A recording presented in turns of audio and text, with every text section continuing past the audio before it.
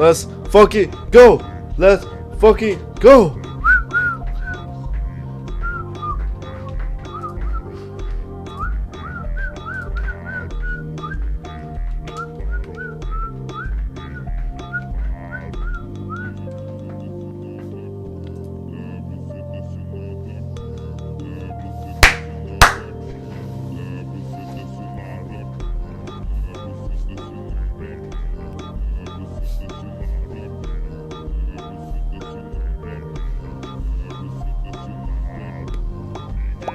Let's fucking go. Yeah.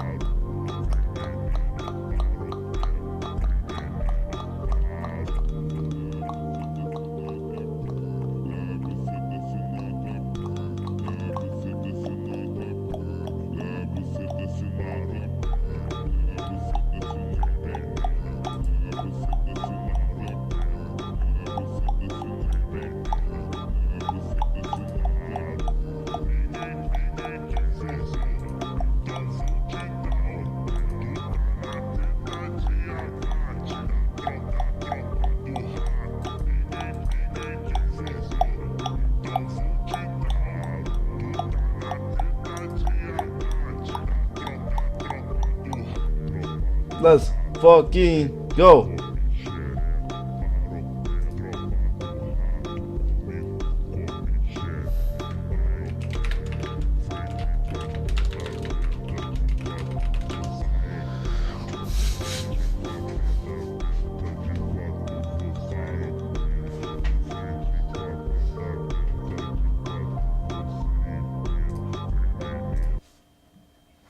Wait.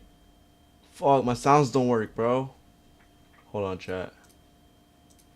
Why the fuck do my sounds not work?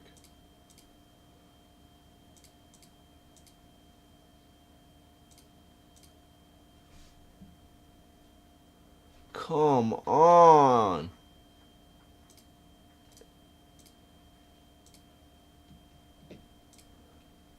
It's supposed to be a perfect ass stream if my fucking sounds worked.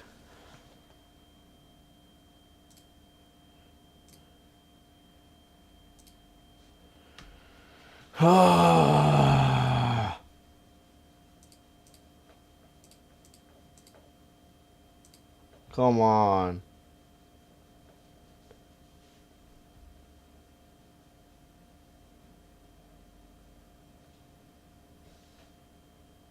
Come on.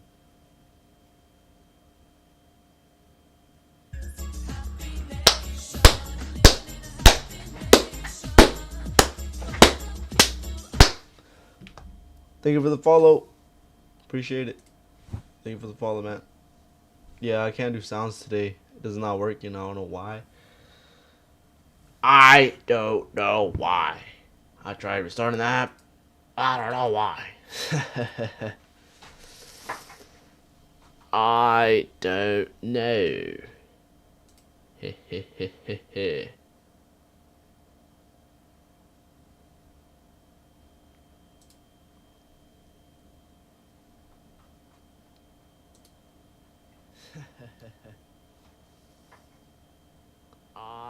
don't know.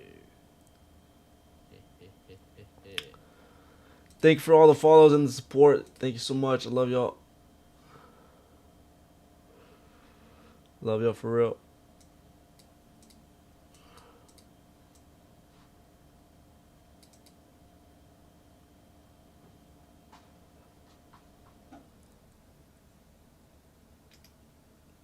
So what is hands off? What is this shit?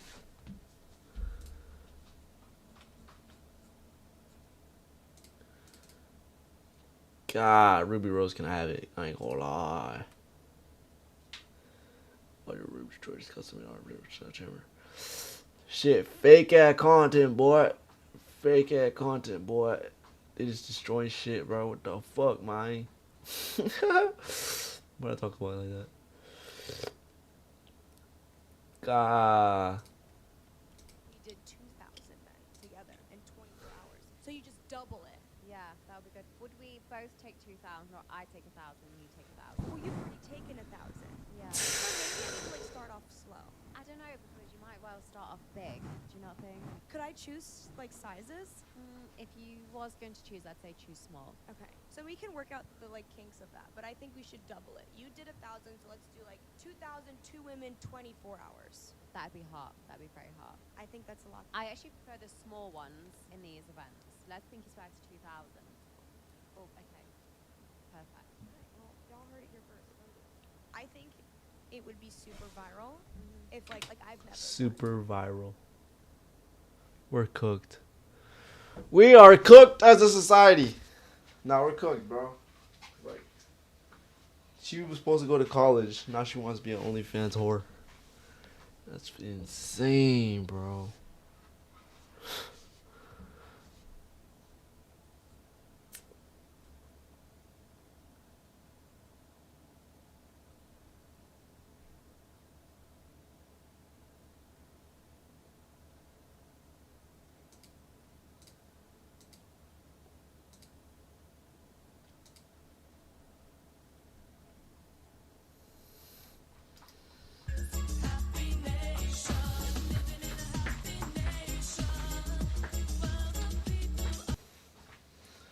Thank you for the follow. No big G May. Let's go. Let's fucking go, chat. Let's go. Let's fucking go, everybody. Let's go. Let's fucking go, fool. Oh, fuck. Pussy.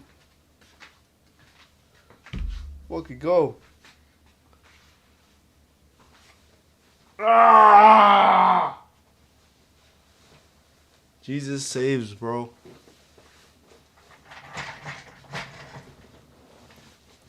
How people watch this while they just cooked?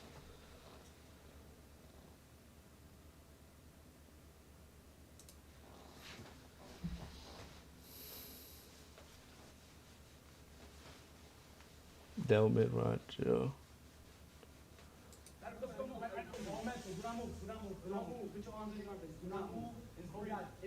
Think about like, yo, stop yelling at me, bro. I can't focus. Yeah, but I'm thinking about the most random shit. Like, I'm thinking about my mom hitting me right now. Like, yo,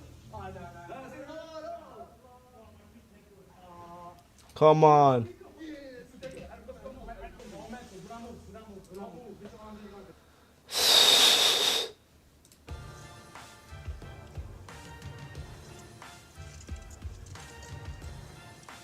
Look at that. Women are so, like, they got privilege, bro. Look at that shit, bro.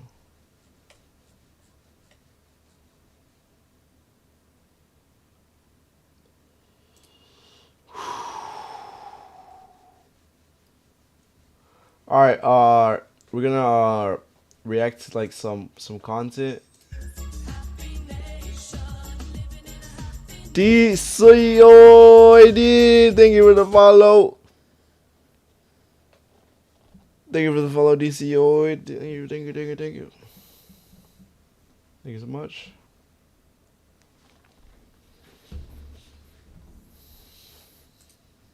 That Myron guy, Yeah, fresh and it fit. just like brings on girls and like stupid whore, OnlyFans, dumb slut, and it's like I guess it's like kind of funny, but like when I used to watch like Andrew Tate, Zerka, Myron, it was infecting my mind. Cheat on my girl, like I have to cheat on my girlfriend. When I used to watch them, it was really infecting my mind, like about like how you're supposed to approach relationships and females on this planet. That kind of content is, I think, horrible for young men consuming that. I don't know if it's feeding off of the insecurities of younger men, but like it's easy to feel like, yeah, like I'm the guy. Like, girls are dirt, stupid, like just objects.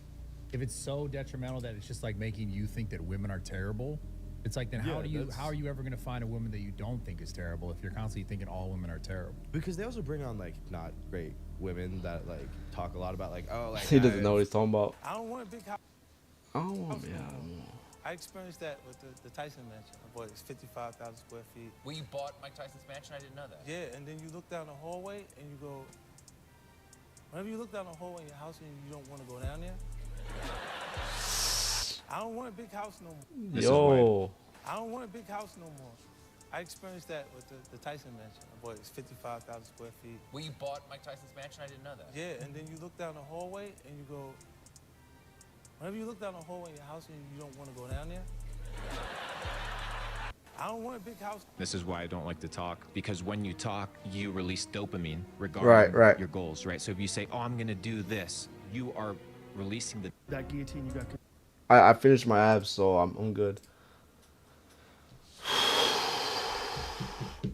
Watch this later, and oh yeah, there was like this one video. It was like what about these? It was about this. It was about this. It was like a animation. And yeah, it was animation.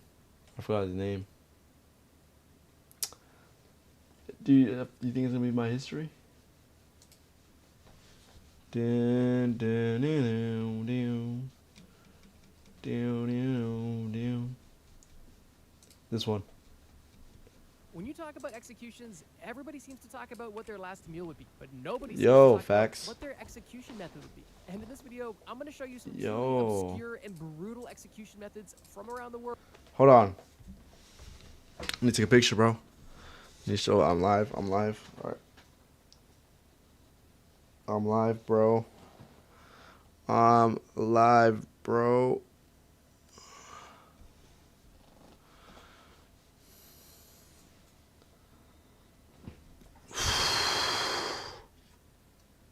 Okay.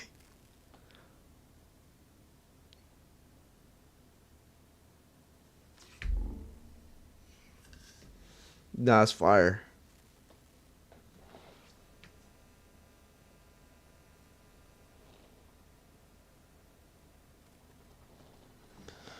I'm live, bro. Let's go. Let's go. Let's go. Let's go. Let's go. So 929-989-989. Bum bum bum. Right. World that you would never want to experience. And as always, this video only gets more brutal as the list goes on. Italy. Oh shit. Italy has a long and rich history, and for that reason, I'm going to give a few examples of how they used this one torture method throughout different Holy shit. Dude. That shit exploded, bro. Bro, the drink exploded, bro. Bro, that shit exploded, bro. Thank you for the follow, Bella. Thank you for the follow. Appreciate it. Appreciate it. I appreciate it. Like, you don't understand how much I appreciate it. You get me closer to my goal. You understand? Getting me closer to my fucking goal. That you know where this can take me, bro? Do you have an idea where this can take me, bro? Do you know?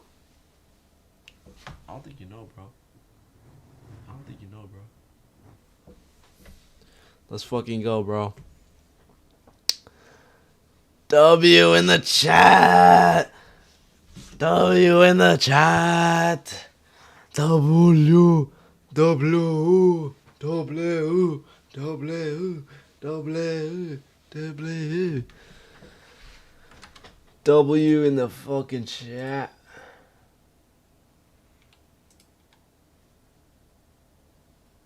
Let's go. Man, give me context. I don't even know, to be honest. I don't even know if they're real people. I don't even know. I don't know. They could be Kick likes me. Maybe Kick likes me. Maybe they're just following me. I don't know. 183? W though. Let's fucking go. I can't. My sounds are not working, but let's go.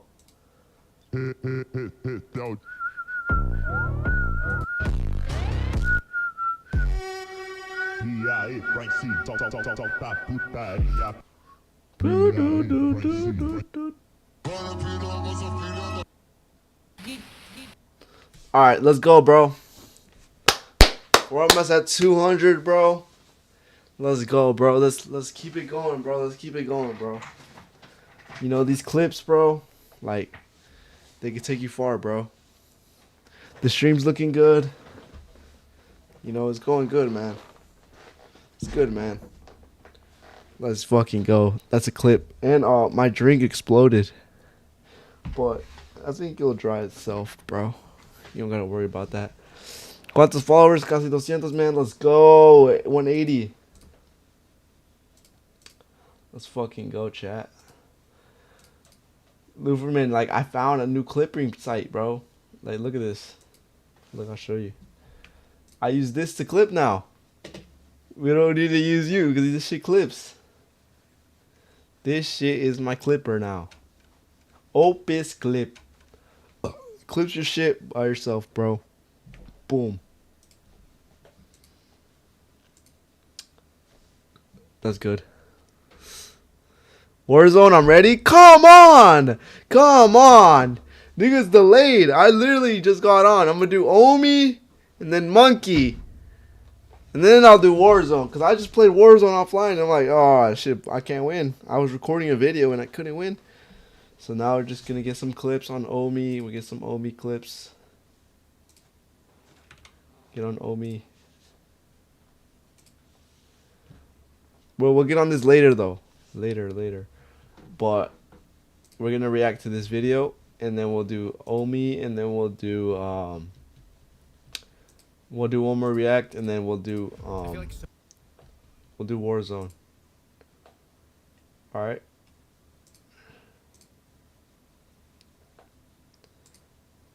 All right, bro.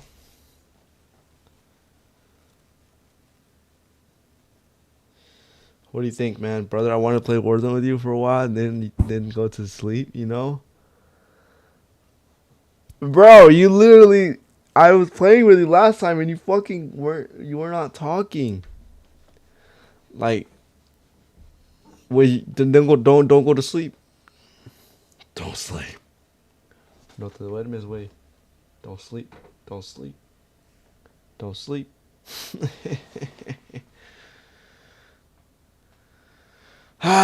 Feels good. Feels good, man. Feels good. Look at that. Feels good, man. Thank you, Luferman, but just stay up, man.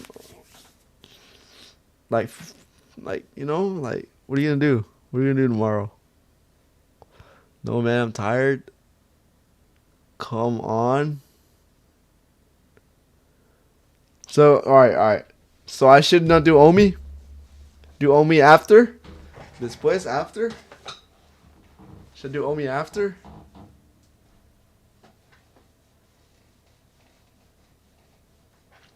Really that tired, bro? Drink it. Toma energética, wey. Energética. I think I should just, like, carry on, bro. Because, like, first Warzone, man. Ooh, you motherfucker. Really? It's at 12 for me? I go sleep at 1?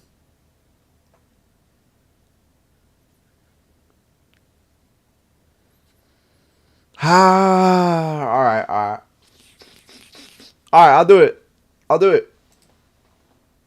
Wait, Luverman, have you ever had a sub before? Like, have you ever had a gifted sub? Like, a gifted sub, like, right here.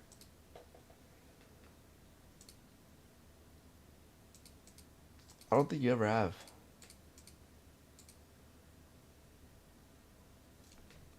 Product name. I go to sleep at 1. All right. We'll get in Warzone, bro. Fuck it. We're getting Warzone, man. Fuck it. Fuck it, man. Fuck it. No.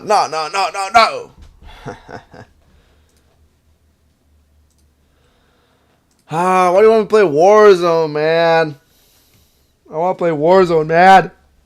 Bad. Who cares, man? Woo! Thank you for the follow, bro. Let's fucking go. Let's fucking go, baby. I'm in the lobby, man. What? Thank you for the follow, Ola Whale. Alright, thank you for the follow, man.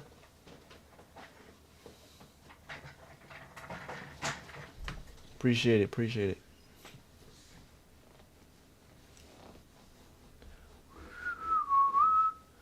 Hope everyone. Alright, man, I'll play, alright? Alright, I'll play. I'll fucking play, alright? Fuck, man. Damn, bro. Fuck. Alright, I'll do it. Fuck it. Stop wasting time. Let's stop wasting the fucking time. Thank you for the follow, Micropar. Let's go. Let's fucking. I don't give a fuck, bro. Like, I don't give a fuck no more. I'm playing Warzone, man. I don't care if my PC explodes. My shit better be at 40. Hey, thank you for the follow, Micropar. Thank you for the follow. I appreciate it. Nah, I really appreciate you. And nothing much, bro. I was just deciding what to stream, bro. You know. Thanks for the follow, man. You know, we came at the right time, bro. I'm gonna get on Warzone first. And I know people love that, you know. But, yeah, hopefully I don't lag. Yeah, I'll join you. I'll join you. Hopefully it's not laggy. If it's laggy, then it's GG's. Alright. Alright, let's go.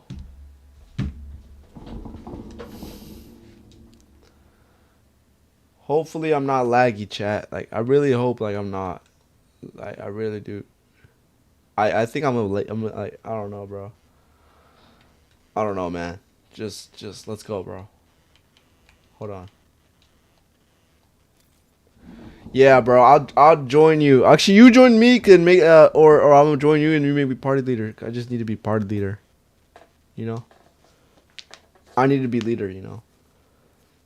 It's because the shades are uploading right now. Do you see this right here, top left corner, right here? Shades are uploading, so just wait. You know.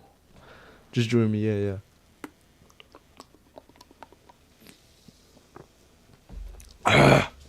Invita a tu amigo.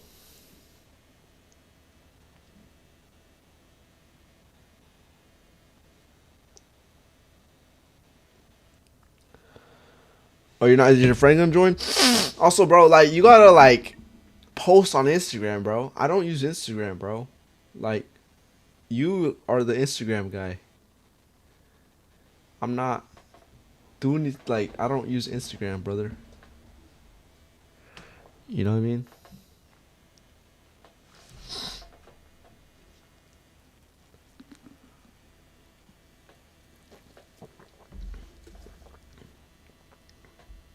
Are you ready, bro? Are you not gonna invite your friend? I can't hear you. I can't hear you, buddy. I can't hear you. You want to do casual or normal? Let's do normal, right? I can't hear your mic, alright? I see your fucking mic talking right here, but I can't hear you, alright? Wait, I'm gonna post. I need to say, hope,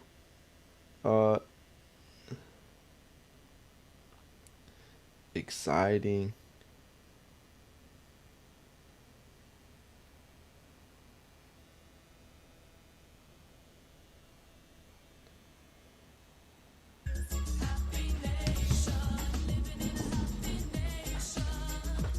Thank you for the follow, Palmer 10. Let's go, boy. Let's go. Nowadays.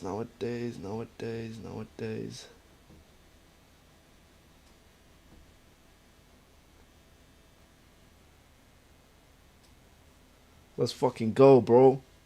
No, I can't hear you, bro. No, I can't fucking hear you.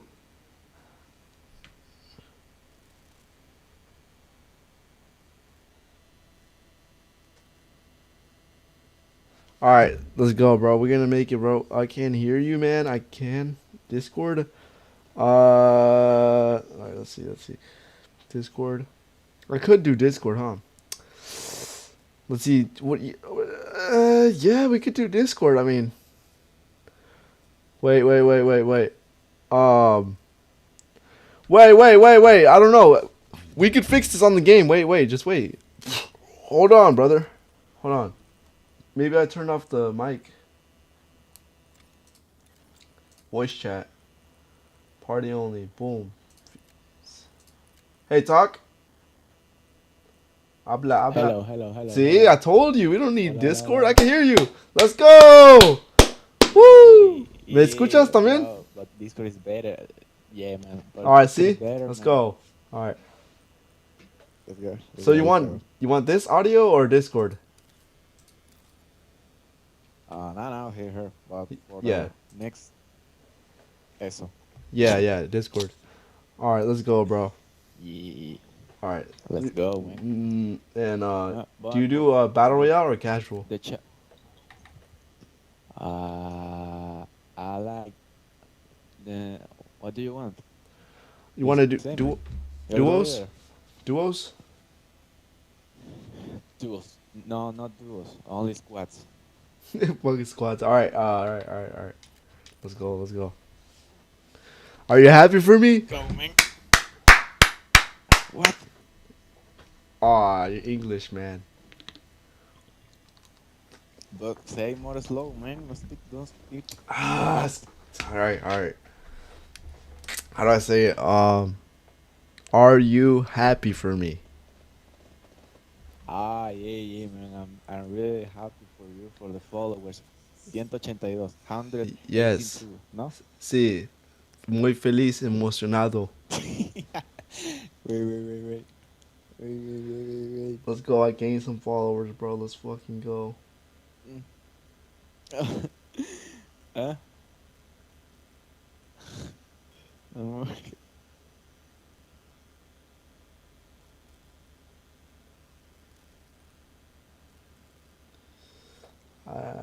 See ya, target.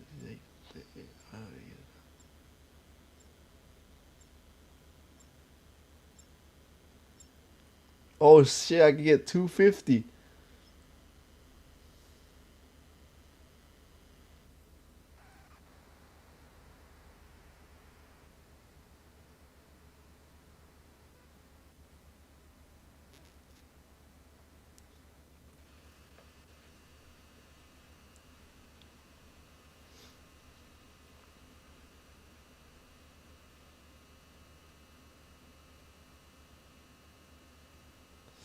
All right, let's go, bro. So many people get the idea of Satan. What the fuck? Let's go, man. Ruck up. You're headed to the war zone.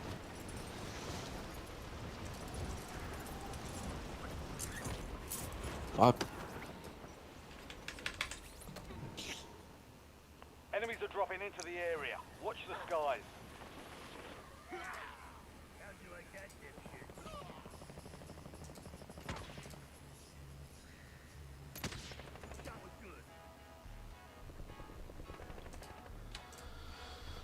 Damn, the stream is looking good now.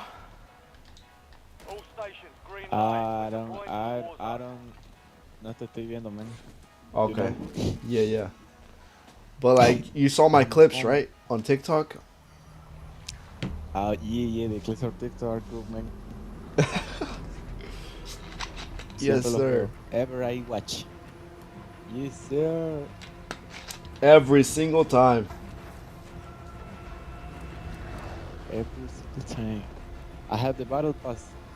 Oh shit, is it good? Your team leader. Set a drop point for your squad Yeah, soldier. I like. Yeah. But your skin is better. Messi.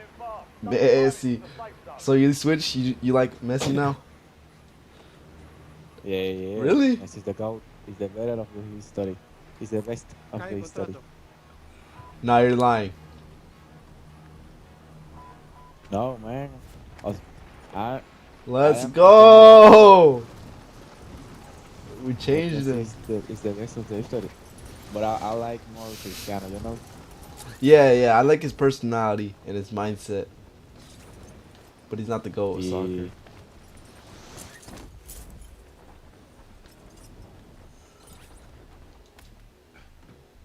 Eliminate all targets in the AO.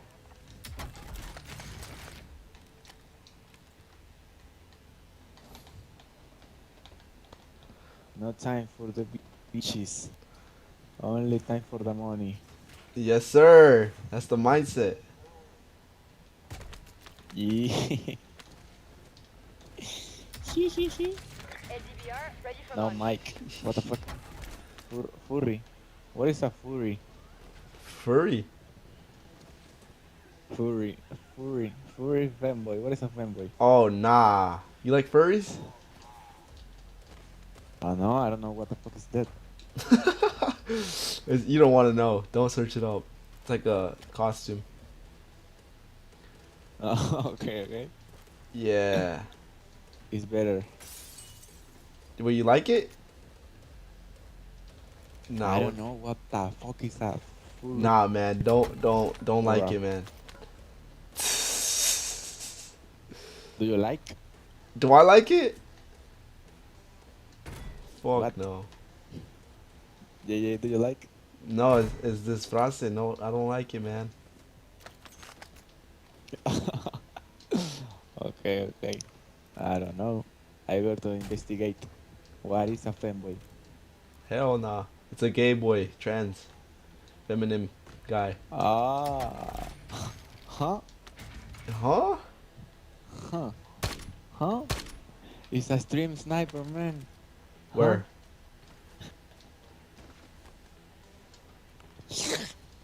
No way. I've shot snipers. Sniper. Bounty targets marked. Kill them all. No way. Wait. Where's everyone at? Bonnie? Yeah. So I was playing this earlier Mountain. today, and I couldn't win. I could not win. Do you know what I said? I win I win in the morning. I Oh, win yeah? one. Later. Oh, so Yeah, you bro. won like 3 times, 2 times? One time. In Verdansk, Yeah. one time. Okay. And you? I only You? won like in today or like how long? In the every game. Every like since it opened? I would say like Yeah. All squad mates are in the safe zone. Shoot him. 3? Got gas moving in. 3? All Shooting. bounty targets are KIA. Well done. Where? I don't know, just look at the map. That's Waypoint marked.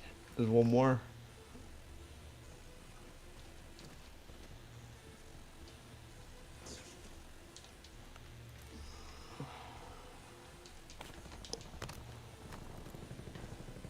fuck shooting me. Help. I'm not with you. I'm with this other guy. Oh, I see him. Oh, you got his ass. Ah, fuck. No, you're good, man. You're good. No. Just mark him. Markale. I see him. Wait a second. I tapped him. He's weak. Super weak. Oh, thank you for the follow, Bull Ritter. Okay. Boo, thank you for the follow, Bull Riddler. Appreciate you. Yo, Okay, what's up, follow, W? Let's W go. Riddler. What the fuck? W Riddler in the fucking chat, Bo Riddler. I know who you are, bro. You're from the X. So what's up, bro? I appreciate you. I see your YouTube grind, bro. I see it. Let's go, bro. Glad to see you on Kick, bro. Hope it's like, you know. Kick is good. Pressure, my boy. Might have to lock in.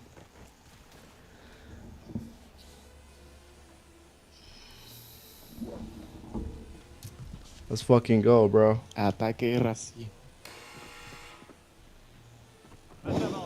Let's fucking go, bro. Here inside. Be ready. You're next. Oh shit.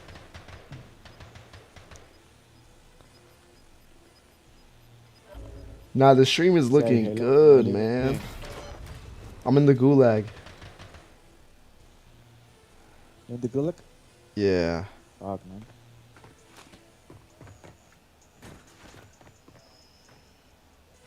Oh shit. Earn redeployment or die trying. You gotta lock in sometimes, Yeah, bro. see you.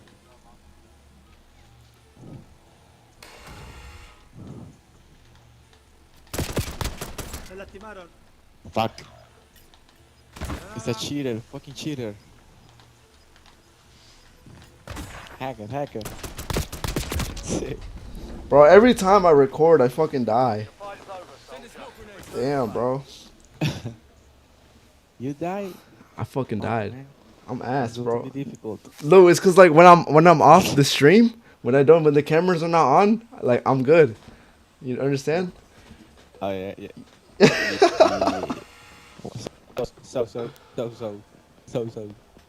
So. Yeah. Come on. Our friend is like, oh shit.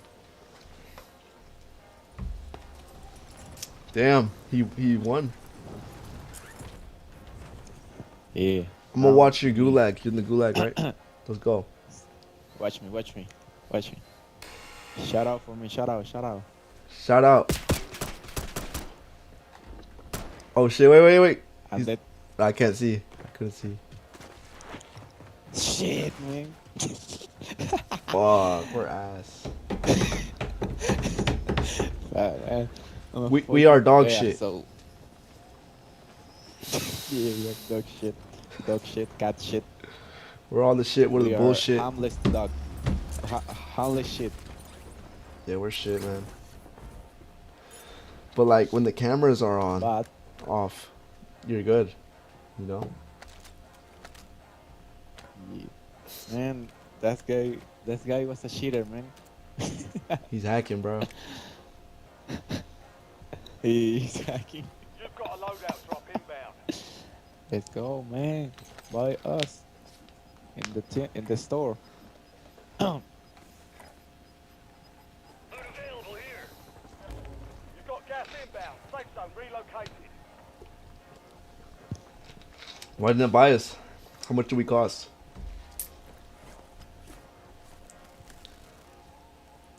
He's dead. Oh no. Oh shit. I told you. So you could only play for 1 hour? Yeah, man, because yeah. Why? Man, I told you I'm tired, man, you know. So you're just tired? You don't have like nothing tomorrow? No, man, but I want to sleep, man. Yeah, I understand. Shit. What the fuck? Phase? Let's go. Shit. Yeah, just go buy us. The store. Pediveros.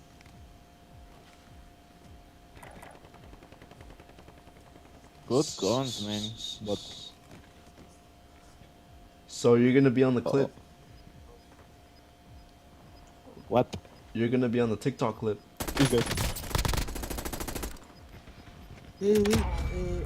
Now this guy's good. ¿Cuántos followers tienes en TikTok?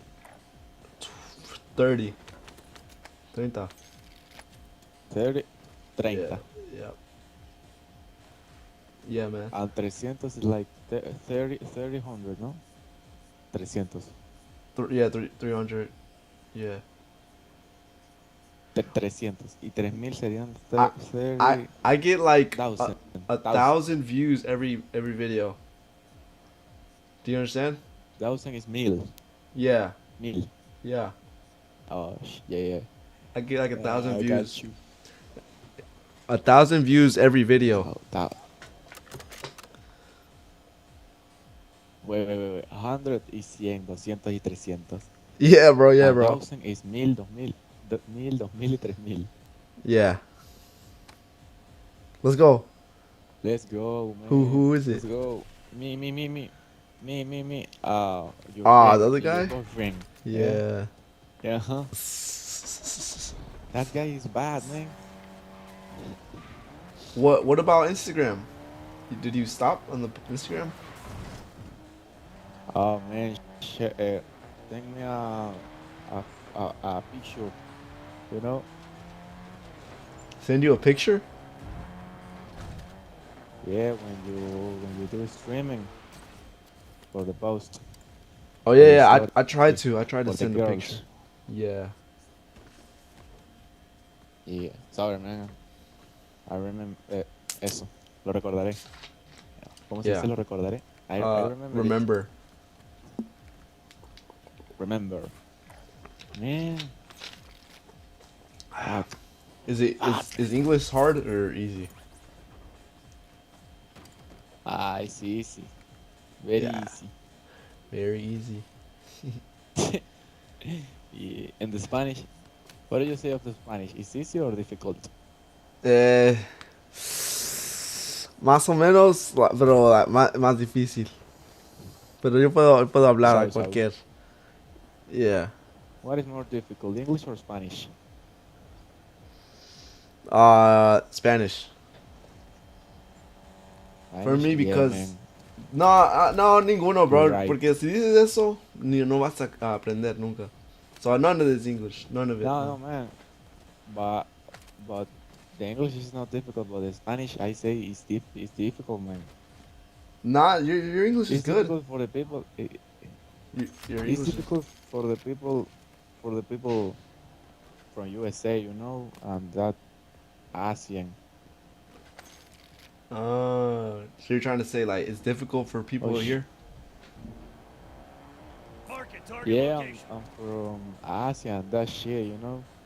Oh yeah, because they have different letters, right? Is that what you're trying to say? Yeah. Letras, shit. letters, yes sir. Nah, man, your English is good, bro. Letters. Your English is good. You understand me, everything I say. So. So and so. That is so. So fi. No money. You don't have money. Man. You need Just give me my money. four, Just give me my money. 4,000. Just give me. Oh shit. Just give me my money. Oh my, we were just watching this fucker. Fuck, man. Spectating for what? Let's get fast. This guy is fast. Man, kill. We were watching for what? All right, man. Whatever. Let's. Oh yeah, you have a PS5 now. How is it? Is it good? Yeah, man. PS5 is the gold. Damn. It's like it runs smoothly. Everything. Even it's not lag and not bugs, you know. Yeah. Yeah, that's good. That's good, man. Shit, man. I understand you. What do you mean? Fuck? You understand me? Yeah. Do you like my skin? Yeah, I like it. Man, See, that's why you need to do duos. You need to do duos so we could don't have to watch anybody. Man, no duo, man. Only squads right now, you know. Yeah. Man, and your job. What? Your job. Like, how's my job going? Yeah, your job. Oh, okay. So I lost my job when I said like 9 to 5 stream. When I did that, I said I'm doing 9 to 5 stream. I don't know if you remember. I said posted on TikTok. I was like, I'm gonna do a 9 to 5 stream, and then I lost the job. It's funny how you say I lost my job. Yeah.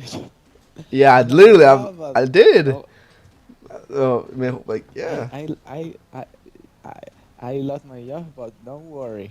No, don't worry, cause I went to go work construction with my uncle. Construcción con mi tío. So no problem. Uncle is tío. Yeah. Your tío is Mexican también. Yeah.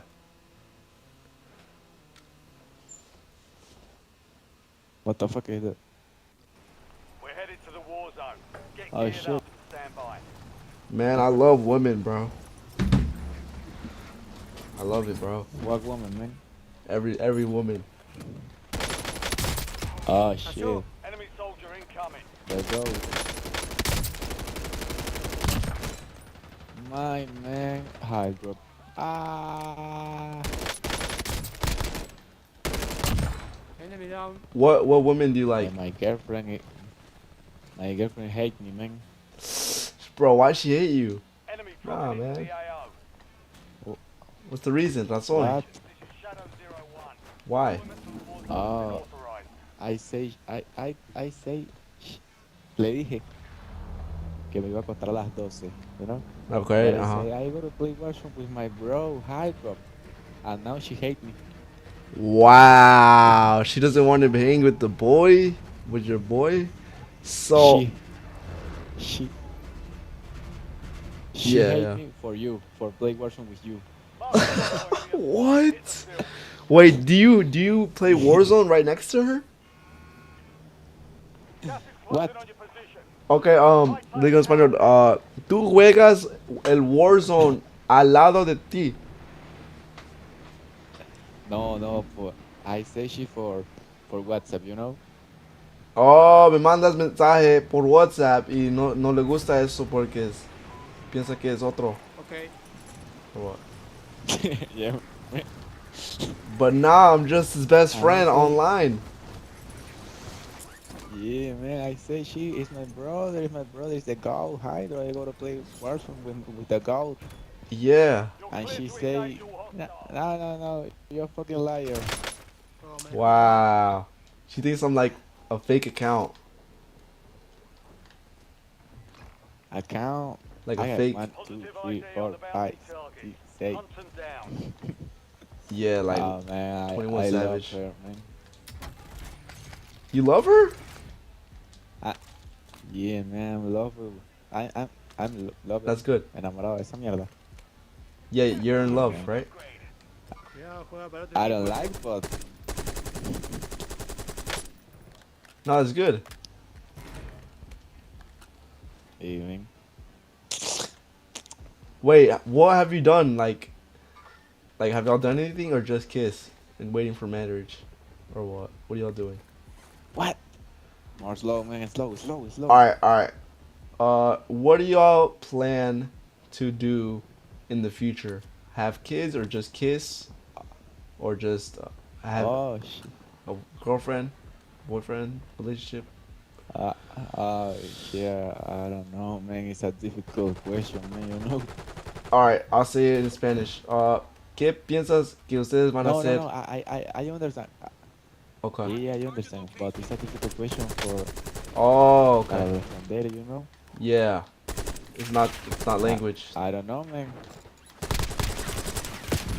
Wow, I ran out No, of it's not bullets. English, I don't understand. Oh shit.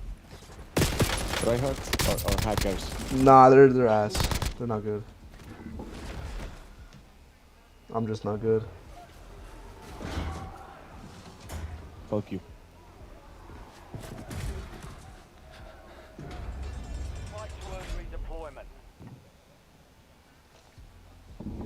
I got your back, buddy.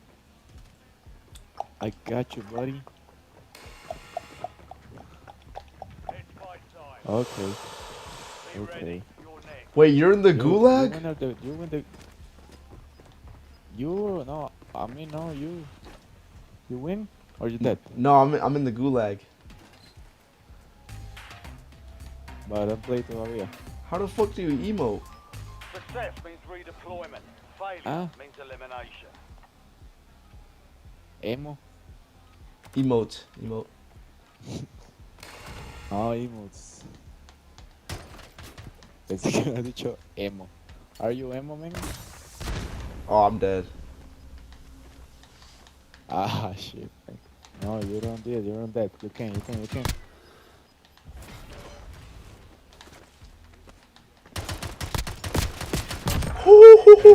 I can. Let's go. Let's go. I told you, man.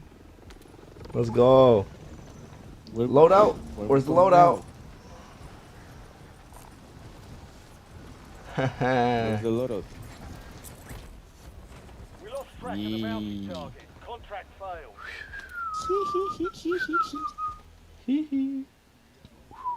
Bro, I like playing with you because I don't have anybody else to play with. Man, slow. All right, I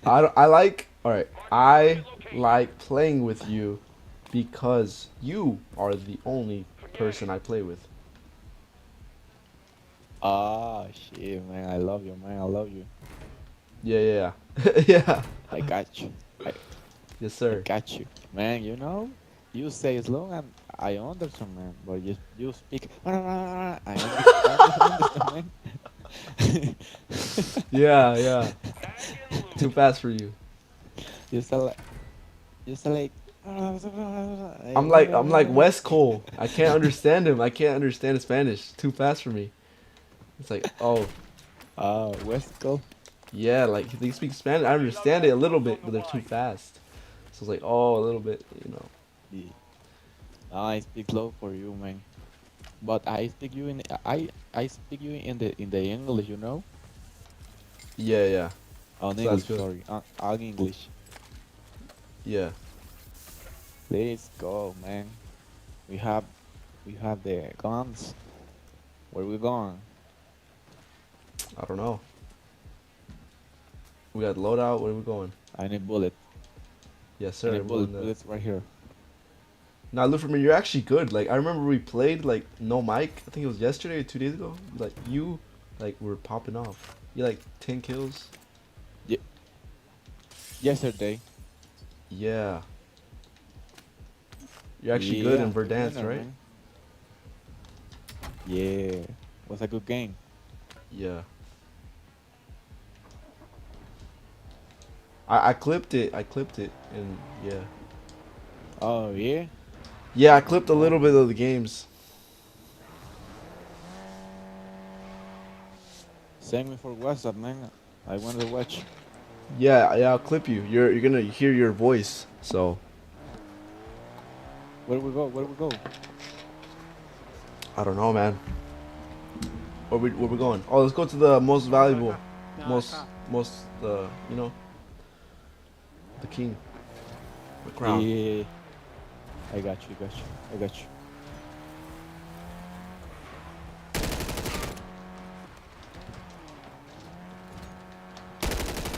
Fuck you, bitch. Yeah, good shit. Yeah. Oh shit.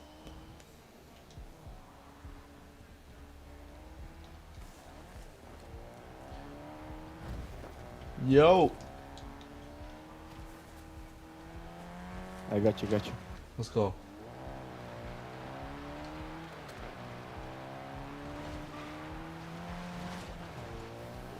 Yeah, man. You never showed me your girlfriend. Yeah. What? Yeah, like you never showed me your girlfriend. Oh, you wanna see? Yeah. See her? Okay. Later though. No, later. Yeah.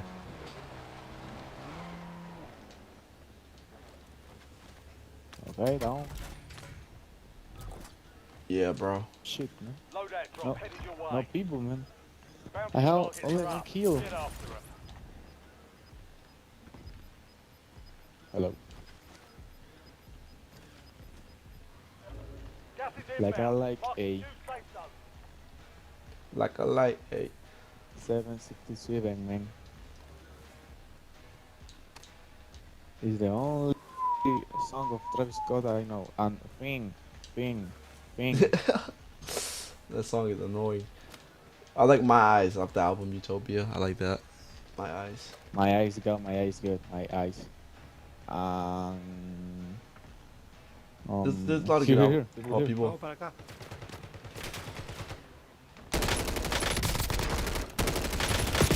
Damn, bro. How the fuck? Oh my god. He gets shredded, bro. I didn't expect that shit. Damn. Damn. Fuck, man. Damn, man. These guys are good, man. You got shit on. Oh, there's more people. Cheaters. Fucking cheaters. Fucking cheaters. Damn. Oh, you got gulag?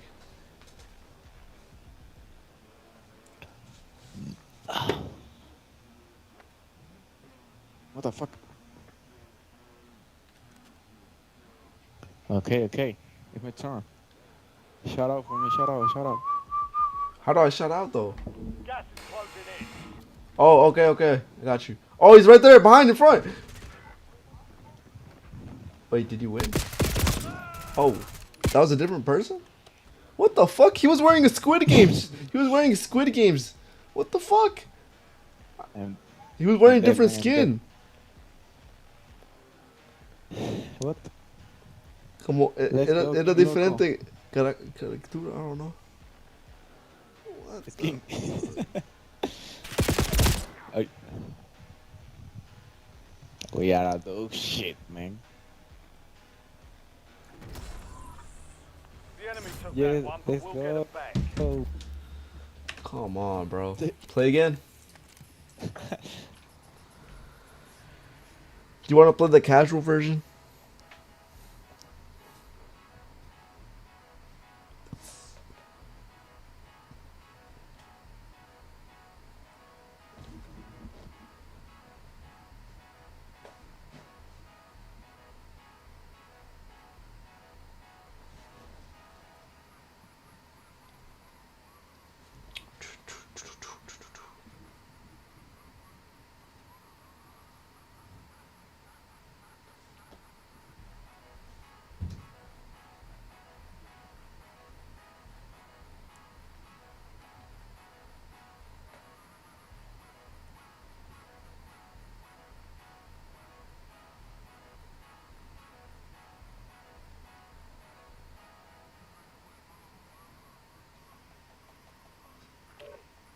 Tranquila muñeca, compro una plan B. Hey man, do you listen to me? Yeah, bro. I didn't hear you for a minute. What? Yeah, bro. This is gonna be on the clips, on the TikTok. The clip yesterday is on the TikTok. I think so.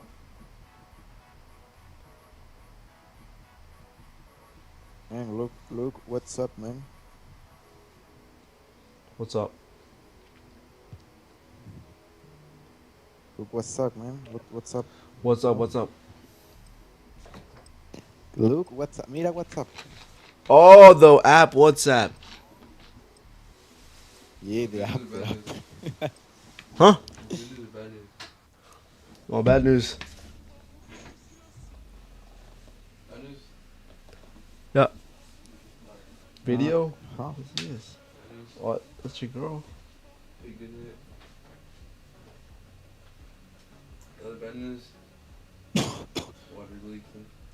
She looks Asian, Asiateca, bro. How do you say it? Use this time for some Yeah, target a practice. little bit, a little bit. Real things coming soon. What is it? Rating 1 of 10. Yeah. What? Alright. Rating 1 of 10. Alright, I rate her. She's like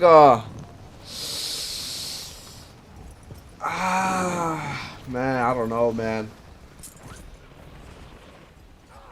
I say 7. Is that good? 7? Yeah, that's good. Yeah, man. Yeah. I say the same. Yeah. 7 or 8 for me. 7 or 8 for me. Yeah, yeah. I thought you were to say like 10.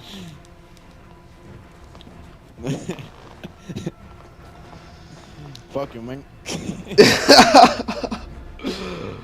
Oh, this guy's a goat. All right, bro. At least she's white, bro. You know, she's not black. Yeah. Like What?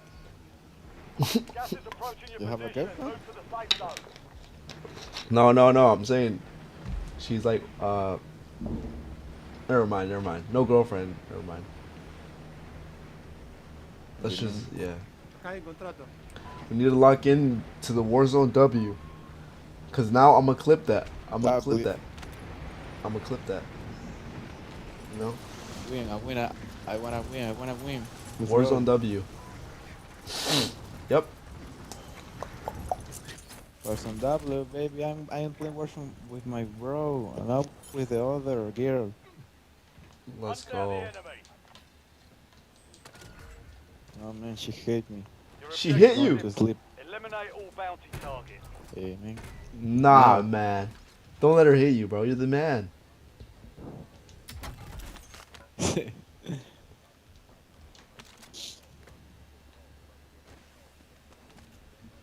Asiatic, huh? You say? A little bit. How do you say what? Asiatic, huh? Yeah, she looks Asian. A little bit. Yeah, a little bit. Yeah, not a little bit, like a lot. Where like where is she from? A lot now, man. A lot now. A little. She doesn't look I Venezuelan. hope, you know? She does not look Venezuelan. What? You know what I mean? No, look Venezuelan. Nah. Yeah. How is the Venezuela girls for you? I love it. You know I love it, man. I remember I How are told the Venezuela girls for you. I said I told I love Colombians and Venezuelan, and the girl got mad. She doesn't like Venezuelans. Yeah, man. Oh shit. People? What the fuck? Hola. Yo. Yo. Te lo meto 5 rositas con compay. Hey, grab your hands. Man, ¿qué significa freelance? Freelance. What is a freelance? Alright, say it slow. Freelance. Freelance. Look what's up. I got to text you. Freelance. Look, freelance. What's Oh, up? freelance. Oh, okay. It's like a como contractor, como you know, freelancer. Como así. I don't know. What the fuck? Contractor, como profesional. You know, like a designer, a graphic designer is freelancing. Oh, okay. It's a professional. Yeah, no, like online, they have a skill. So they sell their skill online. It's like the experto, algo así. A little bit, yeah. Like a freelance of the Warzone. Cade a tua mama. What does the chat say? The fuck? Match? It's Portuguese, brasileño. Oh, you understand Portuguese? Gas is moving. A little bit, man. You know, Brazil cool. is yeah. Venezuela and Brazil are together, you know. Oh, really? Fronteras. Bounty target's gone dark. We That's lost fire. the contract.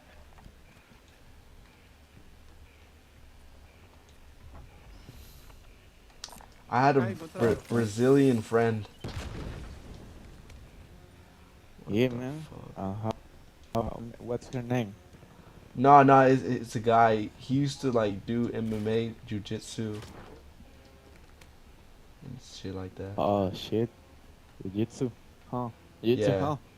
Yeah, huh? UAV in the area. Uh-huh. UAV overhead. I have my soundboard, but it doesn't work. So I have the sound. Do you know what I mean?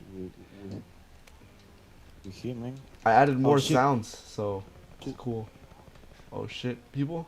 Over here. yeah. Marking target location. People. Okay. Where? Nah, far. It's Oh, cracked, there's more people here. cracked. Vamos para francotirador, enemigo. Damn. Me lastimaron. Damn. Be careful, be careful. No, he's solo, no, he's solo. Damn, these motherfuckers are tryhards.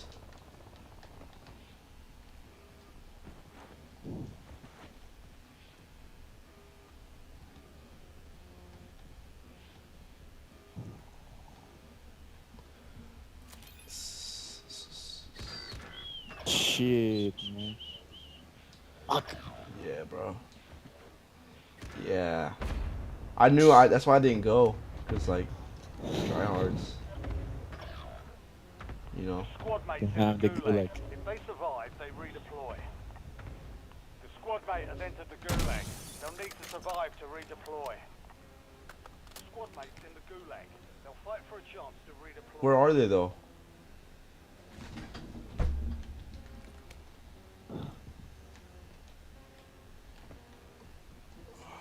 Alright. I'm by myself. Y'all are all in the gulag. I'm the gulag. Let's go. I can't. You're the goat. Lock in. Supply box secured. 2 to go.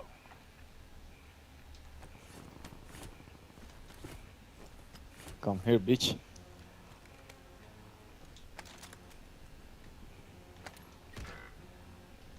Fuck, man. The Molotov. Squad mate lost the fight. Their He RTB killed this with a time. Molotov, you know? Yeah, the Molotov, Squad mate yeah. is belly up. They're returning to base. Fuck, man. Fuck. In dog shit.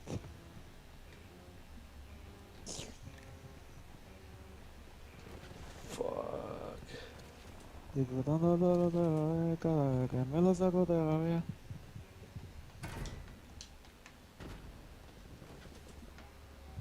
Do you know what locking in is? Your squad mate won the What? fight. They're You know what redeploying locking now. in is? Hey, do you know what that is? Huh? Like locking in. Like lock in. 2 supply boxes secured. 1 remaining. Locking. Lock I in. don't know what you say. It's like lock in is como enfocado, right? Ah, yeah. But in what? Oh, Warzone. Oh, where's the... Ah. South. Okay. Fuck. Yeah. Ah. Vamos para acá. Man, Yeah. you need 500.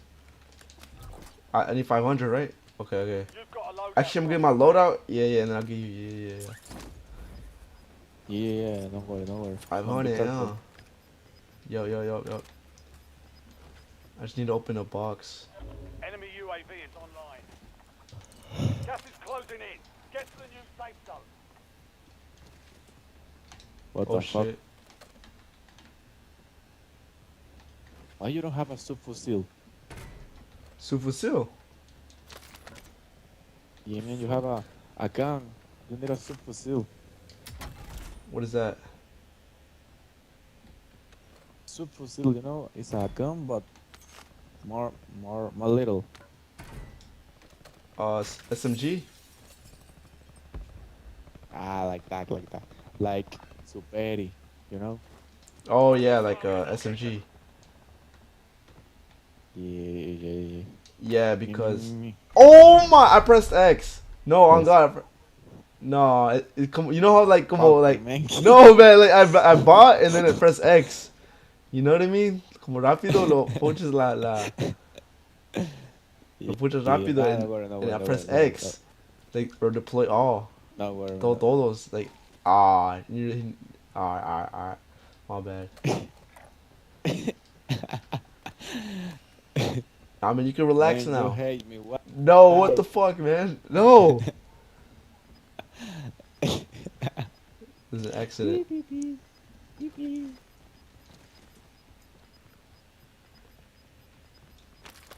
Move to the safe zone. You're losing ground. Move it. Ah, man. See that right there? It's a clip. See, good clip. Later we play one more, but on the Rebel Island, you know, one more on Rebel Island later. Oh, like after this we play casual. Failed. Stand down. After this, Supply cache locations the are offline. Contract one compromised. of Rebel Island, I go to sleep, you know. Yeah, like casual, right? What? Like there's Cash up? there's two Cash? Verdansk, right? So another one is the casual. Yeah. Like the other one is like with I don't bots know. and like more relajado, right? That what you're trying to say? Oh yeah, man, you speak more fast, man. Woo! This guy. Yeah, you're right.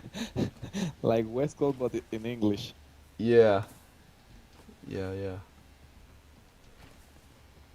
Like I could barely I got understand 1, 2, 3. West Coast, like a little bit.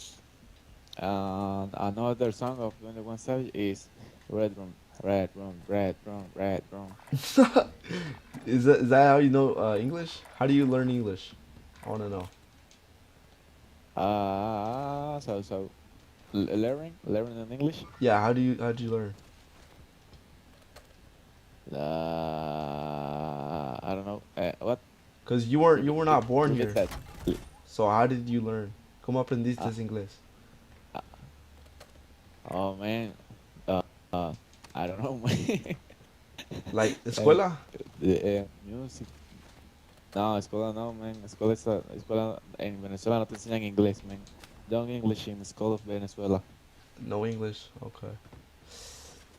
No, Cause like, no, man, because so here the president of here hate your country, man. You know. yeah, I think that's true. Yeah. Yeah, man. He say Yankee go home. You know, like Yankee. Say you Yankee. Yankee. You are a Yankee. Yankee go home. Why do you say that? Vamos para acá. The president said that Yankee go home. It's like Yankee, vete, you know. Acá hay plata. Go with the mark yourself. Right here. Go La to estación your de country. suministro acá. Cuidado, se va a ganar un equipo. No, me dejó re mal. Oh. Man, it's one shot, man. I know, but I got shot. Oh nah. Oh hell no.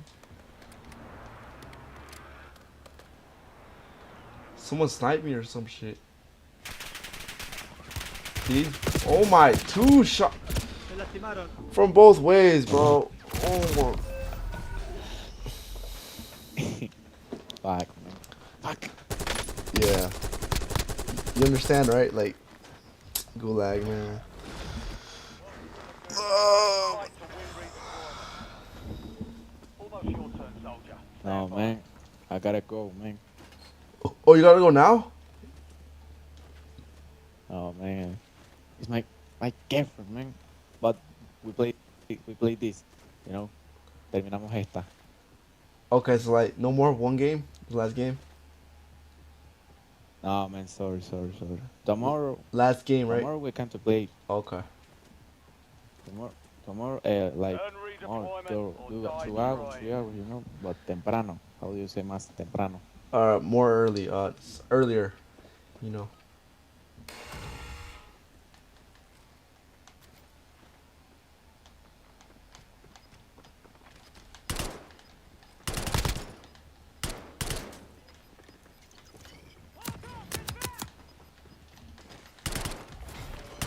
Enemy eliminated. Prepare for redeployment. Shit on.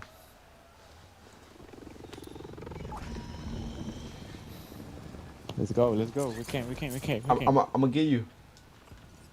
So I need to get like some like. All right. Vehículo marcado. So I'm gonna kill the most wanted, and then I'm gonna get money. Yeah, man, but it's difficult, man. Yeah, it is. You're right. No, you're right, man. I don't know to say you what is easy, but tampoco es mierda. Yeah, it's not Vamos possible. para acá. Oh, he has a whole squad. Wait. Yeah, I think that's a little squad.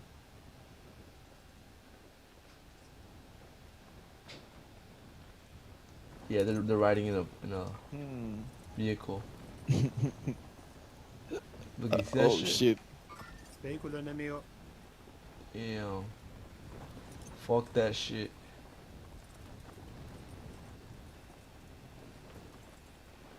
Shit, man. I remember playing the Verdansk like in 2020. I never play Verdansk, man. Oh my gosh. Fuck. Okay, man, I gotta go, man. Sorry. Alright, man. That's okay. Nah, man, it's okay. We can... Alright. Yeah. No. Yo. Yeah, man, you hate me. You know, revive me. You revive the other man. Bro, I didn't mean to.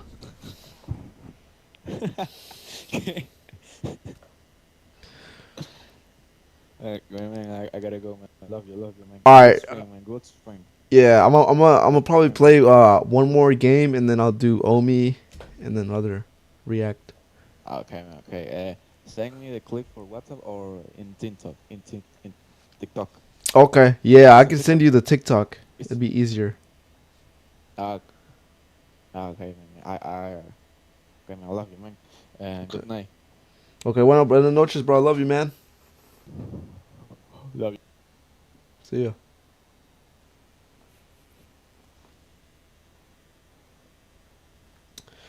Nah, it's true. We have to invest in the market right now. It's kind of down.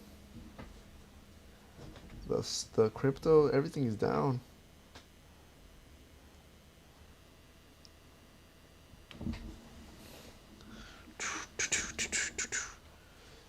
All right, I'm gonna play. I'll play one more and then I'll hop off.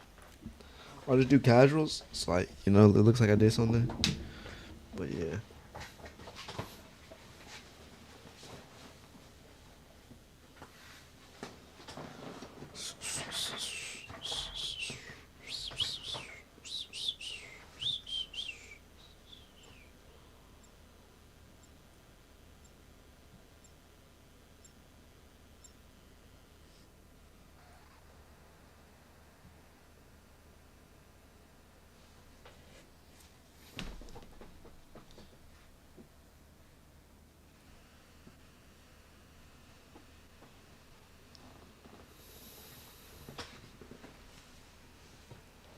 Check your gear and weapons. We'll be deploying shortly.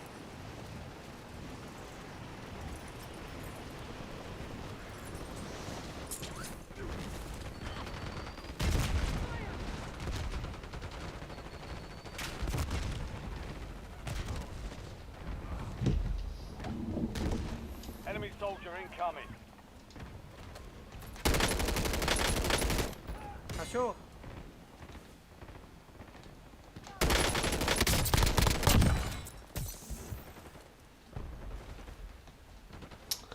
I have to lock in for real.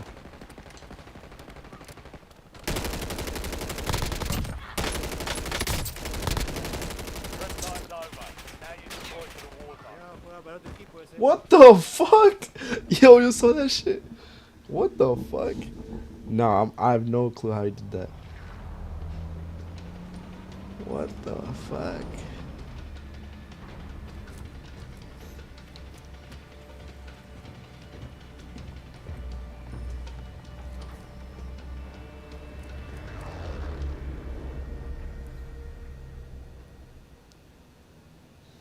Your team leader. Set a drop point for your squad soldier. Keep clear of the gas. Get to the safe zone. Buy station here.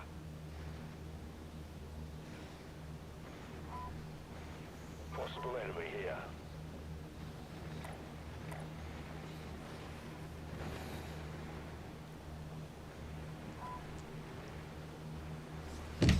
Alright, let's go. Let's lock in for real.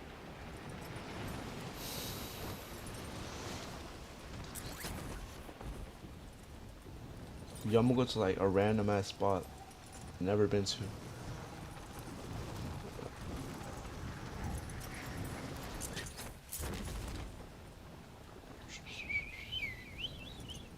I think I'm losing because I have my Apple Watch on, bro. I don't want to blame anything, but like, low-key might be my Apple Watch, bro. Primary I objective ain't is gonna to lie. eliminate all targets. Where everyone at? Damn. Nobody's here.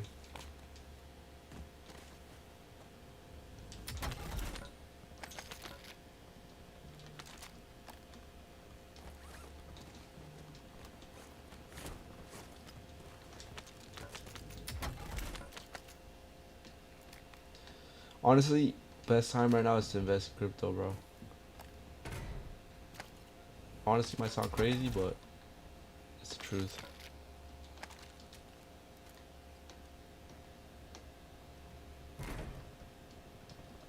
Look, I landed at a random ass spot. We already got. Dude, the stream's looking good, dude. Like 4K kbps. Oh shit, that's what it means. Fuck it.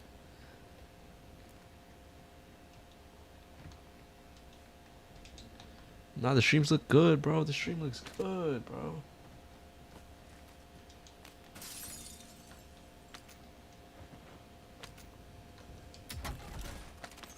Enemy dropping into the AR.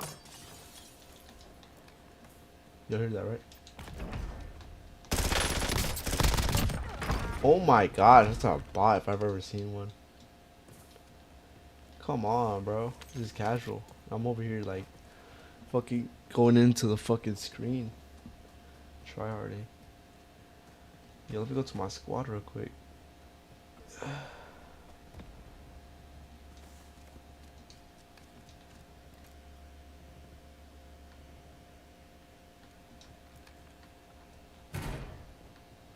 Let me get a sip of water. Sparkling water, by the way.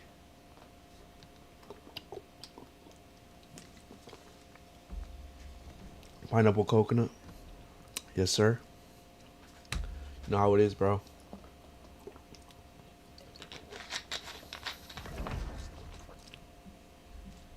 I wish I had my sounds right now. It doesn't work.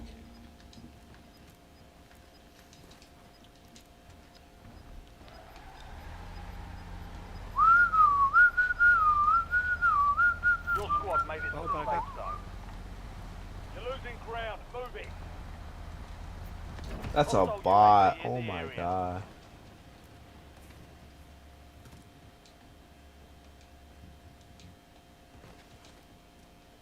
Move in here.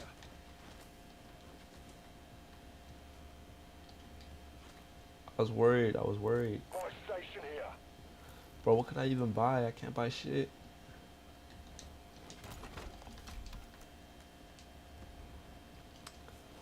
Can't buy shit. Is that a stimmy? Cash here. Move it. Scratch that. Shit, we already on top. Y'all hear the gunshots, bro. Y'all better go. Vamos Was para a acá. bot.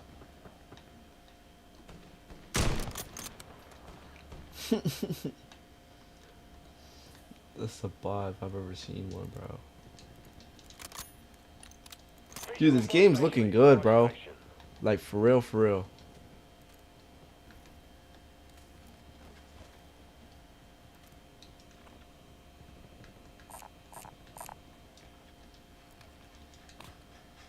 You want my money or what?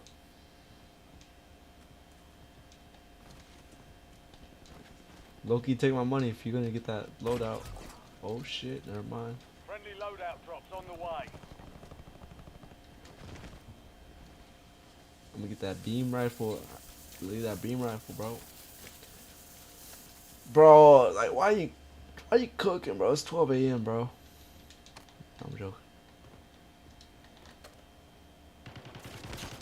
Yeah, I could fucking hear him, bro.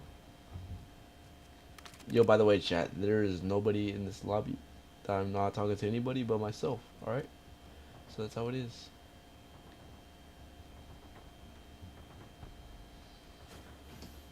We're finna eat good tomorrow, bro. Food is the best thing on earth, bro. Like, I ain't gonna lie, bro. And I have it every day. So, like, that says something.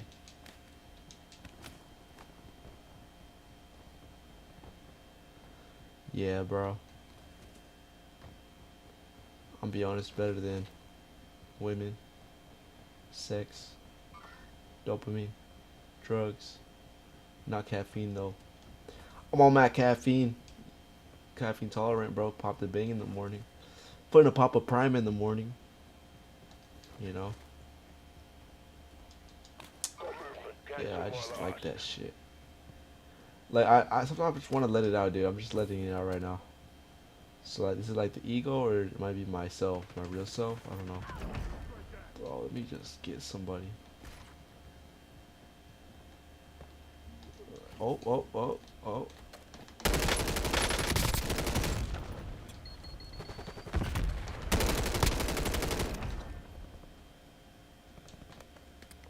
Come on. Let's go over here. Let's go over here. Over there, over there. I should make it most wanted and then go. Let go. Let go. Let go. I don't know what sparkling does. Like, it gives like a little like. Am I wrong? It gives like a little like boost.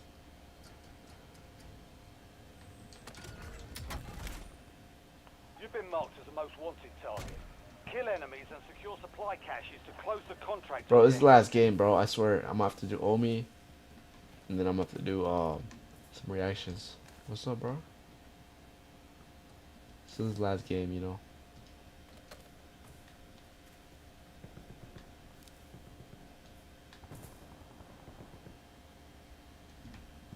Vehículo marcado. Nada, deja. Loadout drop headed your way. Today I ate Burger King. It's called Burger Town, I guess. Gas is moving in. New safe zone located. I know y'all hear that shit There's too. an enemy squad gunning for you. Like, bro, come on, where you at? I do some parkour or some shit. Oh, some parkour and shit.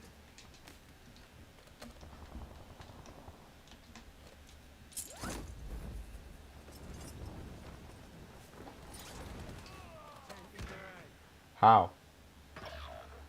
What the fuck? Who got him?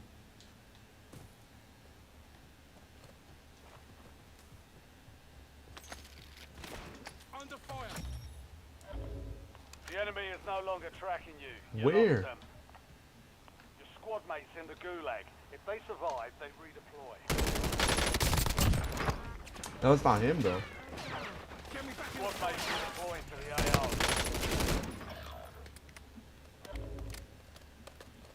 Your squad mates in the gulag. They'll fight for a chance to redeploy.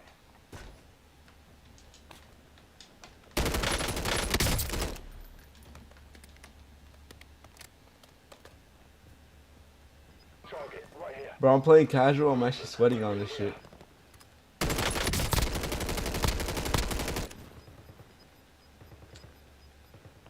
Come on. Outside the safe zone.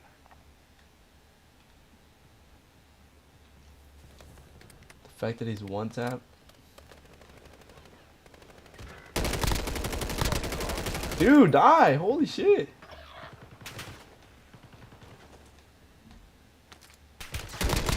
Corre mal.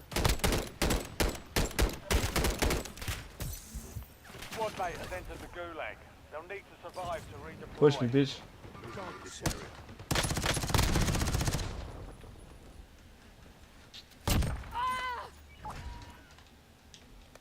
Squad mate cleared for redeployment. What the fuck just happened? Dropping into the area. Watch the skies. What the fuck is that? Why'd my screen go black?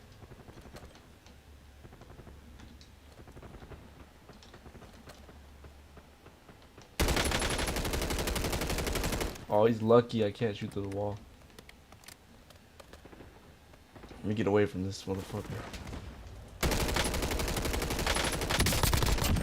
Enemy down.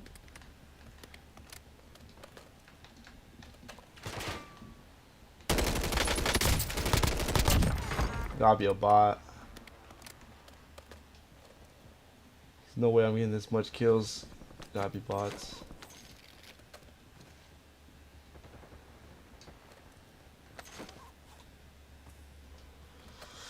Got hella money. Your squad mate won the fight. They're redeploying now. We got hella money. What the fuck? Buy a UAV, buy a precision, buy a munition, buy a what? Buy that. Come on, bro. Buy everything.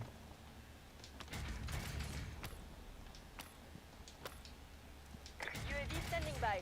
Pido reconocimiento acá. Precision airstrike ready for target. Objetivo eliminado.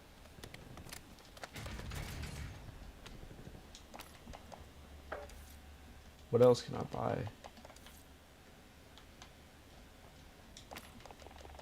Might as well buy this for you. Marcando la animación. Mission timeline expired. UAV exiting the AO.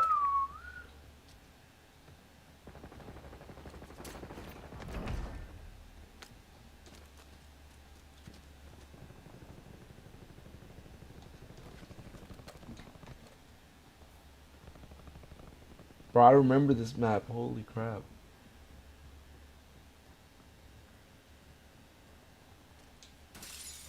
Vulnerable buy station marked. Head to the buy station before time runs out to get a discounted item.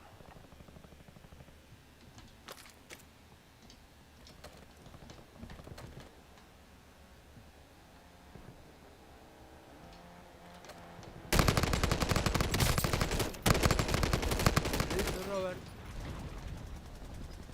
Manda el ataque acá.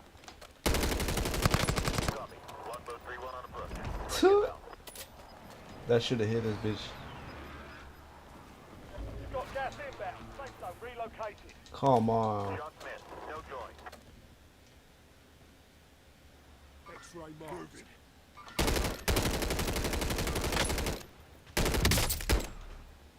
Enemy UAV is online.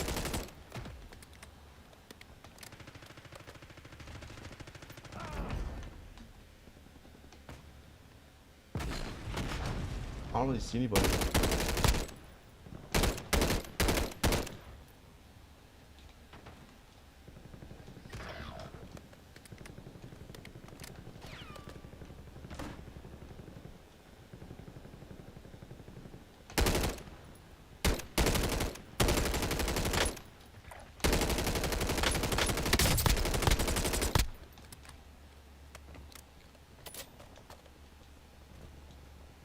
Bruh.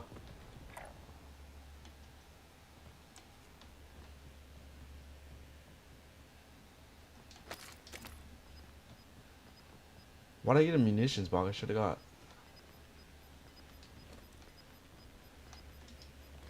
Should have got fucking armor Head to the box. safe zone. You've got gas moving in.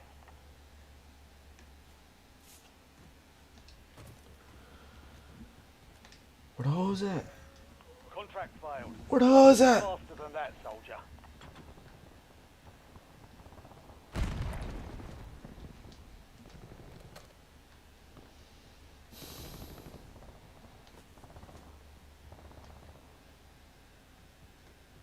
Let's go back over there. Enemy dropping por ahí, into the cuidado. AO. Let me get that motherfucker.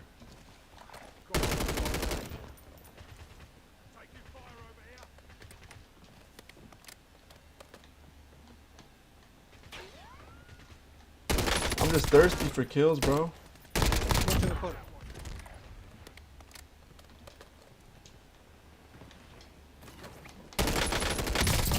Dude, that's the biggest bot I've ever seen. Holy shit. Oh yo, oh yo.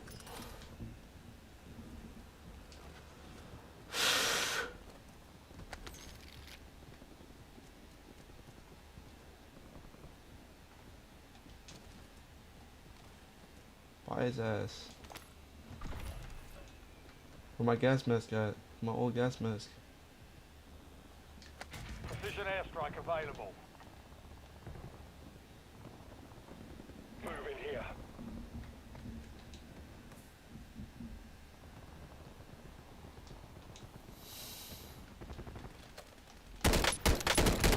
Holy, that looked like aimbot, dude. Just goated, bro. But this is like a casual lobby, so. Bro, I can't even find anyone. I have to mark myself as most wanted. Yeah, bro.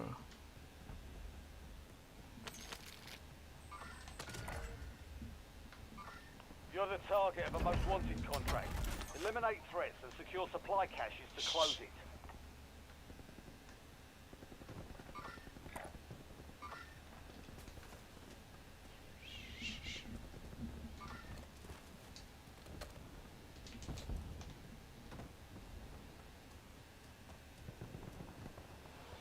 Hyper focus, bro. That's a bot. Holy shit, that's a bot. Oh my gosh. What's up with these bots, bro?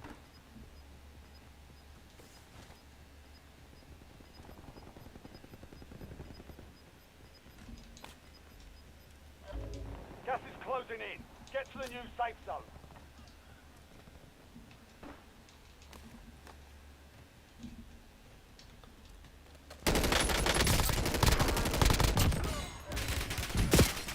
No, me dejó re Good mal. work, soldier.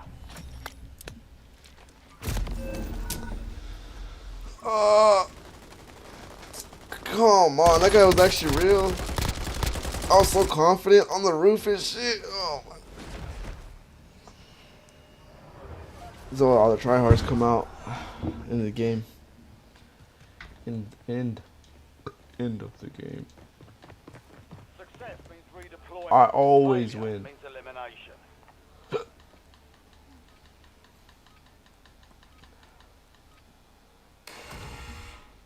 3, 2.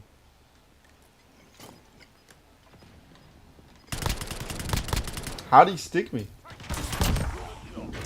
So predictable, bro. Thought he sticked me. I'm like, oh my.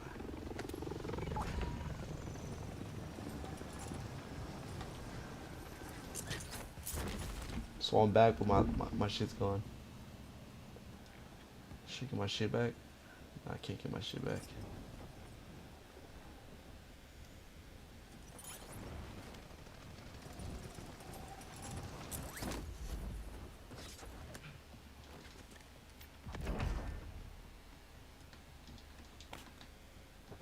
Cuidado, juega para otro equipo ese.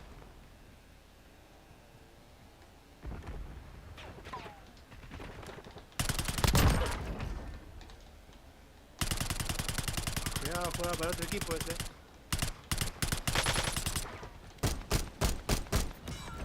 Yeah, that guy's not real, bro.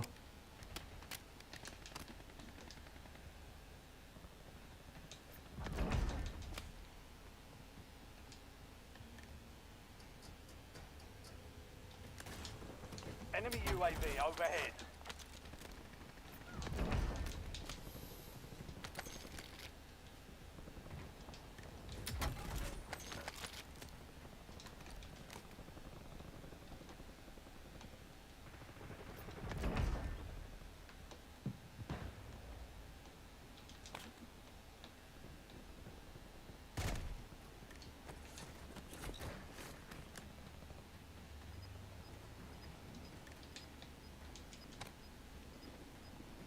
Damn, bro, they're all leaving me and shit.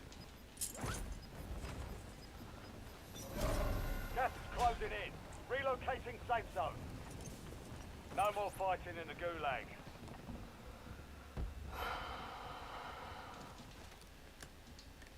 Visual on enemy. You've got a loadout drop inbound. Come on. Targets in the area.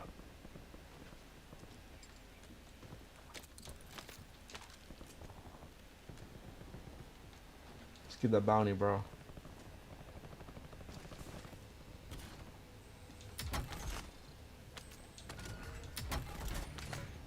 Bounty targets identified. Weapons free.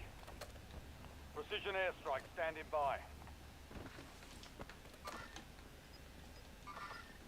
Guarda por ahí, cuidado.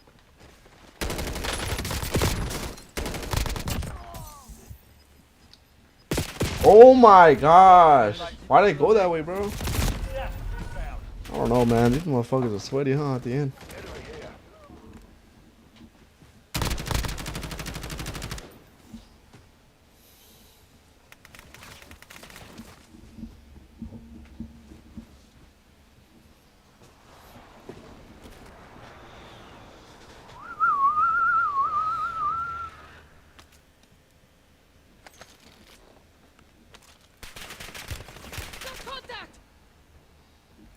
Bro's eating McDonald's as a date. No, it's not funny. It's just like, it's funny.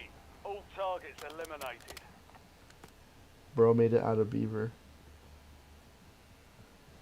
Nah, what the fuck?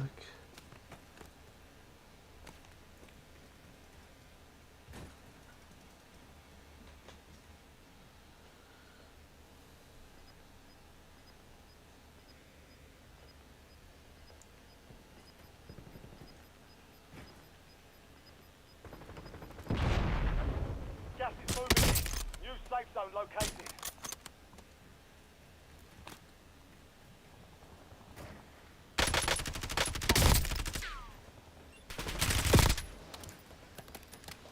Yeah, not getting bought back.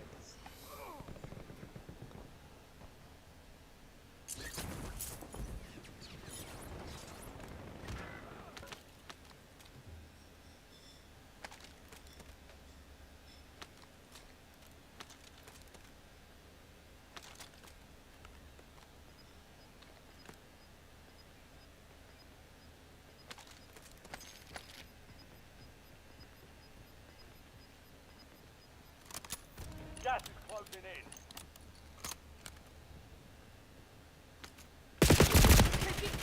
GG's in the chat. Last game, I swear.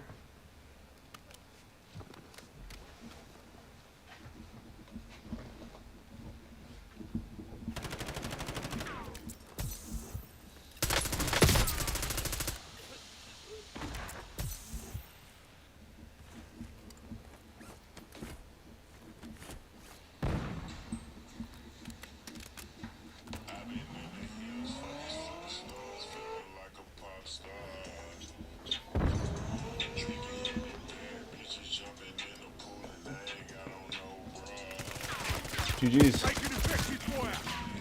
GG's in the chat. It's nothing. 1 of 10 remaining. Not bad. Not bad. This music sidekick. Starting tonight. I'm a man of my word. Dun, dun, dun. I've been a nigger. Chase real dopamine. I've been a nigger for 20 years, and today I Chase real dopamine. Sun, ice, sauna, wait. Me levanto un baño y luego me pongo a forjar.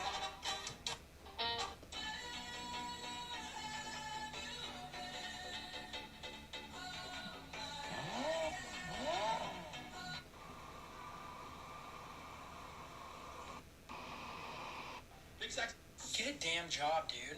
Most of you guys ask me these questions like, how do you start as a 16-year-old with no money or a 17-year-old? Get a job. That's how you start. Every single person that was successful started with a job. Okay, most of them, not every single one. Most of them started with a job, dude. Get a job.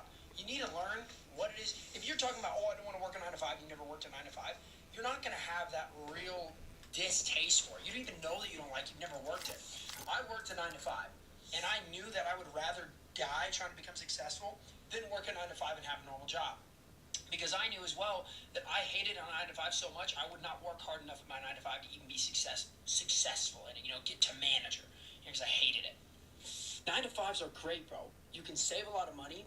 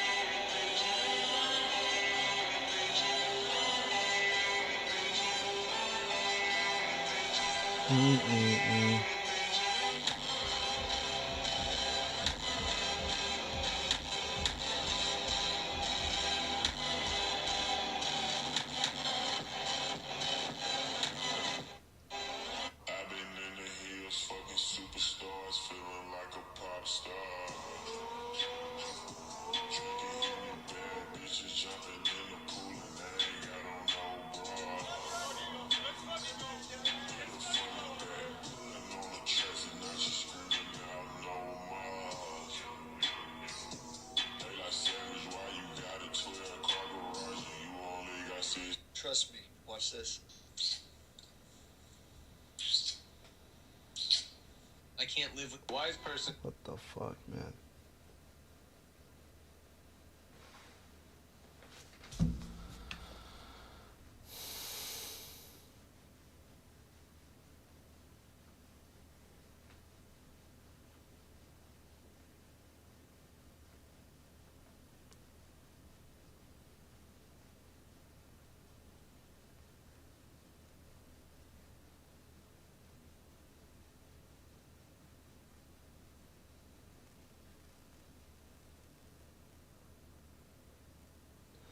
All right, we need to do some Omi. Some Omi, right? All right, we do some Omi. All right, we'll do some Omi. Hold on, I'm gonna go use the bathroom. All right.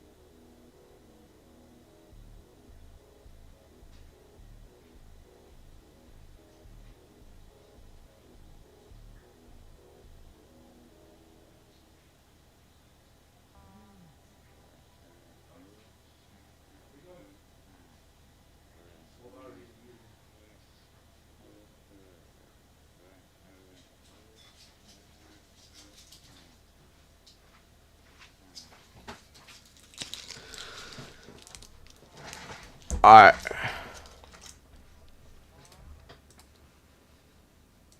All right, let's go.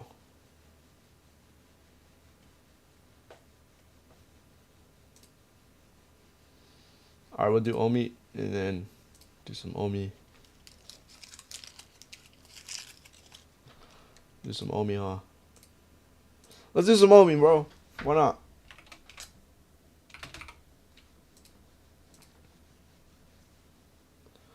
Why not do some Omi? Why not? Wait, am I leaking?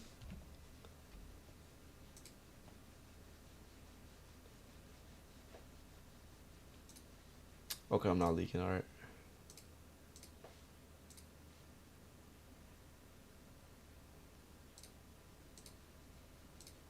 Alright, let's go. Should work. Alright, yeah. What?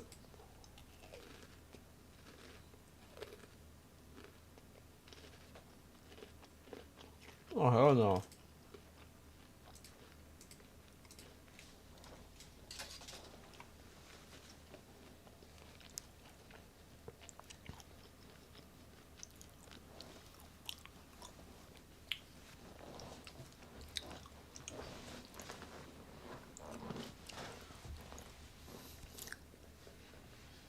It's actually quite hot in here.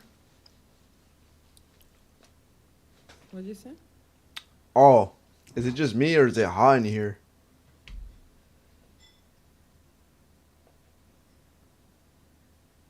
Am I slow? Sorry. Wait, you could hear me, right? Yeah, but like your mic is cutting. Oh, I don't know why, but yeah, you're kind of hot. I appreciate it. You're no problem. Show love to the world. I'm sleepy. Well, Yeah. I can see love with those glasses. It's like the Makes ones. every light to hearts. Yeah, it's that one. You got it on TikTok? Yeah. Oh, that's cool. Those are from Timu. Oh yeah, yeah. Same shit. Yeah. Yeah, they were like €1. Yeah, like $1, Really right? cheap. Yeah. Yeah, so some kind of that.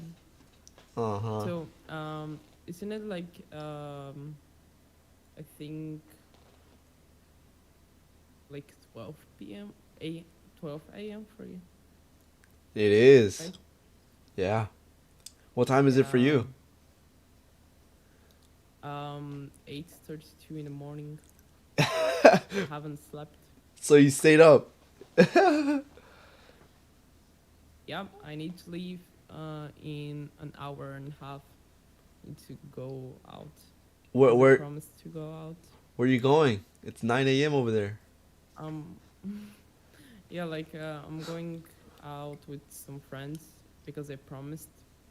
They were like, "It's gonna be a good idea if we go outside in the morning."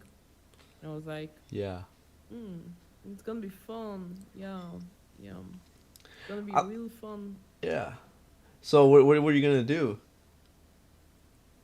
We're probably gonna go grab some coffee, and after that, I have no idea. Probably gonna fall asleep on a bench or something like. Yeah. For the past 3 days, I have around 5 hours sleep. Damn, no caffeine? Nothing? No, like I drank like a monster.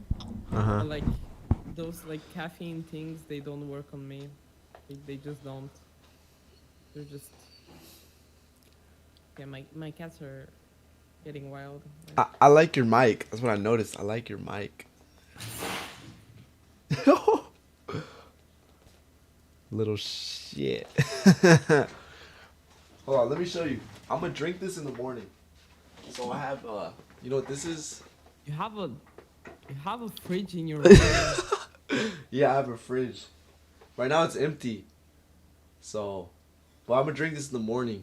That's It's water. energy drink. So yeah. When it's 9 a.m. here, you know, yeah.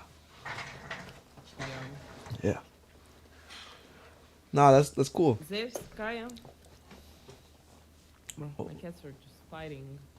You speak Bulgarian? Yeah. That's cool. What do I look like? Like ethnicity? I have no idea. Like, I would say only because of the eyes. I would say Asian, but in the same time, I would say Mexican. So which one is it? Cause you're right on one. You're Mexican. Bingo. Yeah, I am. Yes. Nah, that's cool. A lot of people do say like I'm Filipino or Asian, you know, because they're from Europe, so Yeah, like maybe they don't see because, Mexicans. like, Sorry, yeah. do all Mexicans look like with those features you have? Like, do they have like most of them have those features you have right now? A little bit, but not really. I say I look more like Spanish, like Bulgarian, Romanian, right? Yeah. No, but like, because you asked me, like that's why I said like maybe Mexican, but like I've seen a lot of like clips in YouTube and shit. I'm watching like Mexican guy like telling me like about cars. I don't understand like shit, but like I'm just watching it. It's in Spanish? Yeah. Oh, do you know Spanish? No. Oh. I do not. I want to learn it only because I want to go in Spain because I have a friend of mine there, and I want to be like, surprise, I know fucking Spanish, bitch. Yeah, yeah, yeah. But like he's Bulgarian, you know. He knows Oh, Bulgarian, but like I'm gonna be like I'm gonna speak Spanish because I'm gonna be better, you know. I yeah. look so fucking dead right now. Like I haven't slept. You look I like look a so zombie, dead. I do. I like do. a vampire. But I like your setup. Like you have a nice setup. Do you? What do you do? Play games? What do you do? I do play games, yeah. I do play games. Good. 2 years ago I was streaming, but like this setup is not from there. Like this laptop you see there, Yeah. yeah, I streamed on that. Okay. I streamed on this shit. It's you know, Harry Potter laptop. Nice. Yeah, yeah, it was actually good, but like, right now, I'm thinking of maybe going back to streaming, but like, I don't think I have a reason to. Like back then, I had a reason. You know, I had like some kind of goal to Yeah. reach. So that's how it was, but I stream on Kick now, so it's like a different platform. What It, is? it's like Twitch. Yeah. Okay. Nice. Yeah, but like, what did you stream? Like, what did you play? Like, what did you do? I played CS and Valorant. Oh, nice. Yeah. Yeah, when I Nice. started playing Valorant, I was Iron, and for a long time I was fucking Iron. Like, it was actually really hard for me to understand the game, even though like I grew up with CS. Like I've been playing since I was fucking 7, Oh shit. and it was really hard for me to play Valorant because like it's not the same game. Like I was thinking, you know, it's gonna be easy. It's shooter based, you know. Cause it's like CS:GO, right? Yeah, but like it was actually hard for me to find, you know, the right sense because like the difference between my sense in CS and my sense in Valorant is like a really big one. Like Yeah, difference. in CS I'm playing on 2.17 and on Valorant I'm playing on 0.27 and I'm like on 1000 DPI. So Okay. like I have the, like really fast movement on CS and really slow on Valorant. It's really hard.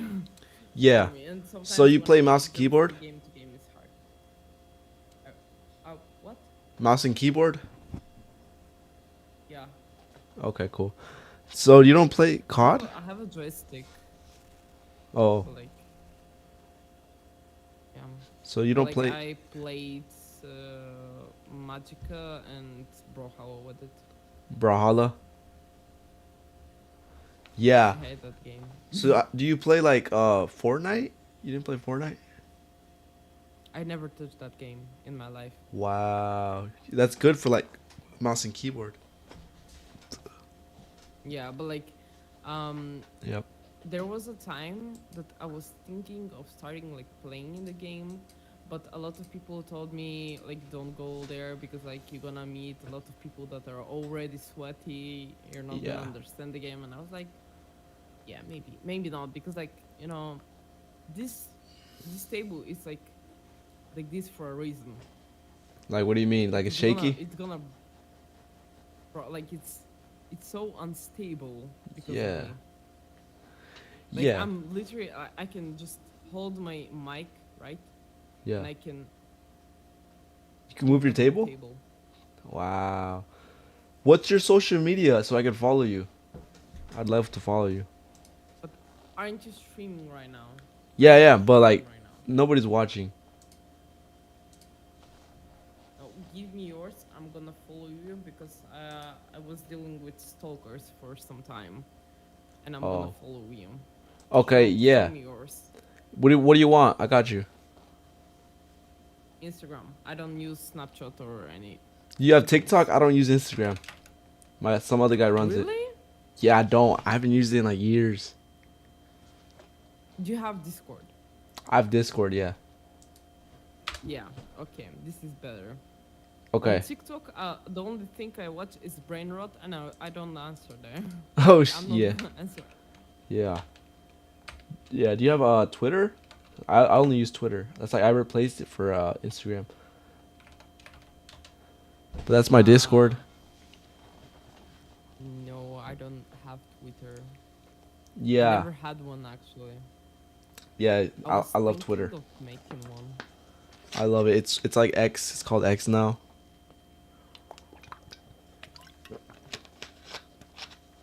Yeah, you're really chill. I sent you a friend request.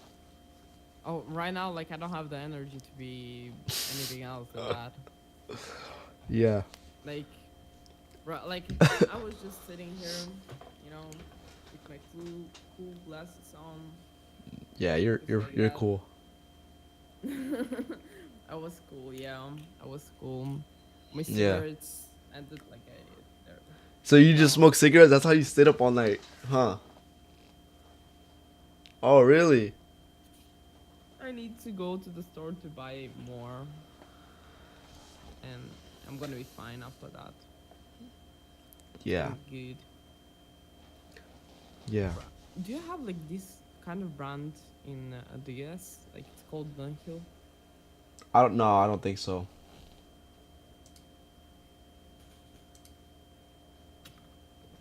Oh yeah, I'm maybe gonna. I'm gonna play Valorant. Fuck yeah. I only played Valorant like once or twice. My friend put me on Valorant because I went on CS:GO. He also played CS:GO and Valorant, but I was okay. I was okay at CS:GO, but Valorant, I was not getting the hang of it. Yeah, I'm gonna kick your ass in CS. Yeah, you would honestly. I think I have to re-download it. I only play COD Warzone, the new Warzone. That's really cool. I see. Let me see. What's your name? Like, I don't play as much anymore. It's Eva. Look at this. What's that? That's the Discord. I can't find. Eva. No, you're saying in Discord. So my profile picture is me with pink hair, and it's Star Love Star. Oh, I see it. Yeah. Oh, that's cool. You're pretty popular. I'm not popular. Honestly, I'm not. I honestly do not use Discord. I don't. Like, so much people told me to get on it. That's the only reason. Like, yeah. I don't know. I can't. I have like eggplant socks on me right now. Yeah, it's just eggplants. No? Yeah, just the eggplant.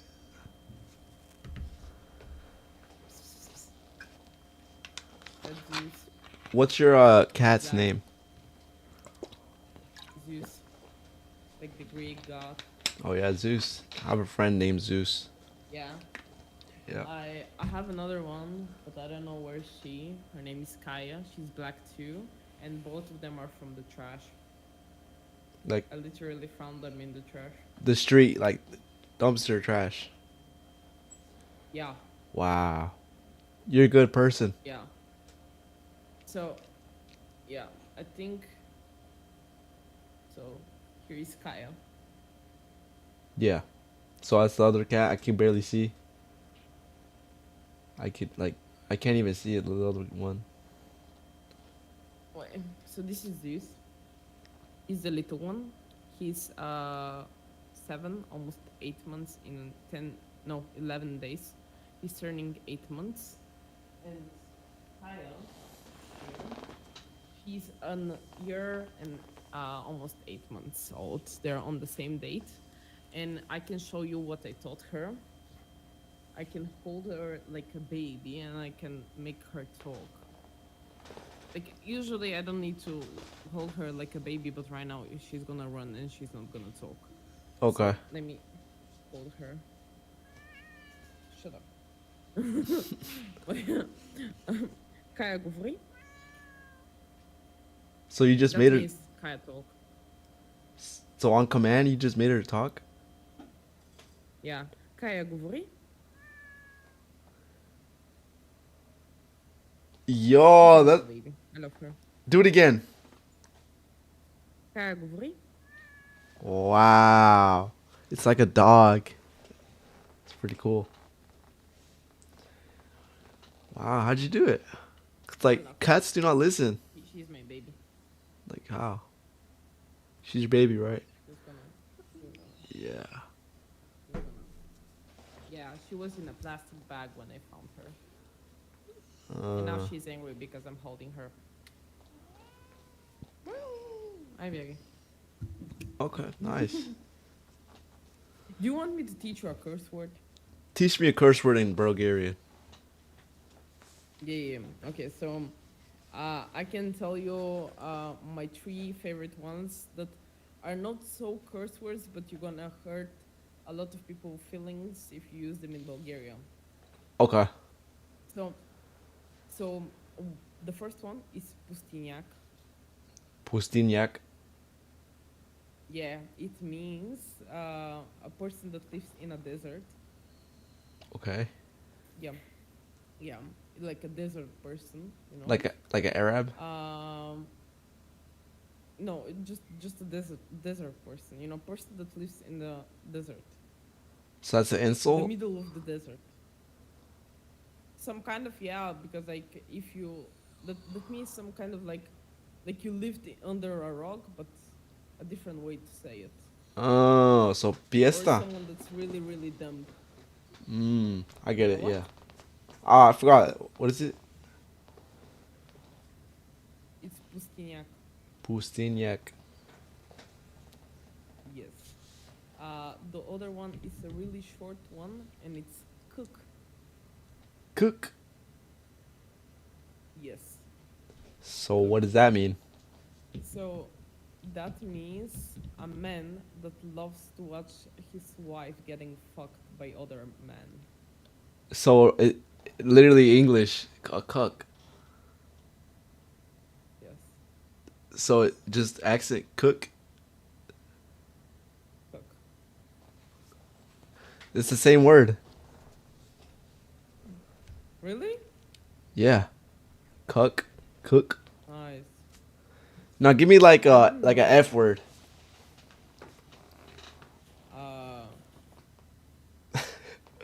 Ebisem. Ebisem. Yes, that means like fuck yourself. Or like fuck you, like it yeah. depends, you know. Ebise. Yeah, ebisu. Ebise. Say it slow. Ebise. Ebi. Ebi. Ebi. Ebi. Ebise. Yeah. Yeah. And the good thing about Bulgarians, like we Bulgarians, we can, you know, curse, like even like everything, and everything has a mom. Everything has a mom, even though it's not, you know, a living thing. The table has a mom. Ebisi Maikta, Maikti, you know, your mom, Maikti, Maikti Debo. I'm gonna fuck your mom. Wait. So you're saying everything has a mom? So yeah. So here, in Bulgarian, when we're mad at something, we say either Maikati, that means your mom. When we kick something, we just say to the object, you know, Maikati. Mike Tebo, you know, I'm gonna fuck your mom. Yeah, Mike TV. Micah T. Micah. T. Micah T. Da. Eba. Mikey T. Ba. Idaba. Wait, I'm gonna type it for you. Where's my mouse? So it's. I already forgot. Jeez. My T daba iba. I think it's like, what was the F word? Ibida? Eba. Yeah, Eba. Eba? Yes. Eba. Okay, I'll remember that. Eba. How do you spell it? Is it this EBA? Yes. Oh, that's cool. Do you want to know Spanish slur? Yeah. Yes. All right, let's get into it. Okay, what do you want to know? Wait, I think I have something that like I learned. Wait, I'm gonna find it where I typed it. Okay. Give me a second.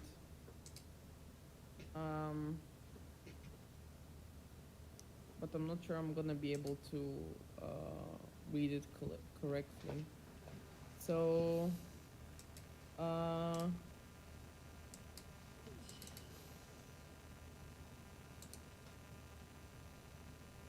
uh, me cago en tus muertos. I kind of understand, kind of. Me I don't know cago, what I said. me cago en tus huevos. Yeah. Wait, say it slowly. I think I understand a little bit. Me cago en tus muertos. So I don't know the last word, but I know the first 3 words. I think it's I take a shit in, and then it's just I don't know the last word. I think the last one is like a father figure. Muertos. Wait, type it. And Type the last word. Type the last word. Type it. I have it written like that. Wait, hold on. I think I know what it is. Yeah, that means dead relatives. Dead anybody. Yo, I shit on your dead family. Yo, who said that shit? And I have me voy a follar a tu madre. So I know. I just don't know the follar. So I know I'm going to something to your mom. I just don't know the word. Can you type the follar? I have it typed like this so I can read it.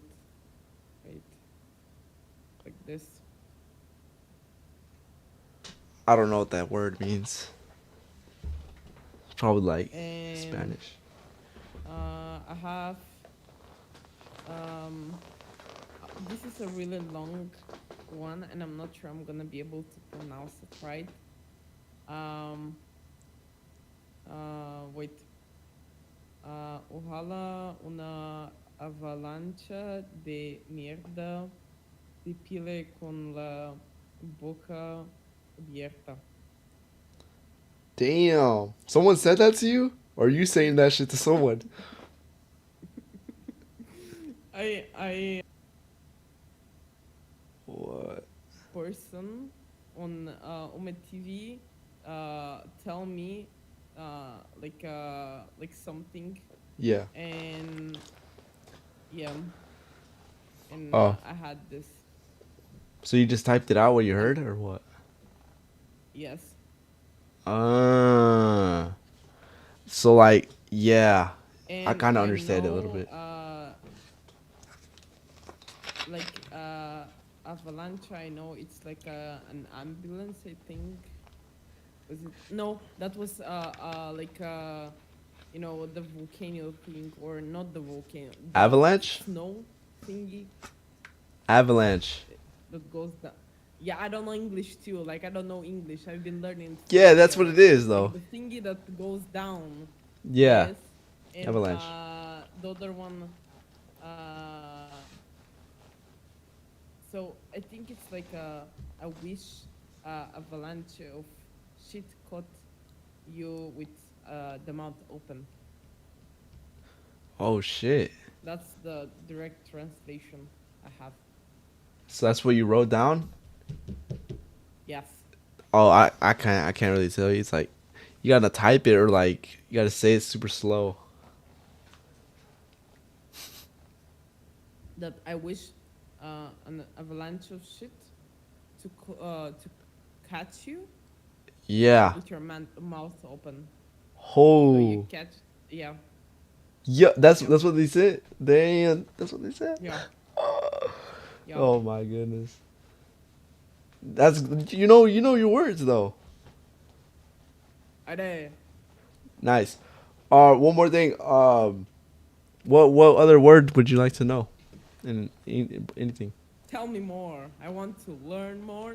So Yeah. if this person, if my friend is telling me, you know, that I'm shooting Valorant, I'm gonna tell him that. Yeah.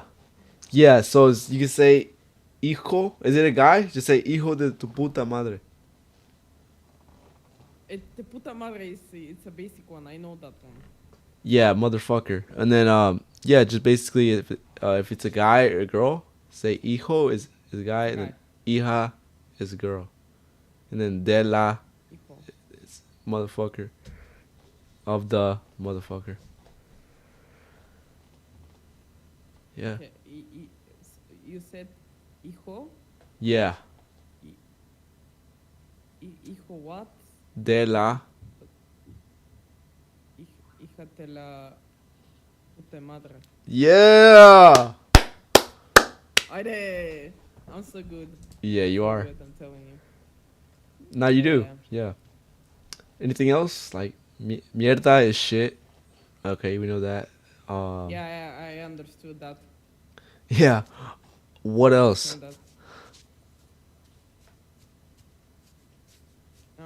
What's the most common variation of Spanish? Because I know there are variation like. Oh, okay.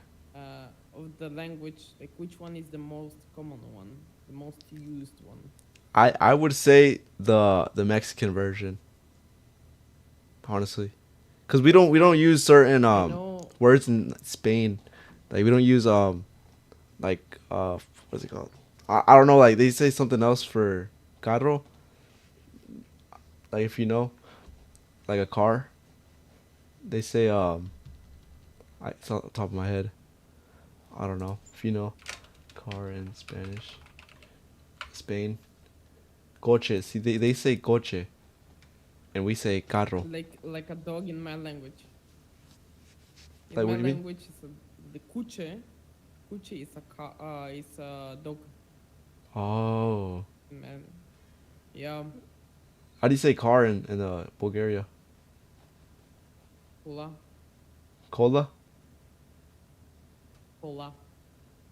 Cola? Not the the ending is on like you put like the hard thing like the thingy on the A. Yeah. Cola. It's cola. Cola. You know? Yeah. Yeah. Yeah. Yeah. Oh, okay, that's pretty cool. Wait, so Bulgaria is by Romania, correct? Yeah, it's next to Romania. Okay. Yeah. Yeah, like Eastern Europe? Under Romania, like next to Serbia, Macedonia, Greece and Turkey, and next to the Black Sea. Yeah. Yes. You don't really hear anything like from Bulgaria ever. Like honestly. I can tell you a lot of things about Bulgaria, like different facts about Bulgaria.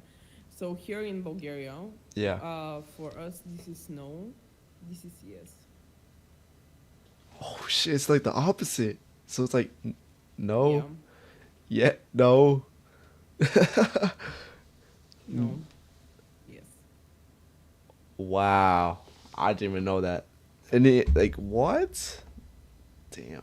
Yeah, there's a reason actually. And we hate Turkish people too. We really do hate Turkish people. Damn. We hate them only because of our history, And actually Turkish Yeah. people are the reason this is yes and this is no. So the history is that we were under control of Turkey for 500 years, and for 500 years Bulgaria didn't exist on the map. And when they captured like Bulgaria, you know, they were like going into Bulgaria, you know, fighting with us and everything. They did put a knife under our heads and tell us, you know, to accept their religion and everything. And if we don't want to, we kill ourselves. So that's a no, and this is a yes because of that. Oh, And yeah, interesting. basically it's because of that. Yeah, that's crazy. Like I didn't know that. Oh, and actually, we never had our flag, like our Bulgarian flag. We never had it captured by other nation. So like, And Bulgaria is one of the oldest countries. yeah, yeah, that's We cool. made the Cyrillic alphabet too. It's So what not is? made by Russians. Oh, yeah, that is true. So okay, Yeah. what other languages do you Yeah. speak? Well, I English, speak a English, little bit of Russian because, like, English. you know, English. Yeah, I've been learning it for some time because I realized I need it. Yeah. I wanted to I speak a little bit of Serbian because I like the language and I like Serbian people. Serbian people are cool. Yeah. I can say that I speak Macedonian because Macedonian is actually a little bit of older Bulgarian, and Macedonia is actually part of Bulgaria. When we were, under the control of Turkey, Macedonia didn't exist at all. After, you know, Bulgaria was released by Turkey, Macedonia did appear on the map. So Macedonia is basically Bulgaria. It's just like older Bulgaria, you know. Yeah. So what about Um, Greece, Greek? no, Greek is actually a really difficult language. Yeah, it's like Like different letters. it doesn't have like anything in common in like with Yeah. the Cyrillic or anything. Alphabetic, Like Greek is yeah. a really unique language. Yeah, it is. What about Yeah, but like yeah, yeah. like Turkish? No, like we have a lot of Turkish not letters, like words because like we were under The their war? control for 500 years. So Yeah. yeah, we picked up a lot of things uh, in these times, like a lot of words, you know. Like we have tencere that means it's not a pan. It's how is it called in English? Like a Like pot? yeah, Really? some kind of yes. We don't have a word in Bulgarian. Like it's Turkish word.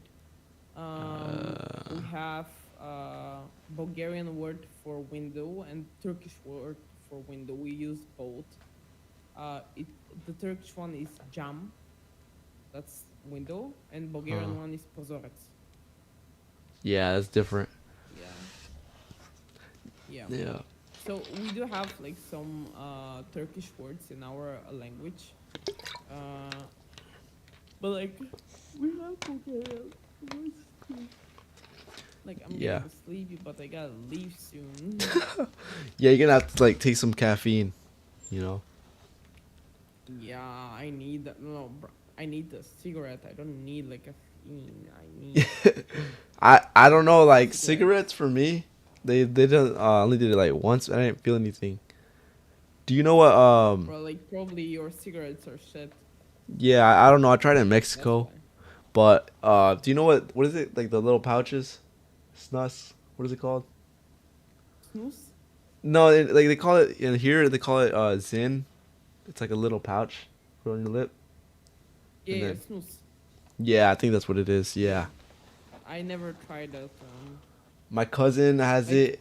right Yeah. now, the only Yeah. reason I'm vaping right now is because I don't have cigarettes, and this one is actually from Czech Republic. Czech Republic have shit cigarettes. Their cigarettes are like this small. This is my pack of cigarettes, and they're this small.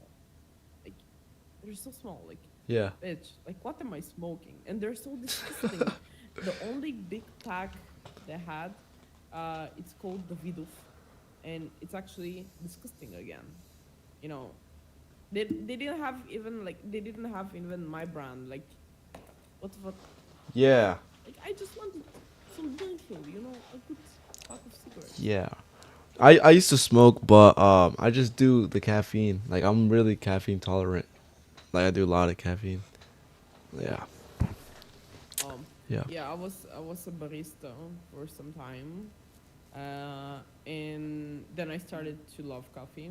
Like, uh, we were serving like Italian kind of coffee. It was actually a really good one, and now I'm kind of like spoiled, like in a type of way of coffee. Like I drink from only one place if I drink outside, but like if I do it at home, like I'm not like I love my coffee. Yeah, you like coffee, but you don't like it. You only like it at one spot, right? Yeah. Yeah. I don't drink Starbucks or anything like that. Costa, I don't drink that. Yeah, that's good. I honestly, I just drink the like energy drinks. Like if you saw that, that's what they have the caffeine in it. And yeah, it's good. And like coffee's okay. Yeah, You know? like I know for some time, Monster were my sponsors because like I was skating, and like I was going to some kind of like competitions, Mhm. and they were like my sponsor. I have even like a jacket, Monster jacket. Do you want to see it? Yeah, honestly, I do want to see it, but I never tried a monster in my life. Really? Yeah, I've had everything under the sun except for monster. Yeah, I'm not even lying. Like I heard the white monster is good. That white monster, they be hyping it up, no cap. Oh, it's still cute. Yeah. Nice. I love it.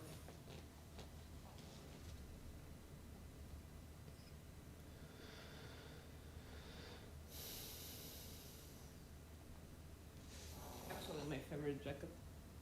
And yeah, like I'm a big fan of Monster. Like Yeah. then my favorite cap is filled with Monster stickers. Oh, nice. Wait, what's your favorite monster Yeah. so I could try it? So you drink a lot of monster, I see. What should I try? I do, but I'm a basic one. Like I'm drinking the basic one. And here in Bulgaria, we don't have as much flavors as you do. Hmm. Yeah. I heard like the white monster, the one that's like zero sugar, it's really good. I don't know. It have a taste like Fanta. Yeah. Same as Fanta. Yeah, I heard it tastes like No, yeah, like like something like that. for like in my Grapefruit. taste, every monster without sugar, it tastes like Fanta, except like the pink one. The pink one is like the strawberry one, you know. Yeah. But like, the Doctor something. Dr. Pepper? No, like there is a monster that have like a doctor in there, like in the name. But I'm not sure. I don't remember it. Like usually I just choose it at the store. It has like a drawings, like the animation, Coco.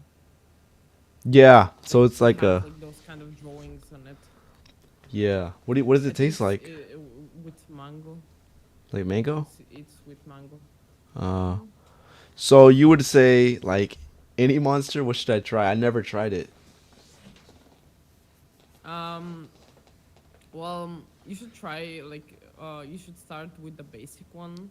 Yeah. And from there, maybe you could try.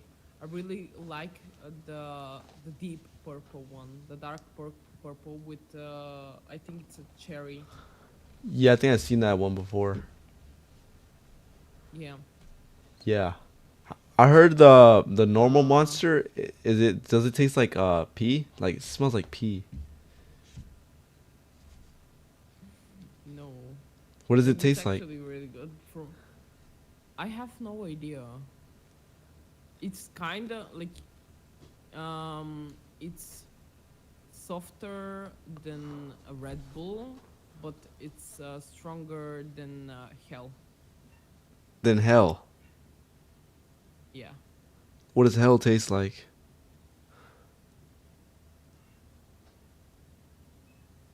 What? Yeah, what does it taste You like? don't know the drink hell? Nah, I'm being dead serious. Wait, what is that? What do I search up? How do you type it? Type it. Like hell, like devil, you know, hell. Oh yeah, yeah. What does that hell. taste? Yeah, what does that taste like? Like apple. That's what hell tastes like. Yeah, I don't think I'm ever gonna try that. It has like an apple juice flavor, kind of, but like it's better. Yeah, I don't know if I'm gonna ever try a Monster. I don't know. They'd have to like sponsor me, to, you know. You want to see my skateboard? Yeah, I do. Wait. Or yeah, do you have a picture of it? You can send on Discord.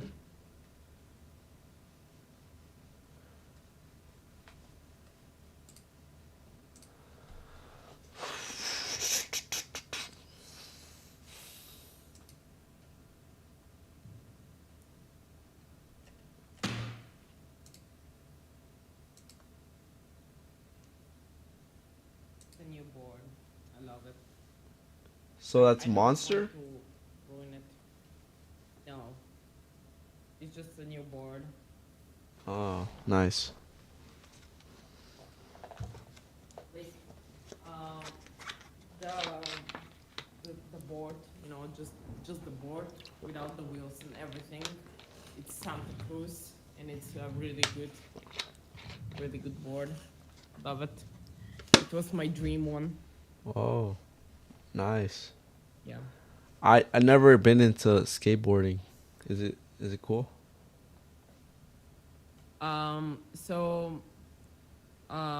I can tell you what's the difference between longboard and skateboard. Yeah, I know a little bit of it. You try to ride a longboard. I think I have. I think I've done pennyboard, but nothing like serious. So skateboard is like you know, small children. It's unstable and really loud. Yeah. Yes. Like a normal skateboard. I love it. Like a normal one. Yeah, they're Yeah. unstable and loud. Yeah, like a Skate 3, right? Yeah, on Xbox. Skate 3, the game. Oh yeah. Yeah, that was a good game. That was good. Skate 3. Are they ever gonna make Skate 4? You may never know. This. I'm not even a skateboarder, and I like that game.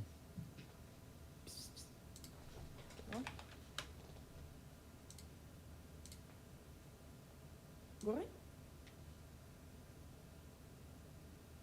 I was gonna drop this year. Skate 4 is dropping this year. No way.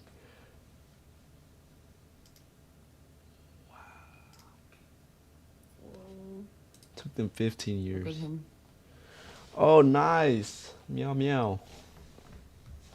Yeah, the black meow meow.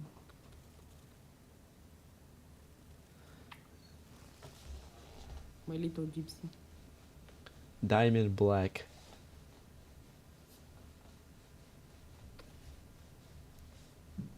I would love to say a word, but you're gonna get banned on your stream. No, you can say it. You can say it. You can say whatever. Nah, I don't think I want to say it because you're on stream too. Honestly, I think it doesn't.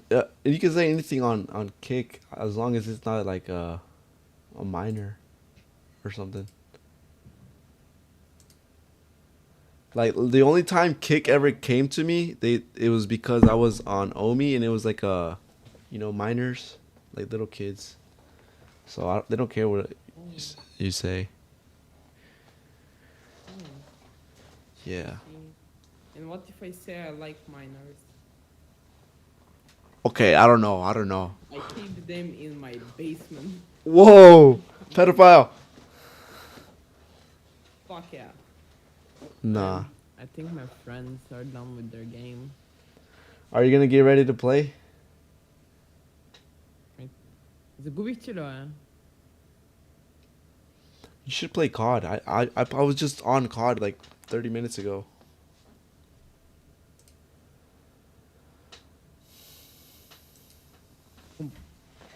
I ja sniałam moc, cum să vă lasă mă bron, să sniałam silver account.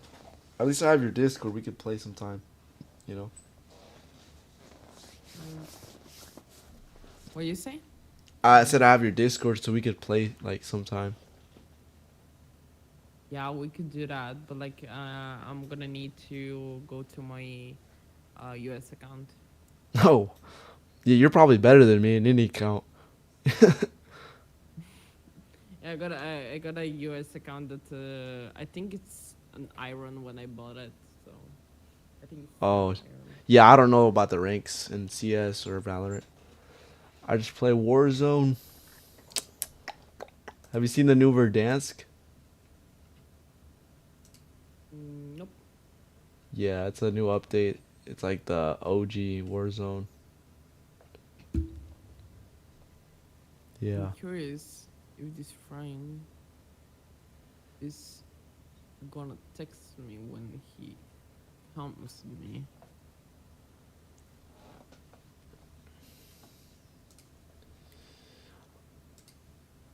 Alright, I'm gonna let you go. I think I'm gonna try to find some more content for my stream. You can text me on Discord. You're like pretty chill. Okay. To be honest. Thank you. But it's probably you're really chill too. Yeah, but like it's probably because it's nighttime and like you're like, you're not awake. Yeah, I like Fully, I was yeah. probably gonna like if I was more awake, I was probably gonna show you my cursed Hello Kitty that I do that to it. Well, wait, that's not how it normally looks. No, it has ears. Oh, so it's bald. This Oh, is better, right? Yeah, it is. Yeah, it is. It looks better. Like this, it looks like Megamind. Yeah, it does. For real. Yeah. I got a helicopter too. A what? But that's for another time, probably. A helicopter. Oh, what? No, damn. No, you're pretty cool. All right. I have weird shit on my desk. Yeah, like skateboards. It was nice talking. Yeah. Yeah, it was cool. You gotta go. You gotta find some content. Yeah. All right. See ya. See you on Discord if I use it. Bye. Bye. We love to see it, chat. We love to fucking see it, man. Good combo for like 15 minutes, cuz, you know. Yo, is that Chargy? Yo, is that Chargy? That is Chargy, huh? Oh my, you just woke up. What are you doing? Oh, we woke up an hour ago. I know that, like, I was just talking to a homie on in Bulgaria. This motherfucker. Bro, I'm dead, bro. That shit was dead, bro.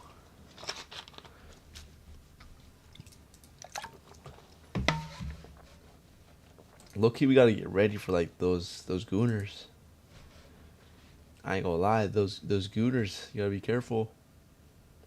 Okay. Oh, are you real? I am real. Okay, cool. Yeah, do you want to say anything to me?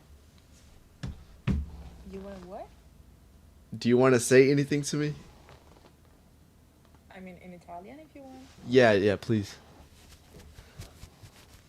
Mi piace le tue felpe, sembra ragazzo. What the? say? Oh, I'm gonna say it again. Mi piace la tua felpa e sei un bel ragazzo. wow, I don't know. You know, like Spanish, I thought it would be like similar to Italian, and it's not. It's similar, yeah. It's really I not. also I I didn't also understand. speak Spanish and it's really similar. Oh, you know Spanish?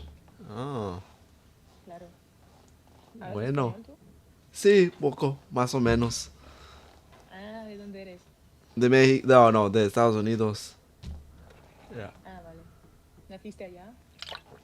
Sí, nací en Estados Unidos. Mi familia es de México. Ah, de México. Ujú. Vale, vale, vale. ¿Y cuántos años tienes? Tengo 19.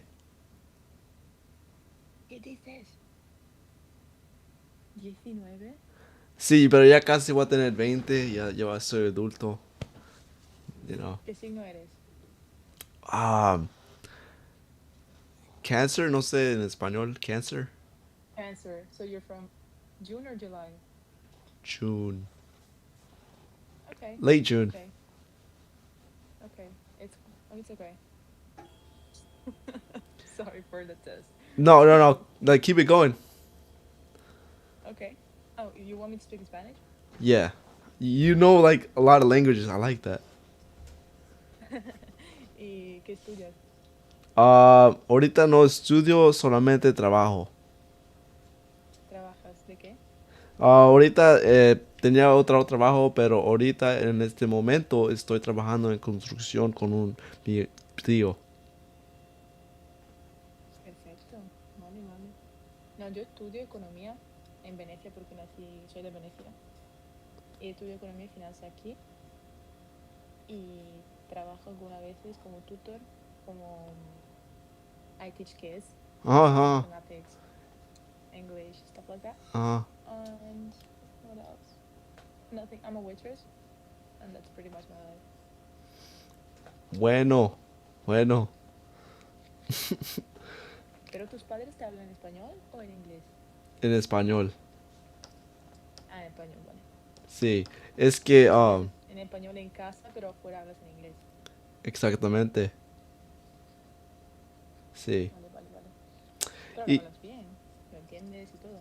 Sí puedo entender, pero es más difícil hablar aquí porque las gentes y se olvida unas palabras porque no estás cerca de otros. You know, if you were in Mexico, it'd be easier. Yeah, that's like the environment, right? No estás acostumbrado a hablarlo.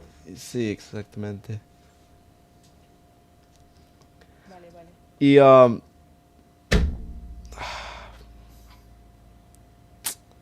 bro, why the white bitch skip me, bro? Come on, I was gonna say one more fucking thing. Do you know multiple languages? Yeah. W in the chat. Alright, what do you know? W in the chat. Shut your bitch ass up. Come on, bro. What the fuck? Hello, bro. Man, fuck these white bitches, bro. Where I'm from? Fuck these white bitches, bro. Say it with me, bro. Say, fuck these white hoes.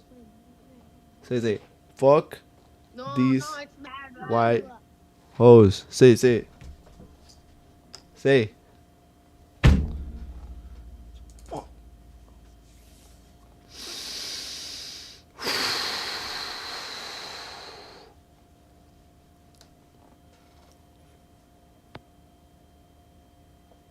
Why you bullying me? Yo. Dude. There's little ass kids on here, bro. Oh nah.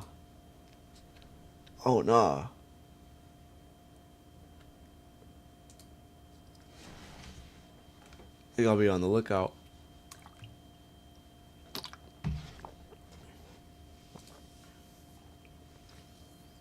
Shout out Venezuela.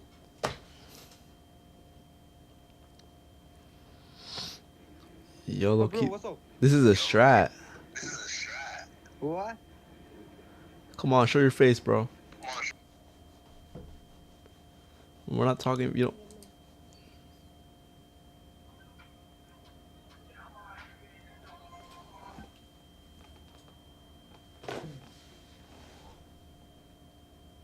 Fukata, Fupiti, Fupiti, Fupera, Tikitu. What? Futi. Fruit. Okay. Futi Marigu. Huh. Karapu Baragu Bulgaria. Chat is trying to communicate. He's trying to communicate with us. This is. He might mean one of the indigenous peoples trying to communicate with us. I'm not sure what he's trying to say. I should write this down. Kick.com repeat what you said. Hydropi HIDROP.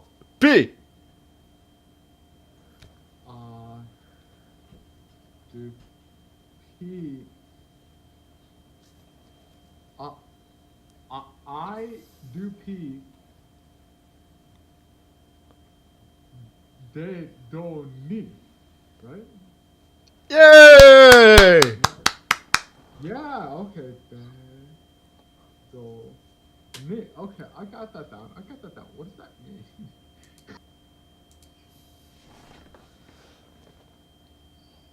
What am I doing, bro? What does that mean? That's the kick handle. I said kick.com HIDROP. You didn't even notice. Nah, that was good. One more. Let's get like one more girl, and then we'll call it a day.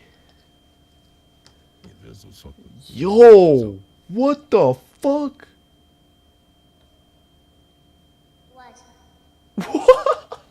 What? Bro, you gave me goosebumps at first, bro. Alright, you cool. Bruh.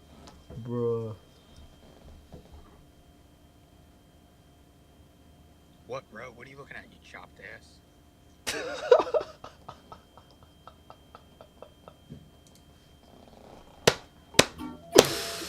Ooh, this is good.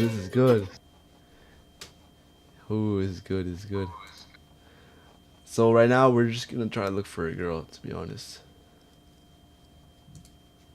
let's be honest, bro.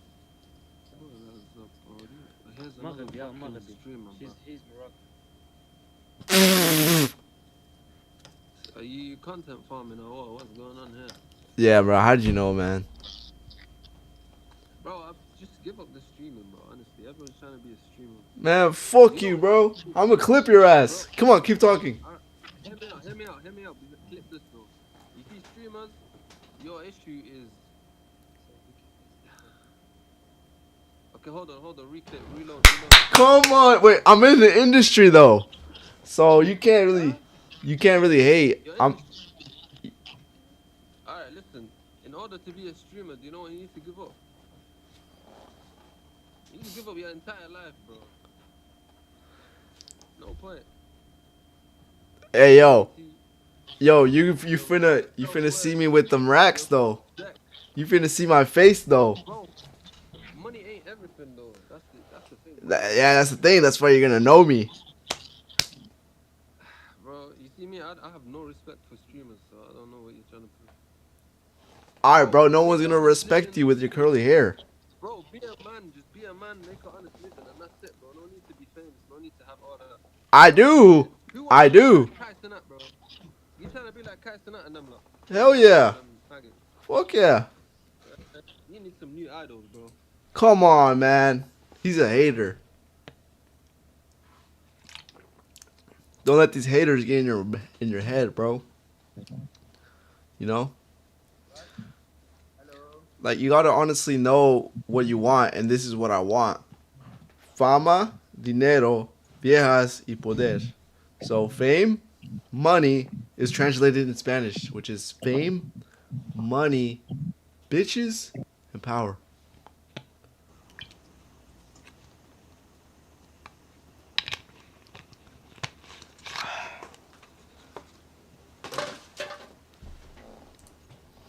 let's get one more girl and then.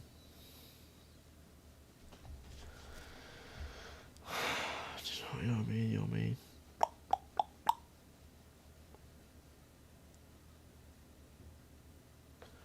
Oh shit! I gotta be on the edge, bro. I gotta be on the edge. I cannot do this. I have to be on the edge on my stream shit.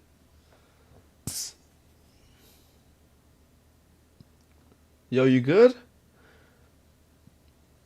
Yo, you crashed out, huh? You had a party and shit. You crashed out. You passed out. Then how the fuck is it skipping? Yo. Alright, we finna watch these. So like, it's 17, 20. Oh shit, I'm at the end now.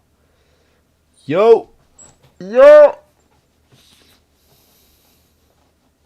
Nah, there's something wrong here.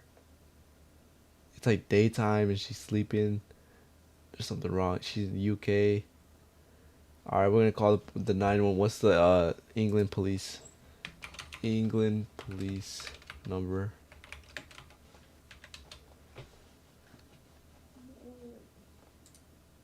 Wait, what did she say?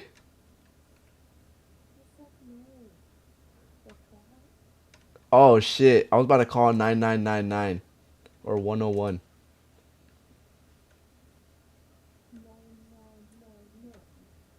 Alright. So did you have an after party? Your hangover?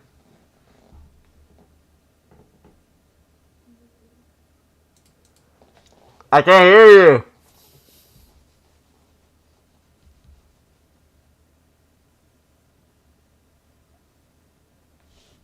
Alright, that's it. I'm calling 999101. Alright, so yes. There's a British girl and it's daytime over there. And she is passed out on the bed. Very depressed. It looks like she has something red on her hands. I need are the address I don't know. Okay.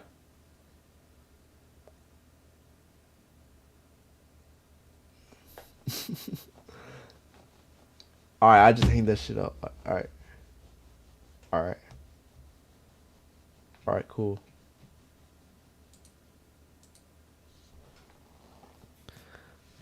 Yo, what's up? Hey. You have 5 seconds to say something. 5, 4, 3, 2, 1.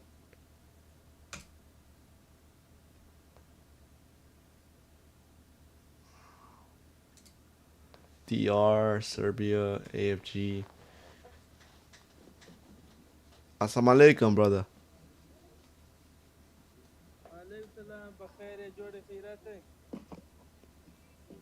What?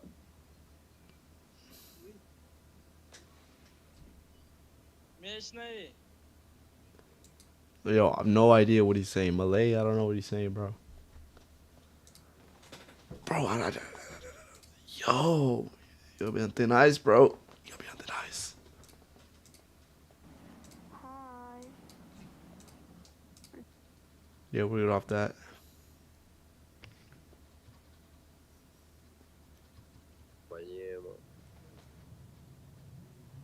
What's up? ¿Qué tú me estás mirando, mi maricón? Assalamu alaikum. Samalekun del diablo, creo que tú dices.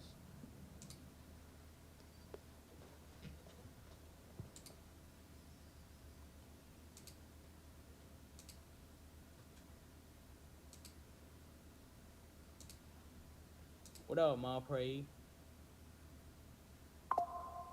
Nigger.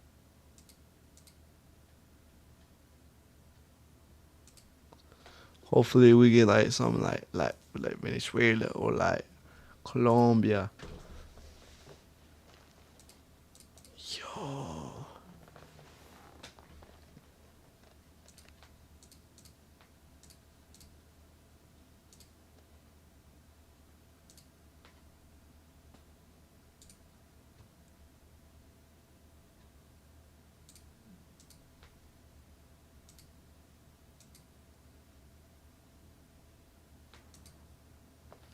All right, I think we're good. We're good off that. I think we're good off this app. I ain't gonna lie.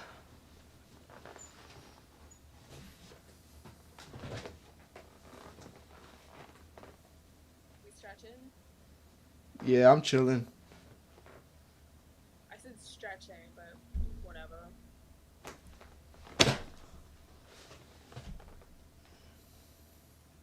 Where you from, brother? Yo, I'm from another mother. Hey, my man. My guy. All right. W Australia for real.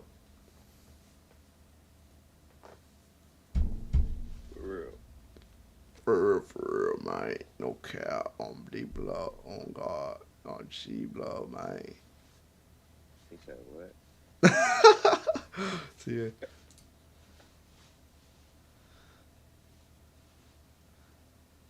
Hey, we love that. We love the positivity.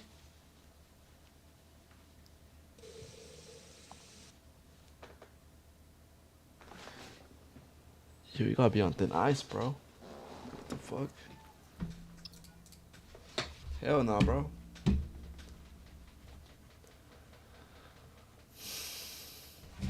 Try to get like one more, man. They like omelette.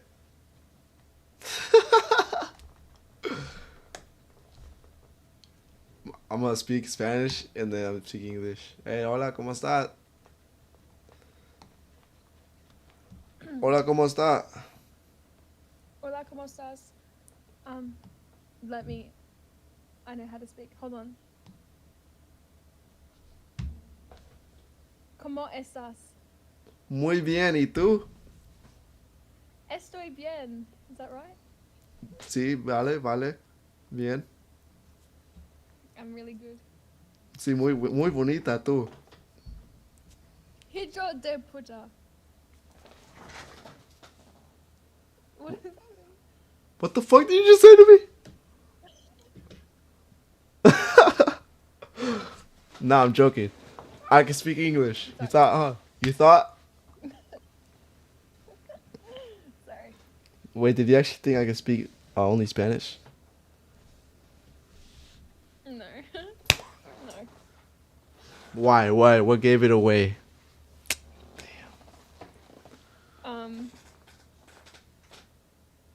I don't know. I think it's like That vibe. the American vibes. Yeah. I feel like you just wouldn't be on this app if you can't speak any English. You're valid. I ain't gonna lie. You're pretty. I said you're pretty in Spanish. You didn't notice that? Aw, thanks. Yeah, I love What did I say to Australia. you? What did I say to you? A lot of beauties. You know. What does that mean? I don't know. How do you say like pretty girl in Australia? Oh yeah, that's how you say it. Really? Oh, see. Yeah. Yeah, queen. Yeah. Yeah, queen. Wait, so how old are you? 12.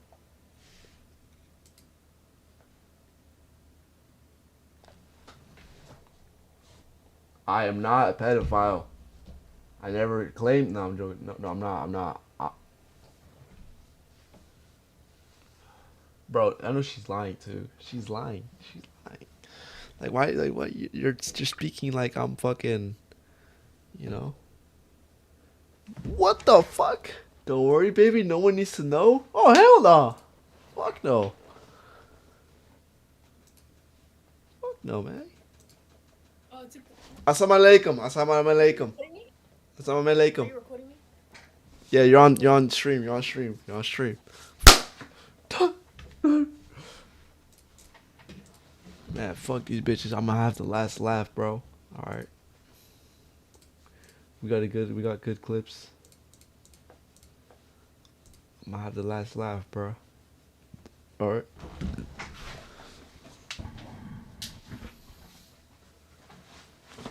We're not ending either. We're not ending, bro. We're not ending.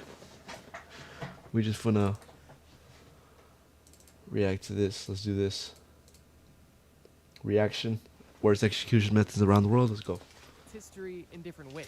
Let's start in pre-Roman Sardinia. Imagine you're just an old person living in your little hut, maybe on the coast of the island that you reside on. You realize that you're getting up there in age and realize that soon the ritual was going to happen. One day, a group of young men come into your house and tell you it's ritual time, and you prepare for what's about to happen, as you've seen it happen to other men your age. You're first given a mysterious neurotoxic drink. You are then carried to a nearby cliff by these young men. But these young men aren't just on this cliffside to watch the sunset with you. They are raising you above their head Lion King style and throwing you off a cliff. That's right. The first execution method we're talking about is falling. Definitely one of the most simple entries on this list, but trust me, the implications are pretty wild. In this first example I gave in pre-Roman Sardinia, people were literally just executing the elderly. Like, this was a common ritual. During this time, if you were an elderly person who was unable to support themselves, you were ritually killed. And this was just an accepted practice in pre-Roman Sardinia. And as I described, how this would typically go is they would get the old person intoxicated through a neurotoxic plant that was known as the sardonic herb. Regardless, once they get their elderly victim nice and high, they will take them somewhere nice and high. And at that point, they have one of two options. They are either dropped from a high height or beaten to death and then dropped from a high height. And that's just the Sardinian version of an old folks home. There's really not too much more to say about literally falling off a cliff, but it is an interesting execution method. And Pretty simple, huh? Just drop them off from a helicopter. Because in Italy, they were just doing it different. This wasn't the only time that falling was used as an execution method in modern-day Italy. For example, during the Roman Empire, an emperor by the name of Tiberius was known to also use this method, also for an interesting reason. Emperors would execute people for a plethora of reasons, but Tiberius would specifically execute boys that he was no longer enjoying physically, if you get my drift. Once Tiberius felt that he had his fun with these boys, he would have them thrown off a cliff while he watched. But he was compassionate because he didn't have these boys thrown onto rock, he had these boys thrown into water. Obviously, being thrown into water could still lead to instant death or death by drowning, but there is a chance that these boys could survive. But don't worry, Tiberius definitely thought of this. So when he had these boys thrown off a cliff into the water, he had boats below waiting for these boys to land in the water where they could then break their bones with the oars if needed. So yeah, falling is definitely one of the most prehistoric and simple methods of execution. That's terrible, bro. Back in the day, actually, that's pretty simple, huh? Very strange reasons. But it's pretty simple, bro. Just fall to your death. Boom. Minecraft death. Boom. Done. Let's move on. The United States. The upright jerker. Yo. I realize this execution method sounds like your nighttime routine, but trust me, the it's nighttime not jerker. nearly as fun. You see, in the 19th and early 20th century, the United States was doing a lot of hangings. And as society began to get more civilized, they thought, maybe these public hangings everybody loves is a bit barbaric. We should definitely keep executing people in public, but let's do it differently. And the product of that thought was the upright jerker, which kind of sounds like a nickname you would give someone who sleepwalks and sleepwanks at the same time. Seriously though, where the upright jerker differed from the traditional hanging was as follows. Jerk, mate. Traditional hanging would take place on a gallows, typically high up with a trapdoor below the condemned person's feet. The executioner would open the trapdoor and the person would fall and the rope would snap their neck or quickly strangle them with the weight of their body compressing their neck in the noose. During this time, there was a lot of high-profile botched hangings, which is why they decided to try something new, something that they thought would be more effective. The upright jerker differed from traditional hangings because instead of being dropped from a height onto your neck, you would start on the ground and actually be lifted up by your neck. This would happen with the same style of noose being connected to the victim's neck, although the rope would be connected to a series of rungs that would be connected to weights. So when the executioner was ready, he would activate the system and the condemned person would be hoisted up into the air, typically instantly breaking their neck, and if not, similar to hanging, would slowly be strangulated to death. The name upright jerker comes from the victim obviously being upright and being shot into the air, but jerker refers to how the body would typically move after they would be flung into the air, because the pulley system would typically bounce the body up and down, jerking them. Definitely morbid. And an interesting take on hanging I haven't heard of until now. Lynching in USA, bro. It's crazy. Crushing by elephant.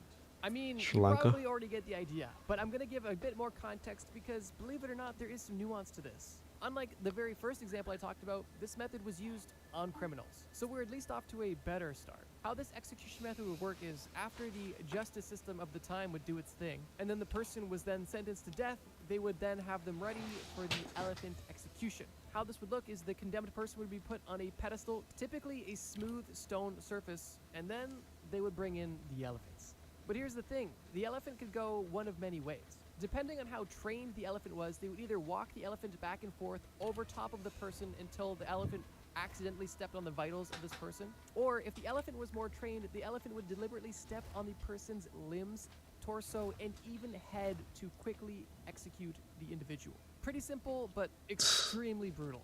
But these weren't the only ways that they would use elephants to their advantage.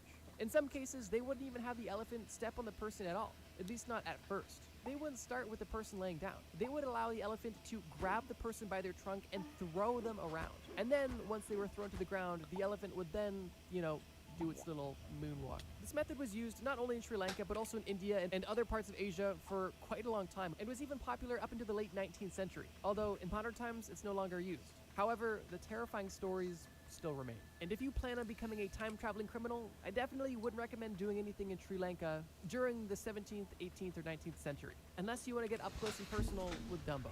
China. Execution. Yo. Okay, so this is the first modern method on the list. Execution bans. Surprise, surprise, is one of the only modern methods, because a lot of the modern methods now are The USA one was modern, no?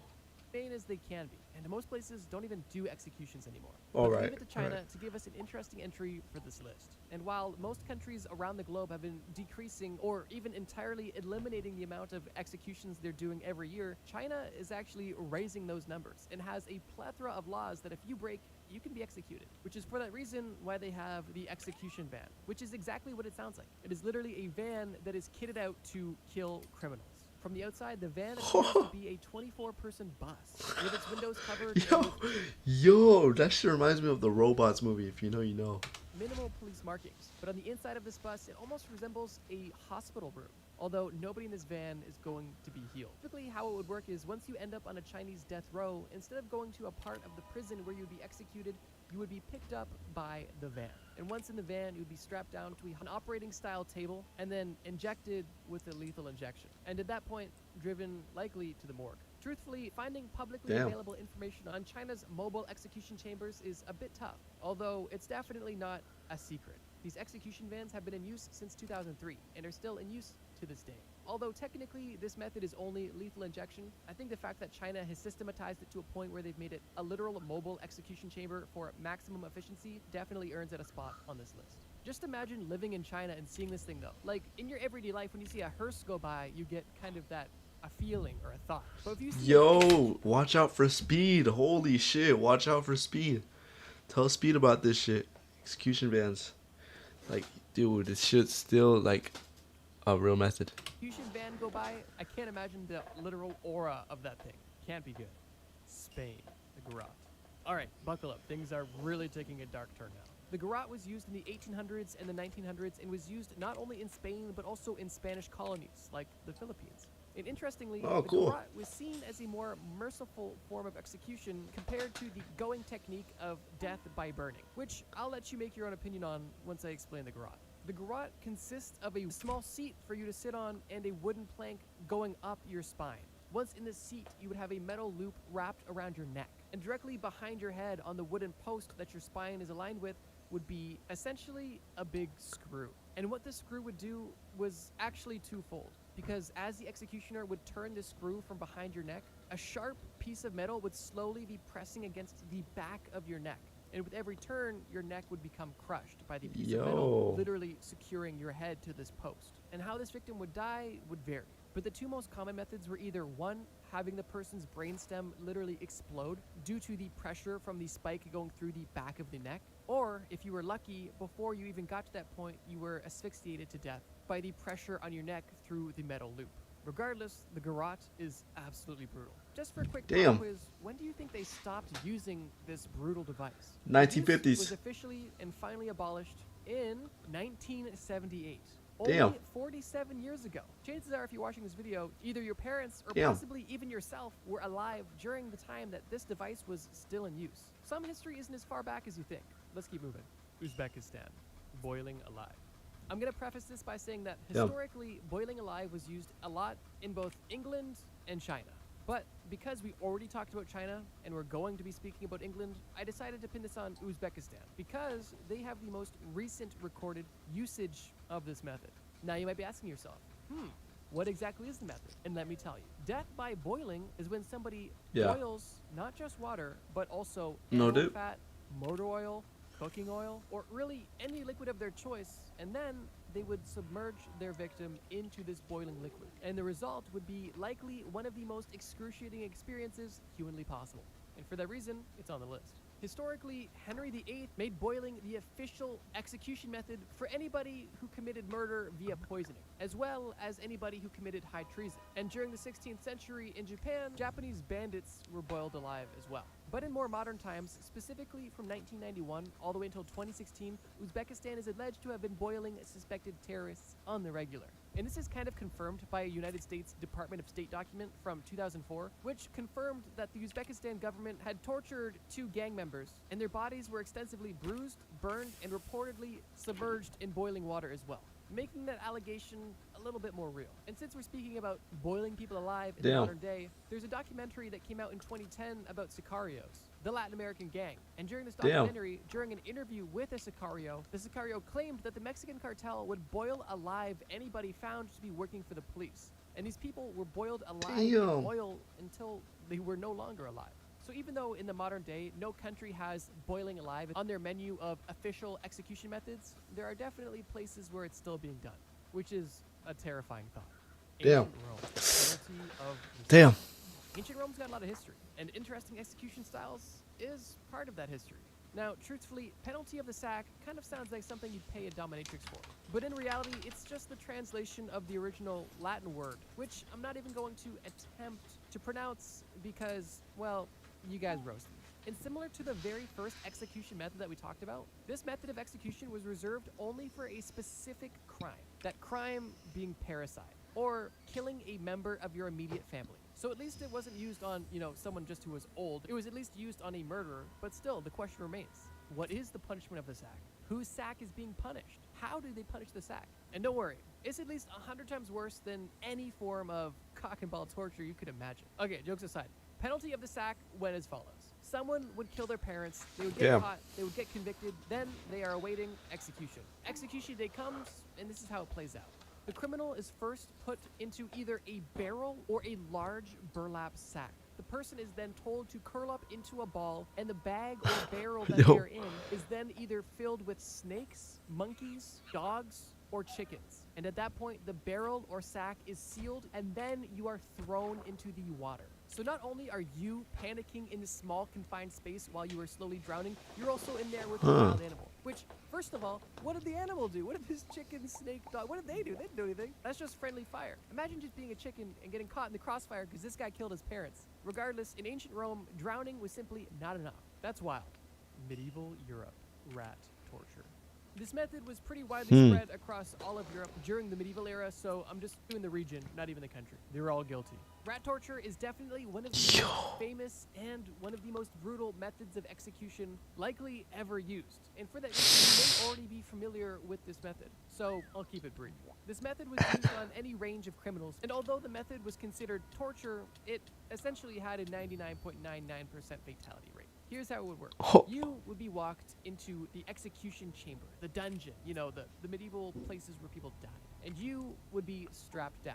Once strapped down, you would have a rat placed typically on your stomach. And on top of that rat, they would place a small cage firmly on top of your stomach, trapping the rat onto your body. And now you officially have a pet rat. But unfortunately, this isn't the end of the torture, as once this cage was secured to your body, the executioner would begin to apply typically heat to the rat to make it uncomfortable and force it to try to find a way out of this cage.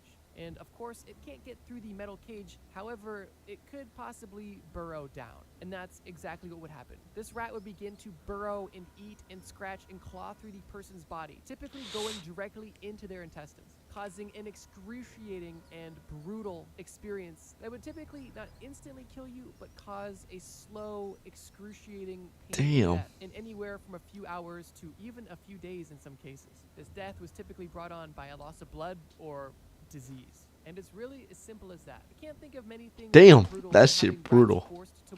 Holy shit, look at that. That guy's cooked, bro. Holy shit. Look at that guy. They put a hot lava right here. and rat. And then that. God. Yeah, you're cooked. Broke through your body while you're still alive. And yet, there's still one final entry on this list. England, drawing and quartering.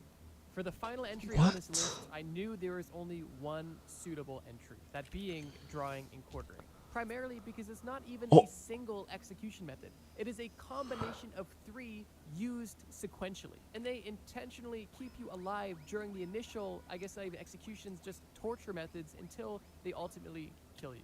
Drawing and quartering was reserved specifically for traitors. And this method was supremely brutal because they wanted to set a very strong example that if you were a traitor, that the consequences were above all else. And interestingly, this method of execution was actually so brutal that they didn't even do it on women. They only did it on men. This rule was in place because, spoiler alert, the men would be naked during part of this execution, and they figured it would be too indecent to do that to women.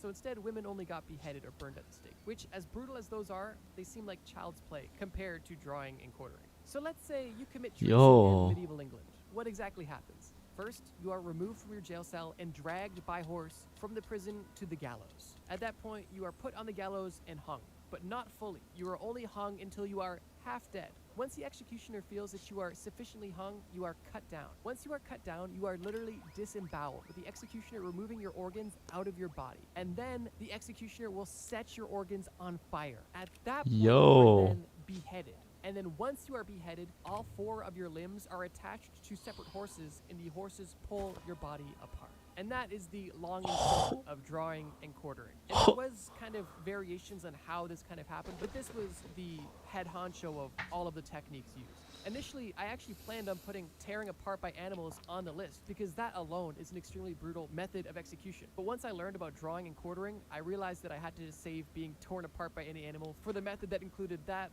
along with 3 other literal execution methods. It's probably one of the most brutal execution methods of all time, and was extremely popular during medieval times, and was only abolished in the 19th century, which isn't super recent, but not super long ago either. But there you have it. The next time you're hanging out with your friends, ask them, hey, what would your guys' last meal be? And once everybody's discussing what their favorite foods are, what they would eat if they could only have one more meal, tell them, hey, how would you guys want to be executed? I know some ways that you wouldn't want to be executed, and then you can just list off everything you learned in this video and be a really cool, not sociopathic looking person. And if you're looking for more information to absorb, check out the video on screen. It's a video about the craziest, most obscure chemical substances from around the world.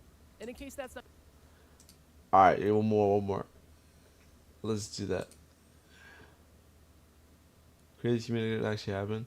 Craziest drugs from our world. Crazy escapes. True conspiracies. Stuck forever.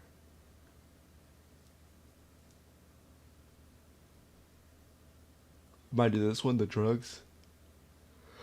The craziest human experience that actually happened.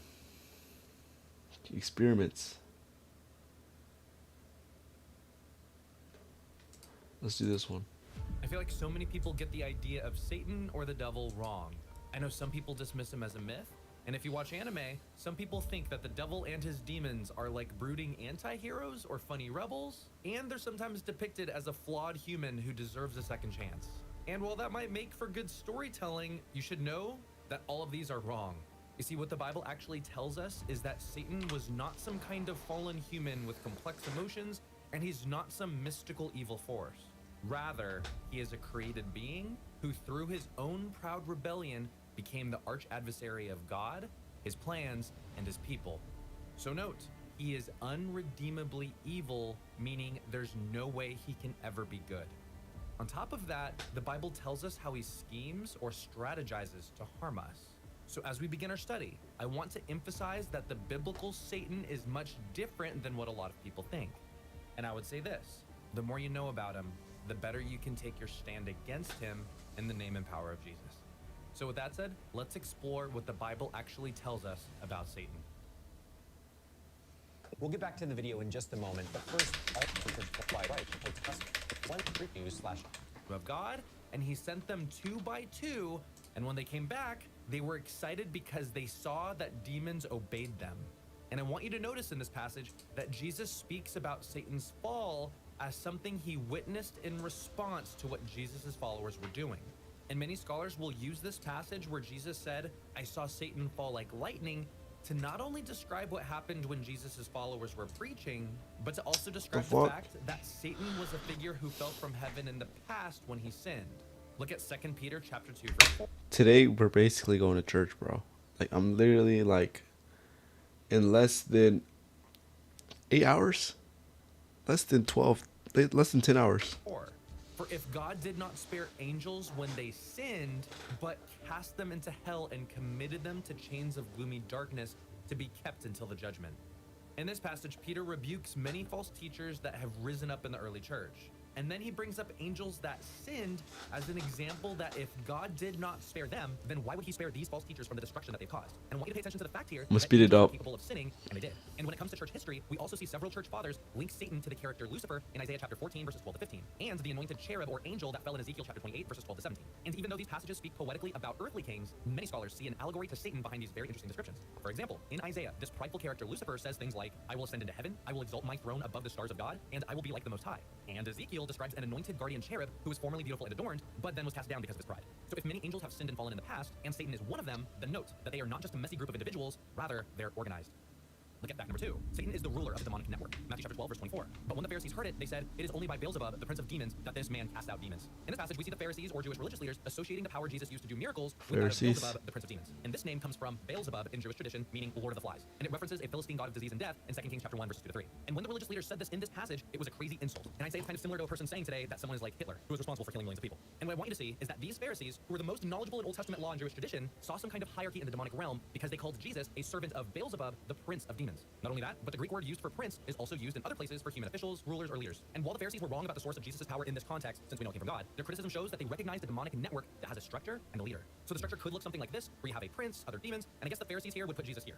Also, another Jewish leader who became a Christian, the Apostle Paul, also speaks about this prince or ruler of demons. Look at Ephesians chapter 2, verses 1 to 2. And you were dead in the trespasses and sins in which you once walked, following the course of this world, following the prince of the power of the air, the spirit that is now at work in the sons of disobedience. In this passage, before Paul explains the good news of the gospel, he talks about the sinful condition of mankind, which has trapped everyone in death. And he refers to the devil as not only a prince or ruler, but also one who controls the power of the air. And many Jews, Greeks, and Romans around this time would have understood this reference to a specific domain in the world. You see, evil spirits or demons were thought to roam free in the air and influence humans, communities, and institutions. And if you continue to read in Ephesians chapter 6, verse 12, Paul then tells Christians that their enemy isn't a physical one, but instead they fight against principalities, powers, rulers of the darkness, and spiritual hosts of wickedness in heavenly places. So note here how Paul didn't just say demons, rather he lists different categories. And while we can't know their hierarchy, the one thing we do know is that Satan is their leader. So going back to our little table, a more accurate one can look like this, with Satan on the top, these 4 categories of demons in the middle, and finally the sons of disobedience on the bottom. And the reason why people or unbelievers fall into Satan's kingdom is because they are under Satan's command, and you can see this in 2 Timothy chapter 2, verse 26. So going back to who Satan is, understand that he is in charge of a network of demonic entities, and they are currently at work in the world all around us. And simply put, they use their schemes to keep unbelievers, and they attempt to weaken followers of Christ. Fact number 3, Satan is the great deceiver. Revelation chapter 12, verse 9. And the great dragon was thrown down, that ancient serpent who is called the devil and Satan, the deceiver of the whole world. This passage describes a dramatic and symbolic vision of the conflict between the kingdom of God and Satan at the end of the world. And it's very important because it's the only passage in the whole Bible that specifically identifies the serpent in the Garden of Eden who deceived Eve as Satan himself. If you remember in Genesis chapter 3, the serpent deceives Eve by making her question God's word and his character. And the serpent told Eve that she could become like God if she ate the fruit that she was commanded not to. And by doing this, sin entered the world, and Adam and Eve paid the consequences of their sin and were then separated from God. And I want you to note this separation, because this kind of separation is what Satan plans from the very beginning, and this plan is currently at work today. You see, according to this passage in Revelation, we see that Satan was the serpent who lied back in Genesis. Look at John chapter 8, verse 44. You are of your father the devil, and the desires of your father you want to do. He was a murderer from the beginning and does not stand in the truth, because there is no truth in him. When he speaks a lie, he speaks from his own resources, for he is a liar and the father of it. In this passage, Jesus was rebuking the Pharisees and accuses them of belonging to their father the devil. And Jesus then gives us some very heavy truths about who the devil is. And Jesus said that he's a murderer, he has no truth in him, and he is the source and father of lies. So deceiver is one title, so let's go to the next one. Fact number 4, Satan is the accuser. Zechariah chapter 3, verses 1 to 3. Then he showed me Joshua the high priest standing before the angel of the Lord, and Satan standing at his right hand to accuse him. And the Lord said to Satan, the Lord rebuke you, O Satan. The Lord who has chosen Jerusalem rebuke you. Is not this brand plucked from the fire? Now Joshua was standing before the angel, clothed with filthy garments. Now before we explain this passage, let me preface it. Many Christians don't know this, but the name Satan actually originates from a Hebrew title that literally just means the accuser. So in Hebrew, Satan isn't technically a proper name. So if someone took on the role of accusing or opposing someone, in the Hebrew, as weird as it may sound, they would take on the role of being a Satan. Some scholars think that this takes away from the devil's personal identity as a fallen angel or spiritual being, but I would say it just tells us more about what he does, similar to other titles in the Bible. So going back to the passage, Joshua the high priest stood before the angel of the Lord in filthy garments, which represented Israel's sin. We also see that Satan was nearby, accusing him before God. And if you were to continue to read this passage, in response to his accusations, God rebuked Satan, removed Joshua's filthy garments, and then God commanded that Joshua would be adorned with pure garments. And I would say that this symbolized God's mercy and forgiveness towards Israel. So I want you to notice that Satan lives up to his name and opposed and accused God's people, and he will continually do do so until he is silenced. And we should be aware of this because Satan doesn't just do this to a few people, but to everyone, and still to this day. Look at Revelation chapter 12, verse 10. And I heard a loud voice in heaven saying, now the salvation and the power and the kingdom of our God and the authority of his Christ have come. For the accuser of our brothers has been thrown down, who accuses them day and night before our God. And I just want you to see that not only is Satan accusing God's people happening today, but it's happening nonstop. So if you're a believer, you need to remember Romans chapter 8, verse 1, which tells us that there is no condemnation for those in Christ Jesus. So despite the fact that Satan's accusations continue, they have no real power because God has rebuked Satan once and for all. Fact number 5, Satan is the tempter. Matthew chapter 4, verses 1 to 3. Then Jesus was led up by the Spirit into the wilderness to be tempted by the devil. And after fasting 40 days and 40 nights, he was hungry. And the tempter came and said to him, if you are the Son of God, command these stones to become loaves of bread. In this passage, the Holy Spirit led Jesus into the wilderness to be tempted before he began his earthly ministry, and the devil came to tempt him. And if you read this passage, to be brief, the devil's first temptation was related to hunger, the second had to do with safety, and the final one had to do with authority. And after every temptation, Jesus responded by quoting the word of God as recorded in the Old Testament, and after succeeding safety and authority. the devil quit. So note, if Satan tempted Jesus, he will also tempt us as followers of him. Do you remember the 3 temptations of Jesus? Because these can also be seen as categories of the different ways that we can be tempted. You see, in the same way that Satan offered Jesus bread, Satan will also tempt us to satisfy our fleshly desires. And in the same way he tempted Jesus to get in harm's way, he can tempt us to step out of God's will for our life. And in the same way he offered Jesus the glory of other kingdoms, Satan can also offer us temporary pleasures, glory, and fame at the expense of ourselves. So when the time comes and you get tempted, I want to encourage you to follow these 3 quick steps. Step 1, remember that temptation in itself is not sinful. Giving into our temptations is. Step 2, like Jesus, use God's word in the midst of temptation. So if you can't recall scripture from memory, either take steps to memorize verses, or keep your Bible on you, or surround yourself with reminders. And step 3, ask for help, meaning don't do it all yourself. So pray to God and actually tell people that you're struggling. All that to say, Satan is a tempter. And if you read about Luke's account of the very same passage, after describing the temptation of Jesus, Luke adds a very important detail. And he says that when the devil had ended every temptation, he departed from him until an opportune time. And this brings us to fact number 6. Satan is a prowling adversary. 1 Peter chapter 5, verse 8. Be sober-minded, be watchful. Your adversary, the devil, prowls around like a roaring lion, seeking someone to devour. If you guys didn't know, one of the major themes for 1 Peter is suffering. And during the time this letter was being written, many believers faced heavy persecution, and some were martyred and imprisoned for their faith. And in this verse, Peter encourages the early church to be watchful because the devil, who is their adversary or opponent or enemy, is like a lion seeking to devour someone. So someone that I really respect is my uncle in Hawaii. He's a hunter, and he's taken me and my family hunting for wild boar and goats. And one of the things that I realized about hunting is that it's quiet and violent. Many times when we walk, we take a few steps, stop and listen, and look for signs of life. And after hours of doing this, on a good day, we'll see our prey and get even more quiet. And we slowly make our way closer to those poor little goats. And once we get close enough, we take our shot. And as bad as that sounds, just so you know, goats and boar are invasive species on Hawaii, the land of my people, and they have no predators. But back to the point. When it comes to spiritual warfare, oftentimes Satan is the hunter, and believers are the prey that he seeks to tear apart. And lions don't just come in guns a-blazing and roaring. Instead, they're quiet, and they slowly approach their target when they least expect it, and then they'll devour. And Satan does the exact same thing to people. Like a lion, he waits, stalks, and looks for an opportune time to strike, to destroy, and to tear down. And this is why Peter commands believers to be sober-minded and vigilant because of the danger of Satan. Because in the same way that he persecuted the early church, he also attacks believers today. So when it comes to the devil, don't be naive and understand that he's your enemy seeking who he can devour. However, just because he comes against us doesn't mean that you should fear him. So finally, let's look at fact number 7. Satan is a defeated foe. Genesis chapter 3, verse 15. I will put enmity between you and the woman, and between your offspring and her. He shall bruise your head, and you shall bruise his heel. So for all you Bible scholars out there, this passage is often called the proto-evangelium, or the first gospel. Or in other words, this passage here is the first prophecy recorded in scripture because shortly after Satan deceived Eve in the form of a serpent, God proclaimed his judgment over him by declaring that the offspring of the woman will trample his head. And the offspring that will end up trampling his head in total victory is Jesus. And this bruising of the heel is a picture of the suffering and the cross that Jesus had to face. So yes, Jesus was hurt, but in the end, he will have complete victory over the devil. And this victory is seen here in Genesis chapter 3 and also Revelation. So look at Revelation chapter 20, verse 10. And the devil who had deceived them was thrown into the lake of fire and sulfur where the beast and the false prophet were. And they will be tormented day and night forever and ever. So see here how at the end of the Bible, the devil is thrown into the lake of fire. And if you continue to read on to Revelation chapter 21, you'll see that God will bring forth a new heaven and new earth, where in it there will be no more death, sorrow, crying, or pain. So if you're a Christian, this is the future God has secured for you. So while Satan may be free to roam right now, his time is limited, and our victory in Jesus is sure. Okay?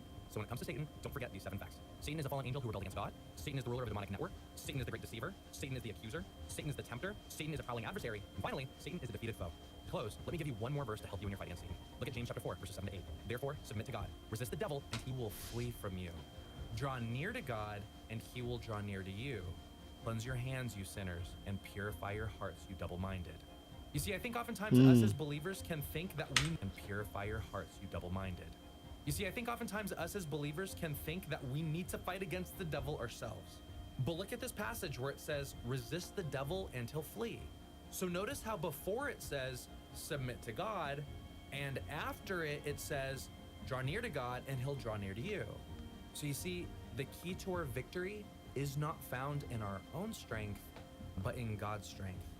So know that if your faith is in Jesus, you have everything that you need right now to live a life of freedom, purity, and power. So keep fighting and keep resisting. And as you do, always remember that Jesus loves you. guys, thanks so much for watching that video. There'll be video. Let's do experiments or drugs. I don't know. Let's see. The most diabolical human experiments ever performed. The child and the ape experiment. Have you ever the craziest drugs from around the world? Let's do this one, bro. I feel like Nepal is really only known for a few things. Mount Everest and its funky flag.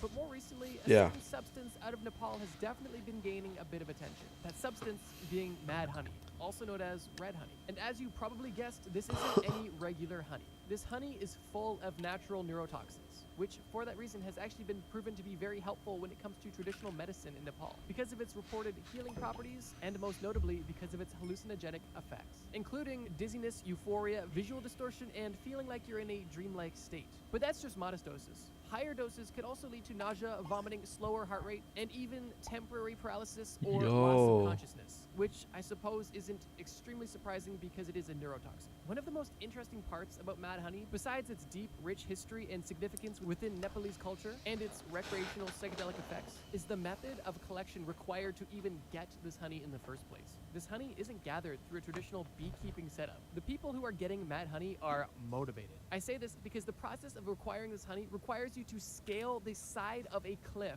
one of the few locations where this honey is even found, and then you must collect this gently while also trying to not be eaten alive by the giant bees that produce this honey. And typically in Nepal, the budget for these sort of excursions isn't extremely high, so it's hard to.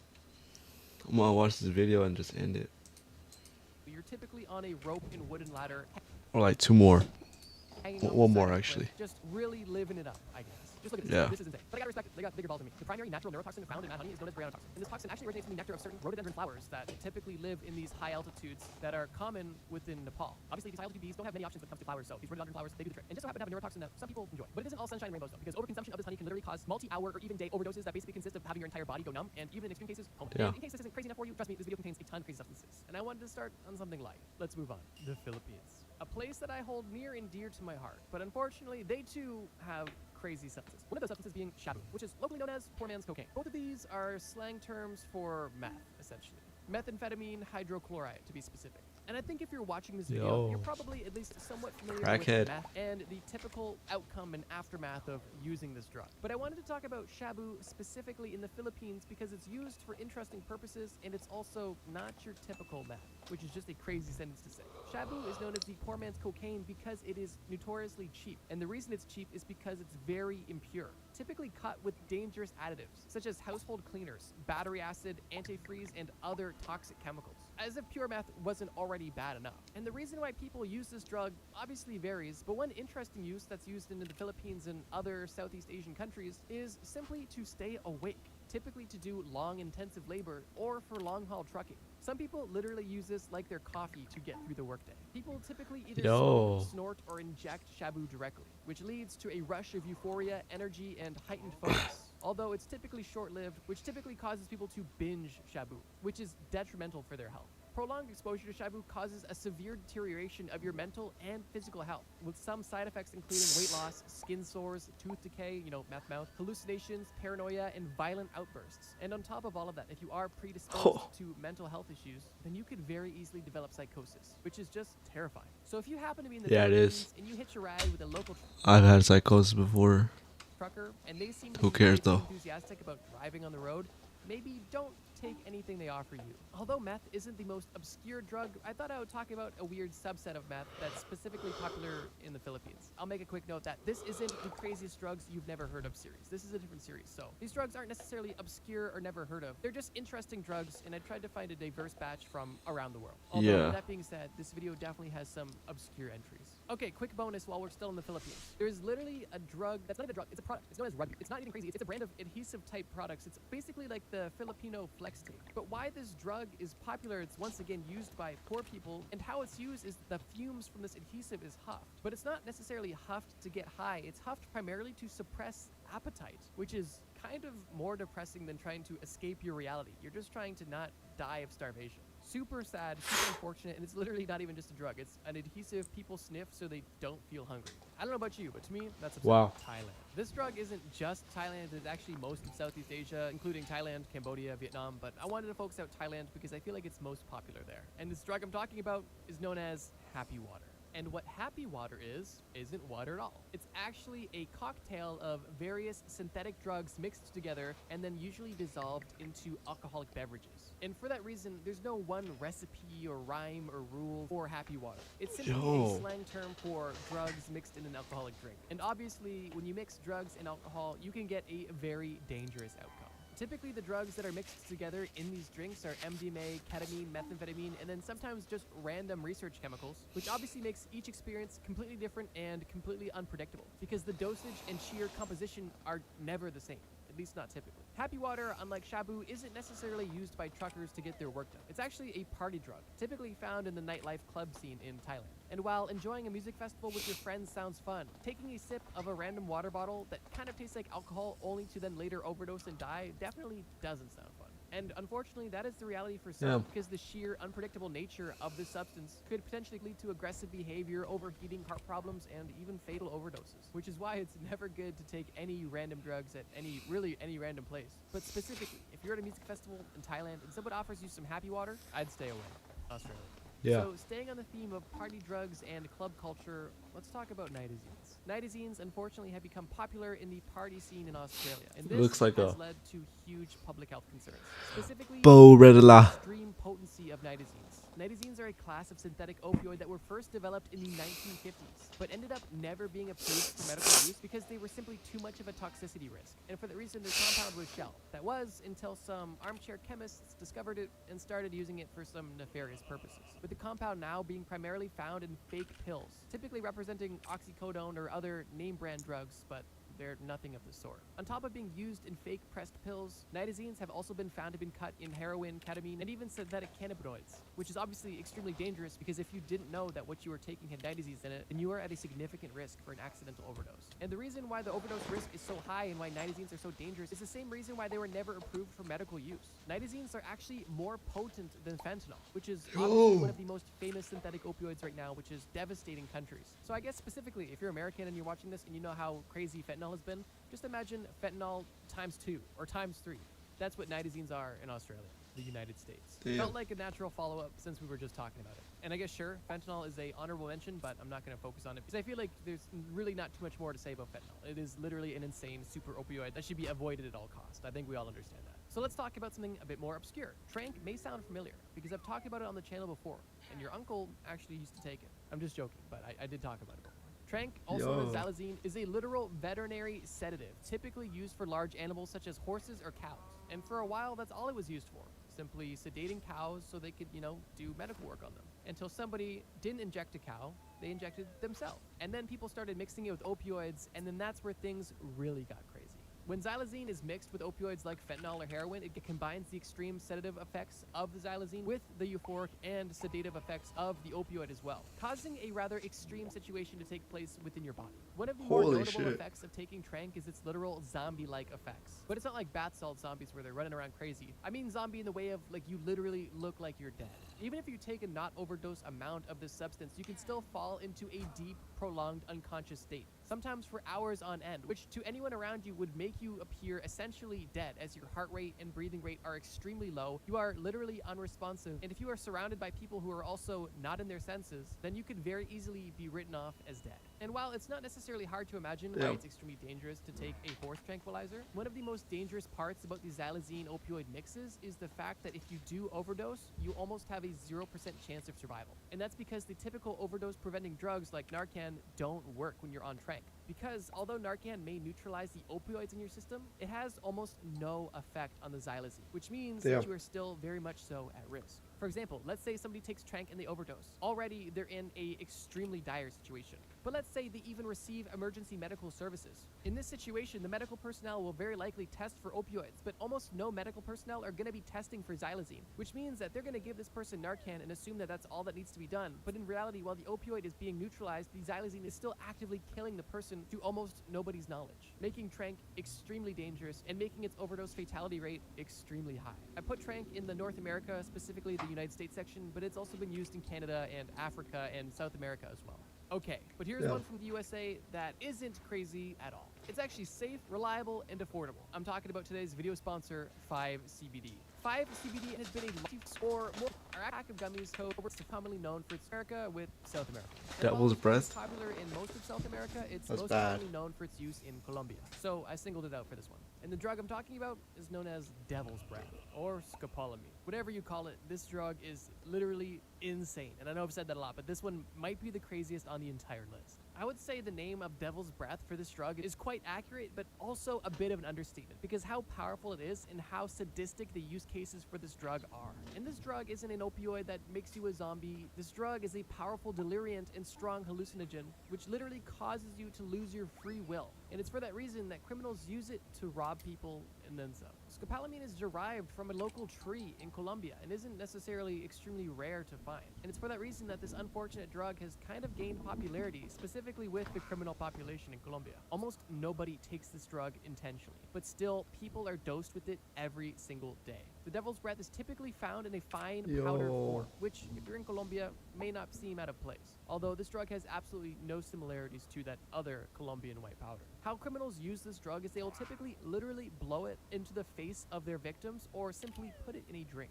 And by the time it's been blown in the victim's face or consumed by the victim via their drink, it only takes minutes until they are completely vulnerable. On top of being a delirium and hallucinogenic, this drug also has amnesia-like symptoms, which literally means that not only are you in a vulnerable state where you're extremely suggestive because of the delirium, but after the experience is over, you literally won't even remember what happened, at least in most cases. And when criminals dose people with this drug, the outcome can lead anywhere from robbery to assault to trafficking to murder to literally anything. I almost can't stress this enough that when you are under the effect of this drug, you are almost like a child, simply wide-eyed and clueless and literally out of your mind. But not only are you extremely mentally vulnerable, but if this criminal that had dosed you with this drug had given you a strong amount, then not only could your valuables be at risk, but also your life. Because high doses of the devil's breath can literally lead to paralysis or respiratory failure, which can obviously cause death. And this risk of overdose is only heightened when it's mixed with alcohol and other substances that the victim may already be on. The devil's breath is basically if a roofie took steroids. It's that insane, and for that reason I knew it had to make the list. Haiti. A roofie. Haiti is an interesting country that I honestly don't think I've talked about on the channel at all yet, so welcome Haiti to the channel. But unfortunately, it's not for a good reason, as the drug from Haiti that we're about to talk about is, once again, crazy. The drug we're talking about is known as zombie powder, which that alone is insane, but let me describe it. Zombie powder is actually a quite elusive drug, and it's linked to voodoo rituals and is believed to literally turn people into real-life zombies. Like, not just have a zombie-like effect, but literally turn them into zombies. The primary active ingredient in this zombie powder is tetrodotoxin, which, surprise, surprise, is a powerful neurotoxin. But this one's not found in high-altitude flowers like in Nepal. This one's found in pufferfish. I believe it's also found in datura as well, which if you know anything about datura, then you know how crazy this stuff would be. The thing about zombie powder is that it's kind of shrouded in folklore, and real-life use of it are a bit unknown. And while there are reported cases, it's almost more or less hearsay. So I guess take this specific segment with a grain of salt. When this zombie powder is taken, it creates a strong hallucinogenic effect, but also typically induces paralysis, which, like some of the other drugs we've mentioned, can cause someone to appear dead. Completely unresponsive, almost no heartbeat, very shallow breathing, and it's for that reason that some people have literally been buried alive because they have overdosed on zombie powder and simply were mistaken for death. But if you don't get a paralysis-inducing overdose, all you're left with is mind-altering confusion, memory loss, extreme suggestibility, once again, similar to the last drug, and terrifying paranoia. It's also been reported that people have used zombie powder to make people suggestible and then take advantage of them for a number of different reasons. And there is even some history with the drug being used in slavery and in forms of punishment. And one of the most famous cases actually surrounding this zombie powder drug in Haiti actually originates in 1962, when a man was literally declared dead and then randomly reappeared into his village where he was lost from, and he claimed that he had been enslaved as a zombie for the last 18 years, and it was suspected that his mind was controlled via zombie powder.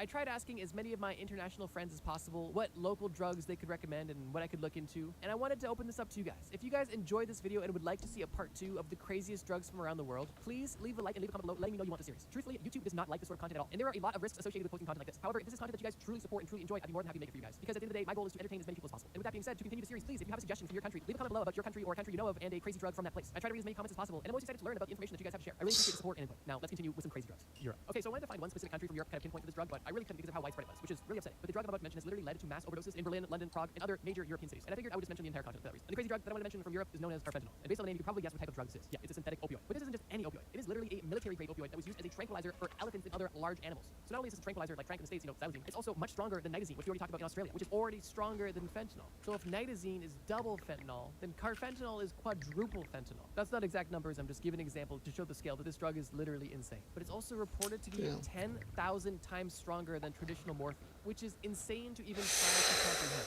And because of that fact, it's not hard to believe that even touching or inhaling a small, tiny, minuscule amount can be fatal. Which, to put it into perspective, this is a deadly dose for fentanyl, a much less potent but still extremely dangerous opioid. It's actually crazy how exponential these opioids keep getting stronger and stronger and crazier and crazier. But I don't want to just harp on synthetic opioids this whole video, so I'll keep this section short. But I figured this drug definitely deserved a mention just because of how powerful it is, and unfortunately how deadly it's been, specifically through overdoses from people not knowing they took it. Carfentanil is literally so strong that even the leading opioid overdose reversal drug struggles to neutralize it. That's right, Narcan struggles and is only sometimes effective against carfentanil simply because of the sheer potency of carfentanil. If that doesn't tell you everything you need to know, then I don't know what will.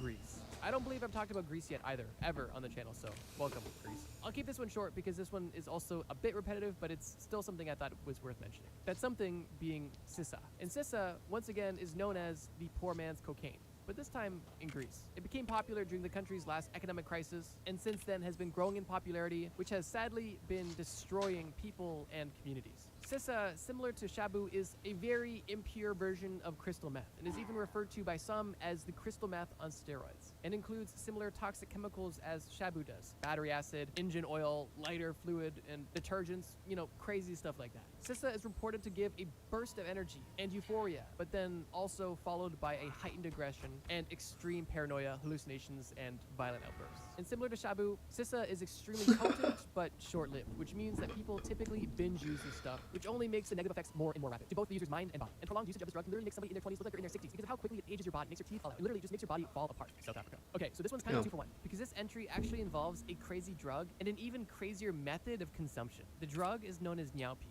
and the method is known as Bluetooth. So let's start with nyaupi. Nyaupi is essentially the poor man's heroin. It's not actually called that, but you know, it fits the same criteria, so I'm just gonna call it that. It's essentially a mixture of heroin diluted with HIV and AIDS drugs, mixed with sometimes rat poisons and detergents and whatever fillers they can really get their hands on. This heroin-based concoction is obviously much cheaper than more pure heroin, and for that reason is more affordable and accessible, and for those reasons, appetizing to those who use this drug. But let's talk about what Bluetoothing nyaupi is. So how Bluetoothing works is actually quite disturbing. Nyaupi, like heroin, is injected directly into the vein, but that's where things begin to differ. Bluetoothing is when you inject the drug into your vein and then withdraw blood out of your vein back into the syringe. At that point, the person or people that you're with will take the syringe, inject it with themselves, and then continue the cycle.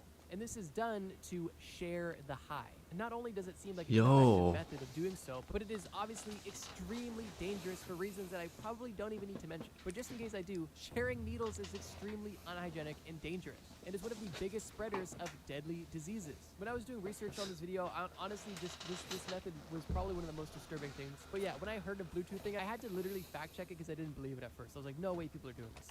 And unfortunately, people are. And it's for that reason that this crazy method of administration literally outshines the crazy drug that is nyaupi. Like I said, if you guys want a part 2, please leave a like and leave a comment. And if we get enough support on this video,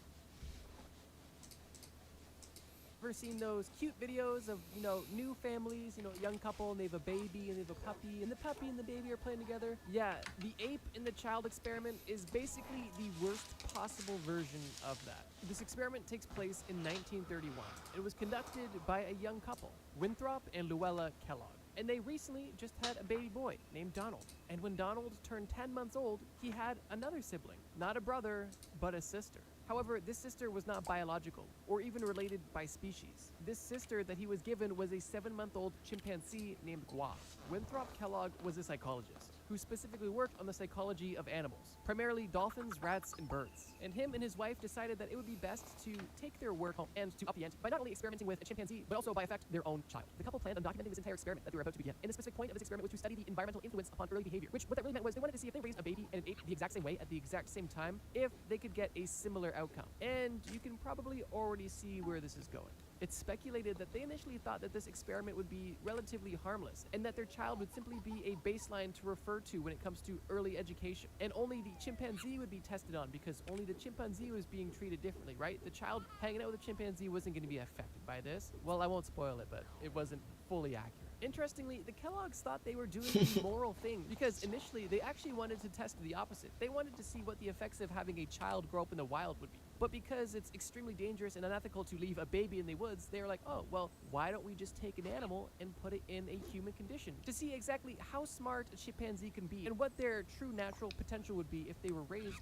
as a human. When you put it in that perspective, it may almost kind of seem logical, right? Regardless, after Donald and Gua were introduced, the tests began. And over the next 9 months, there was full-time grueling tests taking place between Gua and Donald to see exactly how a baby chimp and a baby human would compare and develop as they were both being treated the exact same as a normal baby would. Although, was Donald really being treated like a normal baby? They likely never had the time to ask that question because over these 9 months, there were so many experiments, tests, practices. There was literally no time to think about anything besides the daily tasks. Winthrop, during this time, literally took a leave of absence from his job to focus on this experiment full time and even moved his family down to Florida to be closer to the university where he had gotten his chimp and where he would be submitting his research. Now, after 9 months of daily testing and analysis, the experiment was mysteriously stopped. And while almost every aspect of this experiment was relatively well documented, the reason for why it stopped was not, which led to a bit of speculation. One primary belief is that they ended the experiment due to the rapid growth of Gua compared to Donald. Obviously, animals develop a lot faster than humans do, and in 9 months, Gua could have doubled or tripled in size, making her possibly dangerous to baby Donald. However, another leading theory is due to the fact that Donald was picking up more chimpanzee tendencies than the Kellogg's would have liked. And this is supported by some of the documents that the Kellogg's made. They even admitted near the end of the test that Donald was behind when it came to communication, and really only had a very small vocabulary of words and wasn't babbling much, and typically would only mimic the noises that Gua would make. Regardless of the reason, after 9 months, the experiment was closed. And while the experiment was well documented and completed at this point, the story doesn't end there. Because unfortunately, only a year after Gua was returned to the facility that she was taken from, she passed away from pneumonia. And Donald, on the other hand, was reported to have suffered from social and emotional issues through his young and adult life, and even ended up taking his own life at the age of 43. At this point, with the experiment basically being almost 100 years old, it's kind of up to speculation to try to understand if the parents knew that Donald would simply be a control for this test that they were doing, or if they knew that this experiment could potentially have detrimental side effects to their own child. But regardless, it happened, and now we know the consequences. And unsurprisingly, the ethics of this experiment were widely criticized, specifically because they used their own human child in such a strange and long-lasting experiment. And while some of the findings from this experiment did end up becoming useful in scientific research of animals and humans, one has to ask themselves, is it worth experimenting on your own child? Is it worth experimenting on any human? Is it worth experimenting on animals? That's a question I'll leave to you. Regardless, the child and the ape experiment It's not harmless, is right? rather unfortunate. And if you can believe it, this is the most harmless. tame human experiment we're going to discuss in this list. They only get worse from here, and we're only just getting started. Let's move on. The little Albert experiment. In the first experiment, we discussed a child who was not given the proper opportunity to develop like a normal child should, and unfortunately, they became a victim of that. Although in this experiment, we do discuss another child. However, they weren't just not given the opportunity to develop, they were forced to develop negative connections in their brain. Not to get too far ahead of ourselves, but this is literally a Pavlov experiment that took place on children. Not adults. Let me explain. The little Albert experiment was conducted by John B. Watson and Rosalie Rayner, and took place in 1920. And the point of the little Albert experiment was to see if they could condition children to fear something that would typically not provoke fear. Already off to a great start. Watson famously claimed that if he was given 12 newborn children, he could condition them in their upbringing to turn them into any sort of person you could desire. A lawyer, a doctor, a murderer, anything you wanted a person to be, you could condition them to become that during their early years. I definitely do not think we should be giving John B. Watson any children. Regardless, in the 1920s, somebody did. Watson was able to get his hands on a 9-month-old baby, known as Albert, for his experiment. Watson planned on using classical conditioning methods, also known as Pavlovian conditioning, because it was the same method that Pavlov used to condition dogs. The experiment began with little Albert being placed in a room. Watson, his partner, and a rat were all in this room together. And Watson and his partner simply watched how Albert and the rat would interact. At first, they weren't interested in each other until Albert decided to reach out and touch the white lab rat. It was at that point when Rosalie would strike a metal bar with a hammer, making a loud and scary noise, which would obviously upset Albert. And they would continue to do this time after time in this room every time Albert decided to reach out to the lab rat, until the point where Albert wanted nothing to do with this lab rat. Albert had associated this lab rat with a scary, unpleasant experience. And because of that, this lab rat that he was curious about, he was now afraid of. And not only now was this little Albert afraid of mice, but his fear began to become generalized.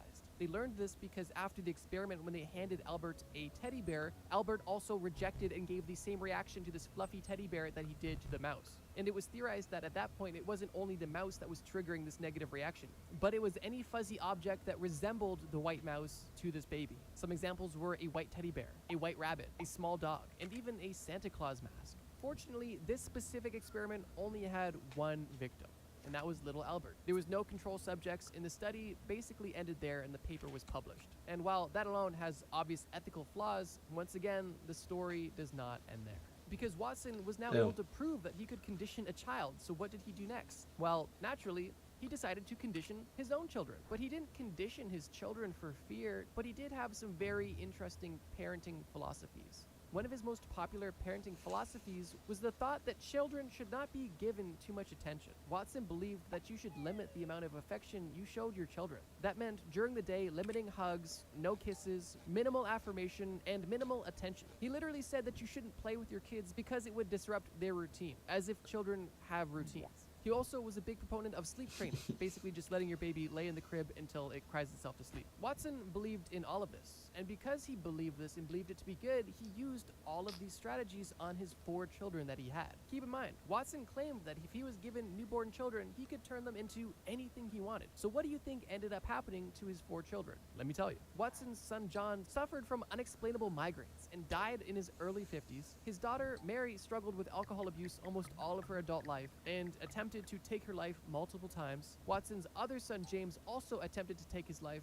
and Watson's 4th child William did take his own life. Candidly, I'm not a parent, but I think it's safe to assume, based off this example and possible common sense, providing your children with a safe, loving environment is likely ideal for them to be raised into happy, healthy people. But what do I know? If you're a parent and you're watching this, let me know your thoughts on this experiment in the comments below. Regardless, the true identity of little Albert was never disclosed. It's unknown whether or not the parents of little Albert knew about the experiment. The long-term effects of this experiment that took place on little Albert are unknown and unfortunately are likely not good based off of the evidence we've seen. And Watson not only unsuccessfully raised his own children, but also influenced an entire generation on how to raise their children, which likely had an interesting impact on society. I think it's important to know that near the end of his life, Watson became rather reclusive and began to denounce a lot of his previous work, stating that he should have not made the books he did or made the claims that he had simply because he didn't have the knowledge yet. And it's even reported that he burned a lot of the physical copies of his experiments that he had in his personal study. You always want to assume the best in people, and maybe Watson just thought that if you gave your children too much affection, they would simply be attention-seeking, unhappy people. And for that reason, if that is truly the case, then it's unfortunate that he made such a detrimental mistake with those that likely meant the most to him. Although there is a very likely possibility that this person simply didn't care about the well-being of people and only wanted the scientific answer he was looking for. I know these entries were a bit similar, and for that reason, I wanted to put them together. Truthfully, I couldn't pick just one to add, so I decided to add both. They really had cameras 100 years ago. And because this video gets darker and darker, they obviously had to go side by side. And if you're done hearing about childhood experiments, then buckle up, because this video is about to take a very dark turn. The Aversion Project. If you've watched our first video we made about conspiracy theories, then you'd probably remember me talking about the Canadian gaydar, which was essentially tests that the Canadian government developed to ensure that nobody in the military or police was gay, because if they were, then they were being fired. The Aversion Project was kind of like that, but only unthinkably worse, like much, much, much worse. The Aversion Project took place in South Africa during the 1970s and 1980s under the apartheid regime. This entire project was led by Dr. Aubrey Levin, who was a military psychiatrist, and under his control, this entire project was actually carried out by the South African Defense Force, a massive military institution in South Africa. And in the South African military, there was actually a dual policy, which essentially stated that permanent members of the military were not able to be homosexual. You couldn't be gay if you were going to stay. However, conscripts and temporary members of the military were allowed to be gay. But this isn't because they were a kind and tolerant bunch. The primary reason why this dual policy existed is because the South African military wanted to make sure that nobody was using homosexuality as an excuse to not join the army, which would have likely been very common because at the time all white men in South Africa were required to serve a certain amount of years in the military. And the government thought if they banned homosexuality, obviously then all these white men would just be claiming they're gay. Now here's the thing, it doesn't end there. The South African military might have allowed temporary members of the military to, join as they were legally required to, but another thing they had to do if they were a temporary member of the military who was homosexual is they had to endure forced therapy. And of course, this wasn't talk therapy or to help people suffering from PTSD in the military. This was forced aversion therapy with electric shocks, castration, and even gender reassignment surgeries. The project's ultimate goal was to cure these homosexual military members while they were a member of the military and basically at the will of the military. And because of that, they forced them through psychological torture and medical procedures that they did not want to have done. And on top of this, they didn't just do this to people that admitted they were homosexual. They did this to people that they assumed assumed were homosexual. Meaning that if you were a member of the military at this time, if people thought that you were being a bit fruity, or if people just didn't like you and wanted a good excuse to literally torture you, they would accuse you of being gay. And at that point, you could be subject to a laundry list of horrific experiments. Some of the most common things that were done were strapping down these alleged homosexuals and showing them homosexual images. Yo. Obviously, it doesn't end there. As they would show these victims homosexual images, they would then electrically shock the victim to try to create a negative connection in the brain towards same-sex relationships, which kind of ties into the Little Albert experiment. Which, on top of this shock therapy, some soldiers were chemically castrated by being given a concoction of chemicals that the doctors believed could potentially cure homosexuality, or at least all of their evil urges. And one less popular thing they did that still happened was forced gender reassignment surgeries, where these members of the military were literally subject to hormonal treatments and genital surgeries that would alter their sex against their will, which is disturbing and evil and almost ironic, because they're like, okay, we're going to take all of the gay people of the military, so we're going to make them trans. Literally just insane. And it's estimated that anywhere from 500 to 1,000 young men and women were subject to these brutal procedures at the hands of the Aversion Project over the course of the apartheid. It's hard to imagine the sheer terror and agony that was likely being experienced by the victims at this time, but it's even harder to imagine the long-term effects of this essentially torture that took place on these people. There's no doubt that many of the victims that suffered this severe psychological and physical trauma had the rest of their lives altered forever. And specifically for the people that had their genitals mutilated unconsensually, for the percentage of those who survived the surgery, many of them went on to take their own life not long after. The apartheid ended in the 1990s, and the truly disturbing details of the Aversion Project came to light. And Dr. Levin knew he was about to be in big trouble, so he left South Africa and fled to Canada, where he disturbingly was able to continue his medical practice. That was until he ironically was convicted of multiple sexual assaults on men. That's right, this person who had been mutilating homosexual and suspected homosexual men and women in South Africa himself was accused by over 30 men of sexual assault. And it was only at that point, after Levin was tried, that he was sentenced to 5 years, which he had already served, and he was actually free again, and had his medical license suspended. This story and series of human experiments is truly diabolical. And on top of all of the pain and suffering and discrimination that took place in the South African military, it's almost mind-boggling to me that if Levin didn't assault people in Canada, he would be a free man, and that he served no time or had no legal repercussion for what he did in South Africa. However, I suppose logically it makes sense, because in South Africa, what they were doing was legal. That was the law. If you were gay, you had to go to the military, and you had to be cured, or at least treated. So crazy. But at least the story has a bit of a happy ending, because evil people are going to be evil. And while Levin had a get-out-of-jail-free card by going back to Canada, he couldn't go at least a few days without hurting other people. 5 years for over 30 assaults of literal medical patients is not enough in my opinion. The Aversion Project is truly a dark chapter in medical and human rights history. And to this day, the story is a huge reminder of what's possible when you have unchecked power, non-existent morals, and state-backed medical abuse. Before we get to the final entry of this video, I wanted to list a few honorable mentions, or I suppose dishonorable mentions. The Tuskegee syphilis experiment was a truly diabolical human experiment, and if you want to learn about that, I actually talked about it in this video about American conspiracy theories. The monster study of 1939, I actually talked about in my first video about human experiments, and the Unit 731 experiment is likely one of the most diabolical human experiments to ever take place. And the only reason why it's not in this video is because I also talked about it in my last video. So I just wanted to address these quickly. Obviously, these are all diabolical human experiments. I'm just not talking about them in this video because I've already mentioned them in other videos. And while we're at it, I just want to say this as well. If you guys enjoyed this video about diabolical human experiments and want more, please let me know in the comments below. Your guys' support is always appreciated, and your feedback is always taken into consideration. But truthfully, I'm just procrastinating at this point because this final entry on the list is literally beyond diabolical. But I suppose let's just rip off the band-aid now. Nazi medical experiments. This experiment isn't one experiment. It's an entire series of experiments that took place during World War II. And these Nazi medical experiments were carried out in concentration camps under the direction of high-ranking Nazi doctors, primarily Joseph Mengele, who was later known as the Angel of Death. There's a reason why I put this one last. It's important to note that Joseph Mengele was not the only doctor committing these atrocities we're about to get into. There was over a dozen doctors committing horrible human rights violations, and doing so in the name of science. But as you'll see, it's quite far from the truth. Joseph Mengele and the other Nazi doctors performed their experiments on prisoners in the Auschwitz-Birkenau concentration camp, which primarily housed Jewish and Romani people. And because the people in these camps were not even seen as humans, to the Nazis they were essentially less than cattle, and the fact that they were coming in by the trainload every day meant that these doctors had an unlimited supply of research subjects that they could do anything they wanted to, and they took full advantage of this cruel, horrific opportunity. The reasons for these experiments vary greatly, from experimenting on people for the benefit of the military, all the way to personal leisure or interest. There's literally hundreds, if not thousands, of different experiments that were performed on these people by the Nazis to gain random pieces of knowledge. I literally can't explain every single one of them, although I will give a few examples of some of the things they did. One disturbing experiment that the Nazi Party did was they would take someone and then put them into a pressure chamber. A chamber that they could either add air pressure to or remove air pressure from to simulate altitude. And what they would do with these victims in the chamber is raise and drop the pressure significantly multiple times. And the reason they were doing this is to see the effects on the human body of quick altitude changes to further their research on what happens when people jump out of planes. Obviously an advantageous military strategy. The experience for the victim inside the chamber had to be horrific. And unfortunately, after cycles of high and low pressure, the doctors would then take these victims and autopsy them while they were still alive, because they wanted to monitor every part of the body while the heart was still beating. They did this one specific diabolical experiment to over 200 people, 80 of which died during the experiment, and the other 120 that survived were executed immediately after. Another disturbing human experiment that Nazis would do involved hyperthermia. They wanted to better understand how it worked and how to prevent it. And how they went about this was by subjecting people to intense conditions. For some examples, they would put people naked into freezing water, monitoring their vitals until they died of hypothermia. Other examples, they would put people in Nazi uniforms and then put them into cold water to see how effective the Nazi uniforms were at preventing hypothermia. And in some cases, they would put people naked in freezing conditions for up to 14 hours to see what would happen to these people. Damn. And for those who did survive the intense cold conditions, they would rewarm these people and then subject them to crazy conditions once again. And how they would rewarm these people varied from heat lamps to boiling water. Similar to the Unit 731 experiment, they also tested diseases, specifically injecting deadly diseases into people to see how they would affect them,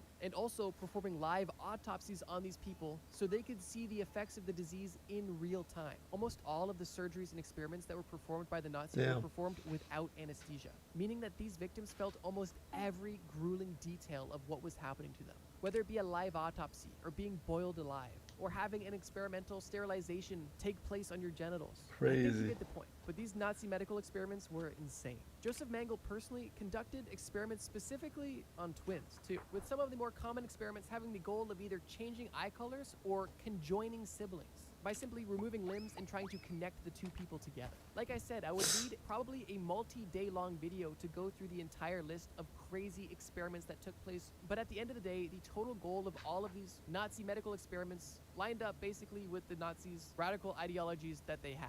And the purpose of these experiments was to simply improve the survival chances of German soldiers at war and to find the most effective way to sterilize or exterminate people that weren't Aryan. I could go deeper into excruciating detail, but I truly think you get the idea. The experiments performed by these Nazi medical doctors were so detrimental and so well known that it forced these doctors to be tried during the Nuremberg trials, which individually varied in level of consequences, but in general led to a much stricter medical standard, including the Nuremberg Code, which is essentially a set of ethical principles that must be followed when conducting human experimentation. The Nazi medical experiments were almost unspeakably disturbing, and I can only imagine the acts that didn't make it to the history books. And these human experiments that took place by the Nazis are likely only rivaled by the Unit 731 experiment for some of the most diabolical human experiments of all time. And for that reason, I knew I had to discuss it on this video. This video went from strange to upsetting to disgusting to disturbing, extremely but don't crazy. It's almost mind-boggling the lengths that people are willing to go to in the name of scientific discovery. And while that almost may sound noble out of context, I think that this video, if nothing else, proved that there is a line and rules need to be enforced. And I know I got super heavy at the end, so if you want a palate cleanser, check out this video on screen. It's a video about the craziest drugs from around the world. I put together a super interesting list of diverse countries with really obscure drugs, and I think you'll really like that video. And if that's not your cup of tea, then just check out the channel. There's a ton of good stuff on. Thank you guys. Holy shit, I'm gonna go to sleep, bro. 2:48, 3, 3, 8, 7, 6, 7. I'll be some sleep, bro. I'm gonna get some sleep. Alright, see y'all, chat. Alright, see y'all. See y'all, boys. I'm out. I'm out of here, boy. What the fuck? I can't hear it. But alright, I'm out. I'm out. Alright, see ya. Alright, see y'all, chat.